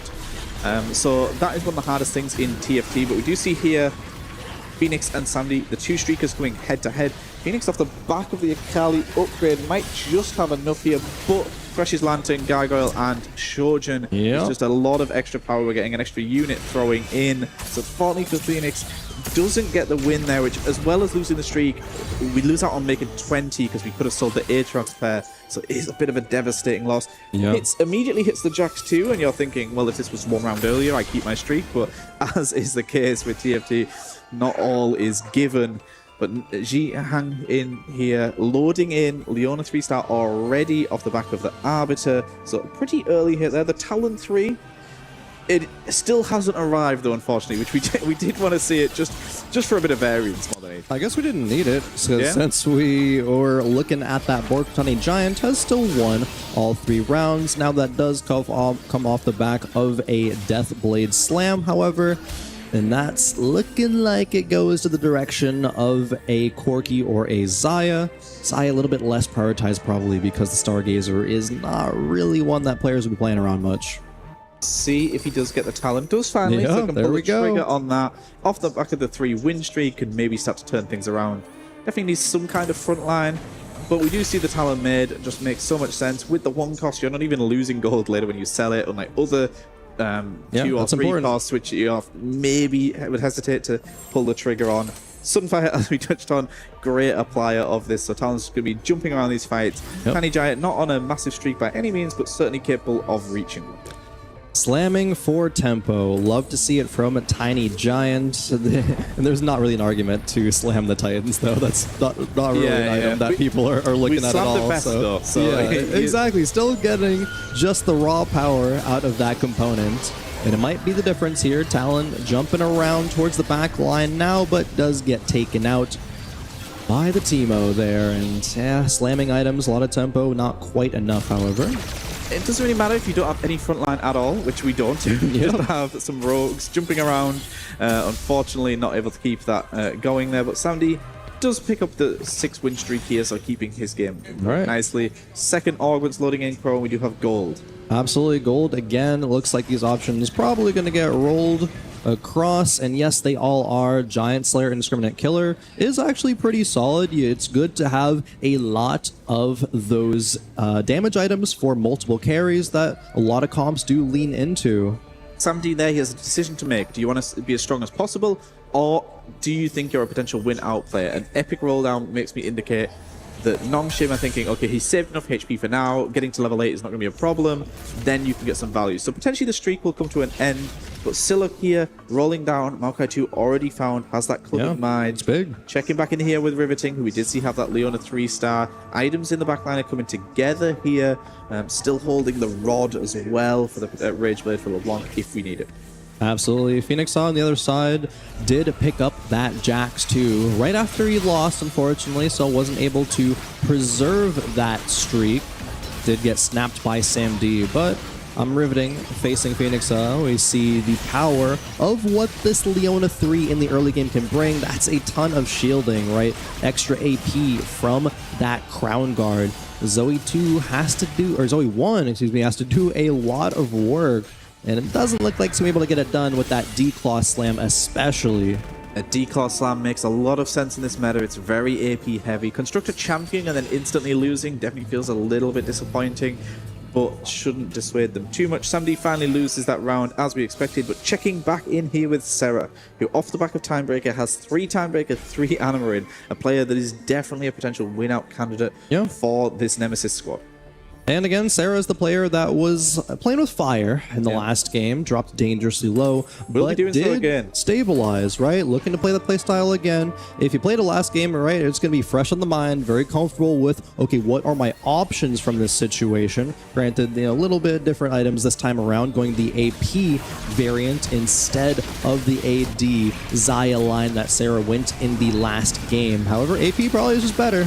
AP definitely does feel like it's more reliable, especially when you're doing this big roll down. He's using Anima as drip econ for the time being, taking these lower cash outs, just 100 every time, just get that little bit extra gold coming through. Same with having Timebreaker in, you're getting the XP. We've got 6 rolls already banked, I think that was. Yeah. So Sarah certainly in a good position here. However, does not want to drop too low. You want to be at least 2 lives by the time you're doing that big do or die roll down. Oh, absolutely. Especially because we see a lot of times the level 8 roll downs don't quite hit just as you want them to. It kind of takes another 1 or 2 rounds to really get to that point that you want to be at. But 12 Tactician health could perhaps help you get there. And that's what you're saying. The Soraka really bails players out. Certainly does. It allows for this do or die approach a little bit easier. Gives you the extra chance to stay alive there. A lot of players are leaning towards the extra econ that Ari can provide. We'll see if any players towards the bottom of the lobby are getting the forecasts they potentially want this early. We saw last time round, Nami was found this early off the back of the God's Choice coming in. So see if that is the case. Space Groove Talon was committed to off the back of Spreading Roots, giving us Meeple and Space Groove. So all of a sudden, quite a few ways Tiny Giant could take this game. Definitely in a unique spot. We've got extremely Talon 3 just that we naturaled, and then we have Space Groove and Meeple, which have zero overlap other than the fact they both want to be on top of a Riven. So we'll see which way he takes this. Absolutely. These are situations that you just can't quite prep for, right? You got to assess that strength. This is what the pros are for. We're just watching thinking, okay, you take the wheel on this one because it's a difficult spot to figure out. It absolutely is. Like, how long can you really carry that Talon for? You were saying by the time you get into stage 4, it's not going to do anything at all, right? You got to get out of there. Being 4-1 probably have to be the round that you ditch it, go level 8, try to roll for your board, but you need the econ to do so. I think you're likely to reforge the Space Groove in this spot because we have DB. True. So with Corki Riven, DB, we can make a lot of use of it. Corki Riven has been doing quite well. Talon you can use as your placeholder before you get to Riven 2 in that scenario as well, so that would be not too bad. And I think Space Groove definitely a little bit more difficult to play, but for the time being, making use of this 3-star he's been granted for Tiny Giant. At the top of the lobby though, Panchi is now on a 5-win streak. So they have Sarah on this 9-loss, 35 HP, making the use of the Soraka HP to keep himself that little bit extra life. Panchi on that big win streak. So Nemesis definitely feels like they've had the better streaks this time round, and they're bookmarking this lobby. Yeah, they're in a better spot overall. Assuming that Sarah can actually have a good transition point after leveling, I think that's a very make or break situation for Nemesis. If Sarah doesn't hit and falls in 8th, these tempo players like Panchi and Phoenix, they're probably not going to be in win-out spots, whereas Sarah will if they hit. Yeah, Sarah, 70 gold as well, rerolls in the bank, so the chance of hitting is pretty good. Maybe should pull the trigger on level 8 earlier than the rest of the lobby, so they don't have the chance to play Denial. We do know that on the side of Nongshim, I believe it was Siluk who had Epic roll down, so we have a player that does have a lot of power once they get to level 8 loading in. They also have a Patience study, so they do have a few players that are going to be getting to level 8 pretty quickly. Tiny Giant, off the back of the Talon, actually able to win streak out through the rest of stage 3. That wasn't like a guaranteed thing. It is rather weak, but now we do see exactly as you said, rolling before other players as Sarah doesn't have that much gold to do so, but does find a few good units. Tom Kench upgrades really good, does find a Nami for that Space Groove, right? Already has the items for it with the Shojin, with the Jewel Gauntlet. Now it's the question of where is that Sniper gonna go? Yeah, you can keep hold of it. I think maybe Sniper's Blitzcrank once more just allows you to throw around that front line. Paired with the Samira, it at least gives you an option to activate that. Don't think it's something you would potentially want to, even if you had a reforge, to get rid of. Does have plot armor as well, so combat strength coming through, items coming through for Nami. 10 loss streaks, still doesn't feel like they've hit potentially enough here. As we check in with Ji Hanjing, one of our other players of the Patient Study himself, needing to do a big level 8 roll down, playing this AP flex line, has a Karma 2 coming through, has Leona off the Arbiter. It's like 4 rolls, finding LeBlanc in 3 out of 4 of those rolls. That is just illegal. Backline looking really, really good. Frontline definitely still lacking one. Nunu one. Leona doesn't have any items for the time being. And we don't have LeBlanc items loading in just yet, so we are itemizing Karma and then Asol for this round. So despite the fact we've hit the LeBlanc and we've hit our Leona 3-star, items certainly lacking. Absolutely. LeBlanc 2. You almost never see LeBlanc 2 on a board with 0 items. Yeah, right? That's just like, what's going on there? Unless you're sacking for your teammate. Right? Normally your first slam is Rage Blade because you're thinking the entire game, I'm going to play LeBlanc. Whereas this time, the slams were more flexible. It was things like red buffs, things like JG. We do get Prismatic coming in here though, so this can solve the item problems for some of these boards. Absolutely. And instantly allow you to have 2 or 3 carries. Yeah, Artifact, Anvil, perhaps the sweet treats, right? But the Wand Overflow going to be very, very appealing, especially with this AP line from I'm Riveting. Now it goes to 8. There is only about 20 gold to roll, however, just straight skips that Nami. A lot of the forecasts are gone as well, so you're looking for the likes of LeBlanc, Karma, ASOL, which we've seen elsewhere. On the right-hand side of the screen, Tiny Giant off the back of this Space Groove is going towards Corky Riven that we thought. So Space Groove Meeple, I imagine Space Groove will be getting ditched eventually, and we're just going for the vertical Meeple line. So ending up keeping the Talon in for the time being. Okay, the duplicator does go onto the Zoe to make it a Zoe 2, but that's a 2-cost unit at 4-2, of course. This is, and unfortunately as well, we're constructed champion for Leona, which is something that elsewhere in the lobby they have for free. So your gold augment is something you can just print. Your prismatic augment is a bunch of items for your AP carries that you've not yet found. We do have a pad, which can potentially help us get a little bit more econ back. But I touched on it, when you're doing this roll down, it's 4 gold at least off the bat. Unfortunately, these champions have already been picked up the round earlier, and a very difficult spot to navigate. Yeah, absolutely. I mean, didn't have the Space Groove, right? So the Nami's, it could have slotted on the board as a 1-of, could have maybe found Nami 2, right? That's, I think, still a little bit better than this, but Aurelion Soul finally is found, gets to go onto the board. Item's going to be transferred over here soon as I'm making a bunch of swaps. It's the 4-piece Vanguard option here. Nami 2 is found for some D though, so our Space Groove player who had the bunch of rerolls. LeBlanc too. This was our epic reroll player who kept that streak going and then opted to lean towards this big level 8 turn.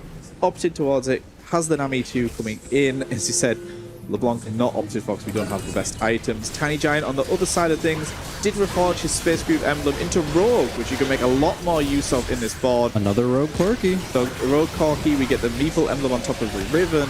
Things are looking pretty good for Tiny Giant. Absolutely. Talon still appearing on this board, of course, as well, jumping around.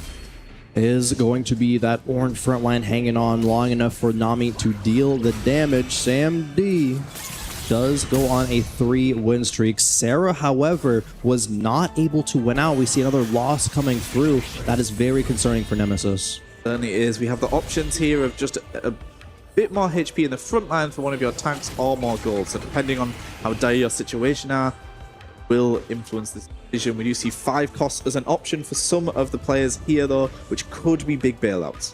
Absolutely, it could, as we get the final god selections coming through, depending on what boon you want to get, of course. Or if you need that extra tank in this front line, that extra gold to roll to hit these pairs. I know there's some players out there that don't even have these tier 2 backliners, like Sarah being one of them. Has Sniper Blitzcrank, but it is just a pair. Blitzcrank 1. A pair of Namis as well. It's Nami 1. Not looking great here for Sarah. Certainly is not. And does have Jeweled Lotus coming through for your Prismatic, so plot armor into Jeweled Lotus, a lot of combat power.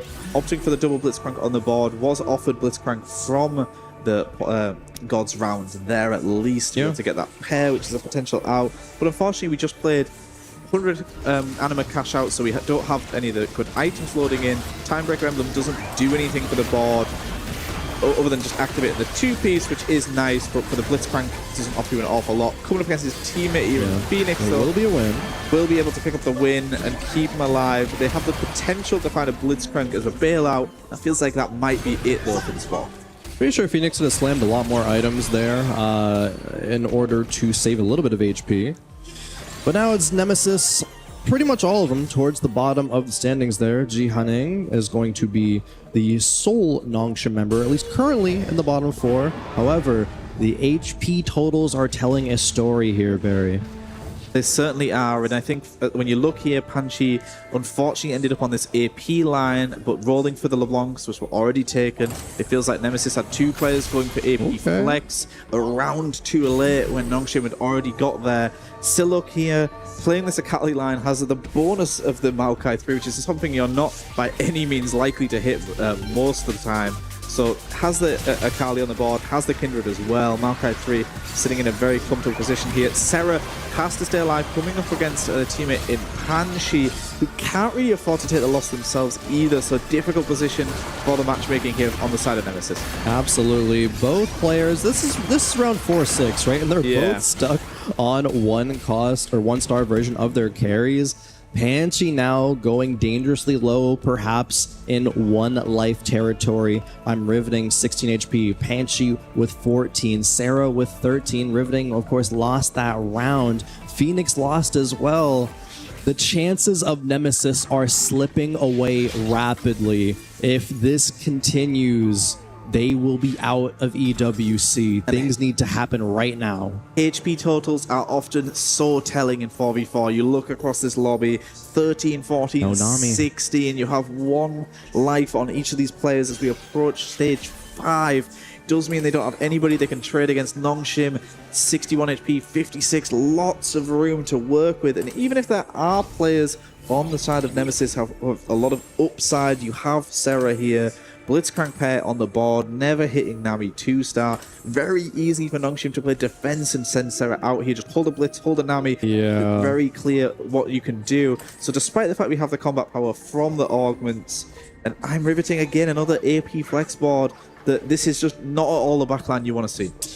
Panchi, Riveting, and Sarah look like they just straight up missed. Didn't have the resources to go there. And with all 3 of these players in kind of crappy spots, right, it doesn't really look like Nemesis is going to have what it takes to climb back in this game, because we see the spots of Nongshim, they look really good, at least comparatively. Yeah, and each team had their Akali tempo player, but Silux in a different ballpark. He's got Maokai 3 in this front line. Riveting needs to win this round, and this Akali board is making quick work of the front line from Riveting. Onto the back line, will be going down here and is eliminated. Riveting falls down. Any Sarah other elimination. well. Sarah also goes.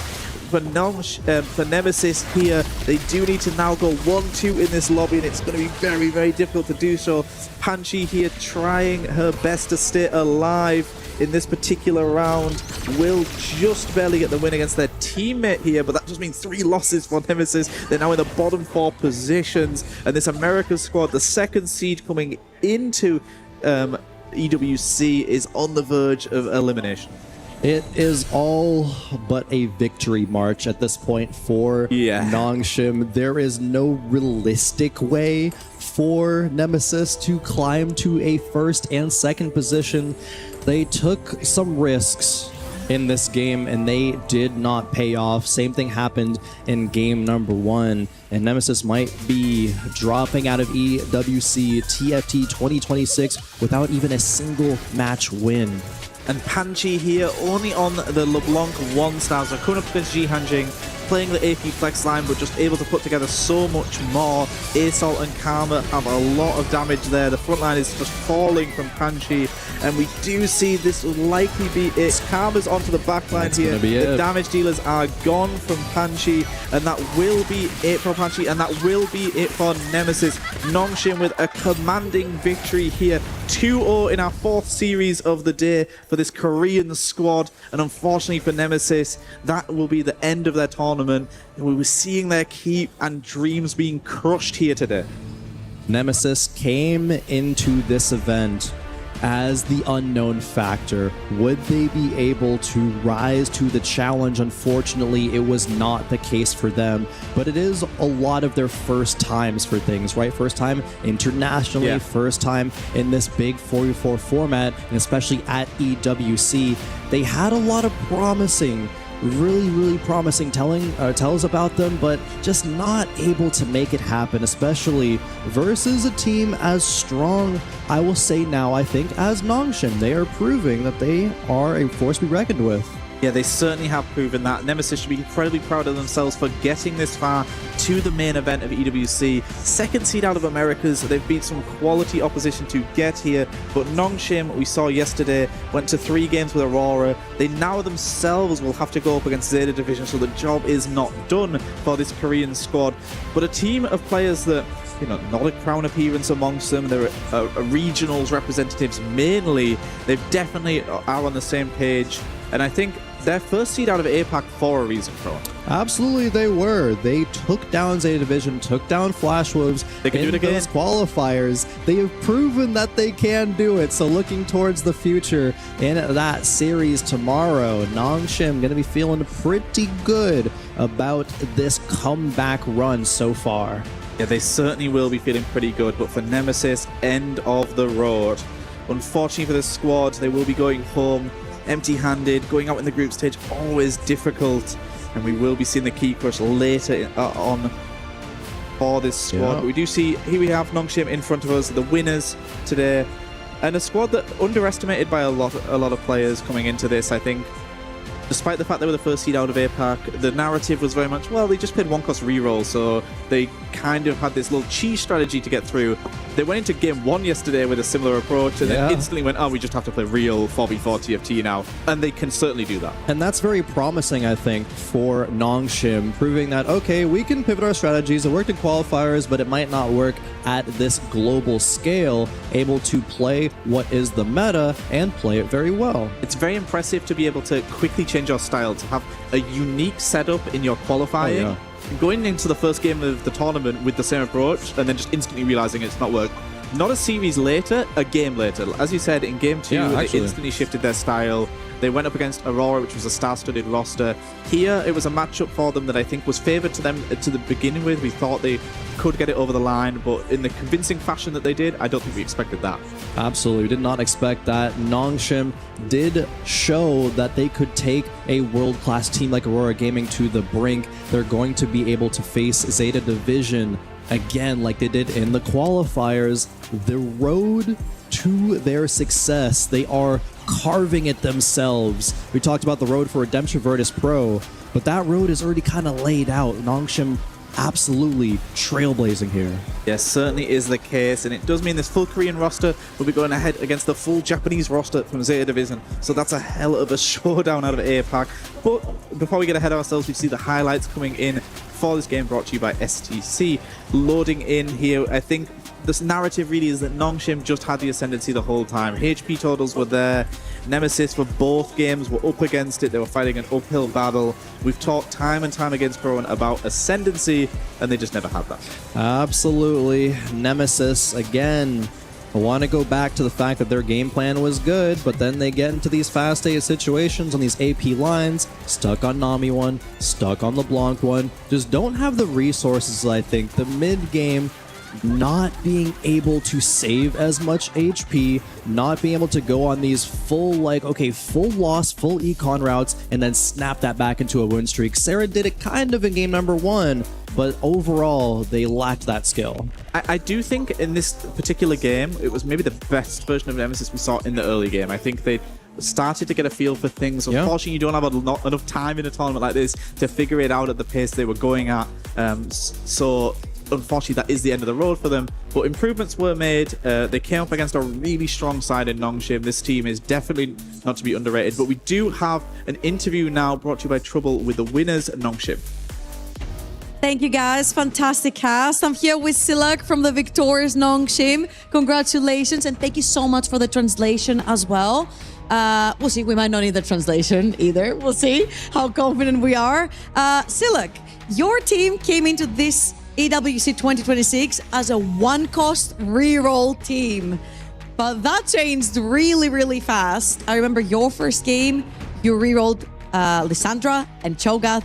That didn't go very well. How did you guys adapt for day 2? 일단 신라 선수 승리 축하드리고요. 일단 첫 번째 질문으로는 이제 1코 리롤 덱으로 참 이제 소문이 많이 나셨는데 첫날에는 사실 이제 초가스랑 리산드라 리롤하는 덱을 쓰셨음에도 불구하고 좀 잘 안 먹혔어요. 그래서 메타를 확실하게 좀 변경을 하셨는데 그 2일차에 와서는 좀 어떤 점을 변경하셨는지 궁금합니다. 일단 저희가 메타 파악을 완전히는 아니지만 어느 정도 잘했다고 생각을 했는데 그럼에도 불구하고 아쉽게 이제 인게임 내에서 약간의 미스가 있어가지고 결과가 안 좋았는데 오늘은 이제 확실하게 저희가 어제 새벽 2시까지 연습을 했는데 어떻게 하면 이 메타를 파괴할 수 있을지 그리고 이 메타에 적응할 수 있을지 완벽하게 이해한 것 같아가지고 오늘 만족스러운 경기력이었습니다. Honestly, in the first day, I don't think we misunderstood the meta, honestly. However, we just made a lot of mistakes in that game. So we actually practiced until 2 a.m. after the loss, and we tried to figure out how to counter the meta and how to figure out the right gameplay of that meta. So I think in that sense, we played out really well on the second day. Absolutely, that was a very whopping 2-0 versus Nemesis. Fantastic. Now you can call this lucky or unlucky. You faced Hwanmye's team on your first best of 3 here at EWC 2026. What did you learn from facing the Tactician's Crown 2 times title holder? 이제 첫날에서 뭐 이게 운이 좋다 해야 될지 아니면은 정말 불운이어야 될지 모르겠지만 일단 첫날에 오로라를 또 만나셨습니다. 또 후안미에 선수를 또 만나셨는데 그 2회 이제 타이틀 홀더인 후안미에 선수와의 경기에서 좀 어떤 점을 좀 배우셨는지 궁금합니다. 일단 인게임 플레이에서 느낀 거는 개인적으로는 호아미 선수가 엄청 대단한 선수라는 걸 느꼈지만 팀적으로는 저희가 충분히 해볼 수 있고 그리고 거의 이겼었다고 판단을 해서 다시 만나면 이길 수 있을 것 같습니다. Honestly, individually, I think Hwami is a fantastic player. I think he has a lot to show. But that being said, I think in the team play wise, I think we were a much better team. So if we face Aurora again, I think we can win. Well, I can make it even better for you. Hwanmi is the GOAT of TFT. Title is also the GOAT of TFT. And you guys will be facing Zeta Division with Title in the team. What do you think about that matchup? 사실 이제 고트 중 한 명이 후안미의 선수를 만나셨는데 이제 또 다른 고트인 타이틀 선수의 제타 디비전을 또 나중에 만나시게 되거든요. 그래서 타이틀 선수와의 또 매치업은 또 어떻게 생각하시는지 그리고 어떻게 준비하실지 궁금합니다. 저희가 이미 고트를 한번 만났는데 두 번 만난다고 해서 떨거나 할 거 없이 똑같이 이길 수 있다는 자신감으로 지금 차 있습니다. Honestly, we've already faced one GOAT, so yeah, I mean the second time will be much of a charm. So I mean we're not even afraid to face them. It's just that we are very confident in ourselves. So yeah, we're just gonna face them and we're gonna win. It absolutely shows. You guys in T1 will be the two sole Korean representatives going forward to EWC as they also beat Fnatic on the other stream. Do you have any words for all your Korean fans watching? 이제 반대쪽에서 이제 T1이 또 프나틱을 꺾으면서 또 생존에 있는데 한국 대표로서 또 한국에서 좀 멀리서 이제 늦은 시간까지 지켜보시는 팬분들께 한마디 해주신다면요. 한국은 롤체를 못한다는 인식을 가지고 있는 분들도 계시는데 그 인식을 이제 벗어날 수 있게 꼭 좋은 경기로 보답하겠습니다. I mean, there's some saying, some words from people that Korea is bad at TFT. So we're gonna show and prove that we are still good at TFT, and we're gonna show our best games in the future games. Absolutely, cannot wait to see this coming in as the underdogs. You have been nothing but a fantastic view to see. Thank you so much for the interview. 감사합니다 for the interview. We're gonna go on to the bracket and have a look on how our games have unfolded so far, and we'll be right back. Yeah, we are back here, and Korea not so bad at TFT, it turns out, Crow. And two teams already advancing out of the group stage here. 4v4 format is a different kettle of fish, and this Korean squads certainly have things figured out. Absolutely, and I think there's been a few really star Korean players just over the course of TFT, right? I think Bintum definitely is a player that comes to mind. SCSC as well, right? Player on T1 that is just really, really good. I'm kind of surprised to hear that, but Nongshim, of course, saying that we are going to make sure that Korea as a region is respected moving forward. And after that performance, I believe him. Yeah, it feels like the players you've listed on that T1 squad, very established names, whereas this Nongshim side, a little lesser known. They've been playing for a long time. They've gone back to set 9, set 8 for most of these players, but as a collective really coming together here. And I think it's good for Korea that they don't just have the same 4 names as last year doing well. They have a new squad stepping forward. They will have to take down Title's Zeta Division to get out of the group stage though, but they did that in qualifying, so they certainly can. Absolutely, and it's funny to hear hey, Aurora Gaming, Hwanmi is the GOAT, but it's about team play here certainly at EWC, and they thought if they could play that series again, they would actually be the victors. That's some confidence, and again, I think they can now back that up. They were first seed out of qualifiers, beating these other very dominant rosters, beating the other GOAT of TFT with Title, as we take a look now at the bracket to see where everything now has shaped up after 2 days and 2 eliminations. Yeah, and we have been following Group B all day today, and we do see, unfortunately, Nemesis and JDG. That is the end of the road for these squads. Should be very proud of themselves, going against some powerhouse teams. Mao's the #1 seed out of EMEA, Nongshim the #1 seed out of APAC. So certainly it wasn't an easy task at all. No, absolutely not. And after seeing that Mao's 2-0 versus JD Gaming, I think Mouse could bring it to Aurora. What do we think, Barry? I think they could. We saw a different version of them, and Aurora have admitted themselves that they're clashing heads. Mouse also admitted that, though. That is true. So this is the matchup of the two teams that have maybe still got a little bit to figure out, but we are rejoined on the desk here by Trouble. We've had a crazy day here throughout Group B. Anything that stands out for yourself? Absolutely, and I feel like the interview was really cool as well. Silak seemed very confident. He's like, hey, the 1-3-roll lines were not the problem. Maybe we were unlucky. Maybe we didn't figure out how to play them pretty well. So maybe in a best of 3 that is do or die, they bring it back out, and especially if it's uncontested, they manage to bring it back.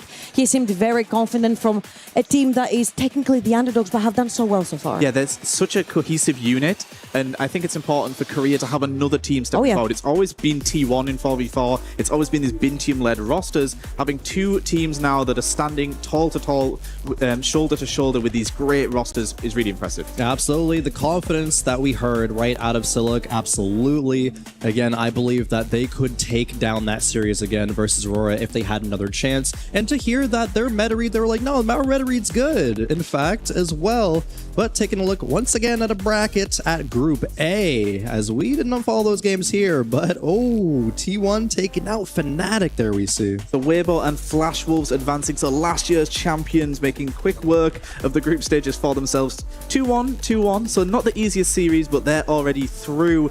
And VP, the runners-up last year, also joining them on our side of things. So the teams that came to play last year carrying on that way. And we have Flash Wolves making it through. YBY1 said himself, Ironbox said himself, I want to face Hwanye's team. Whatever team Hwanye is, I don't care.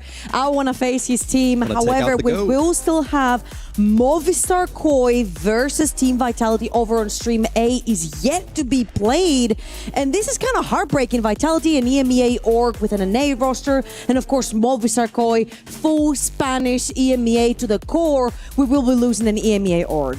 Yeah, we certainly will be, and unfortunately for this Movistar roster, I think there was a lot of hope for the Spanish scene coming in. Revan's going to be taking a break after this one as well. He said himself that this is his last tournament for the time being. So there's 2 narratives there. It's Milk's last chance, also overall, and Revan potentially the same. So it's going to be the end for one of these. All right, so we do have some dreams being crushed, some keys being crushed, as we will be losing Team Nemesis. He is being held by Nongshim players and will be put straight into the crusher. It will be. Will it be a clean one? We've seen some... not lined up as clean as we've seen elsewhere. Will it be a nice, perfect snap in half?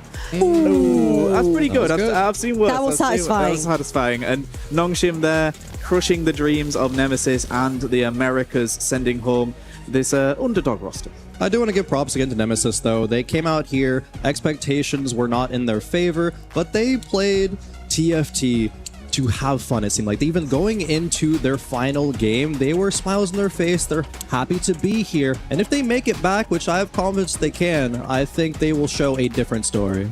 In my thoughts, anyone who's made it here is worthy of being here. They've made it through qualifiers. They've played other teams that were better than other teams, so they made it here.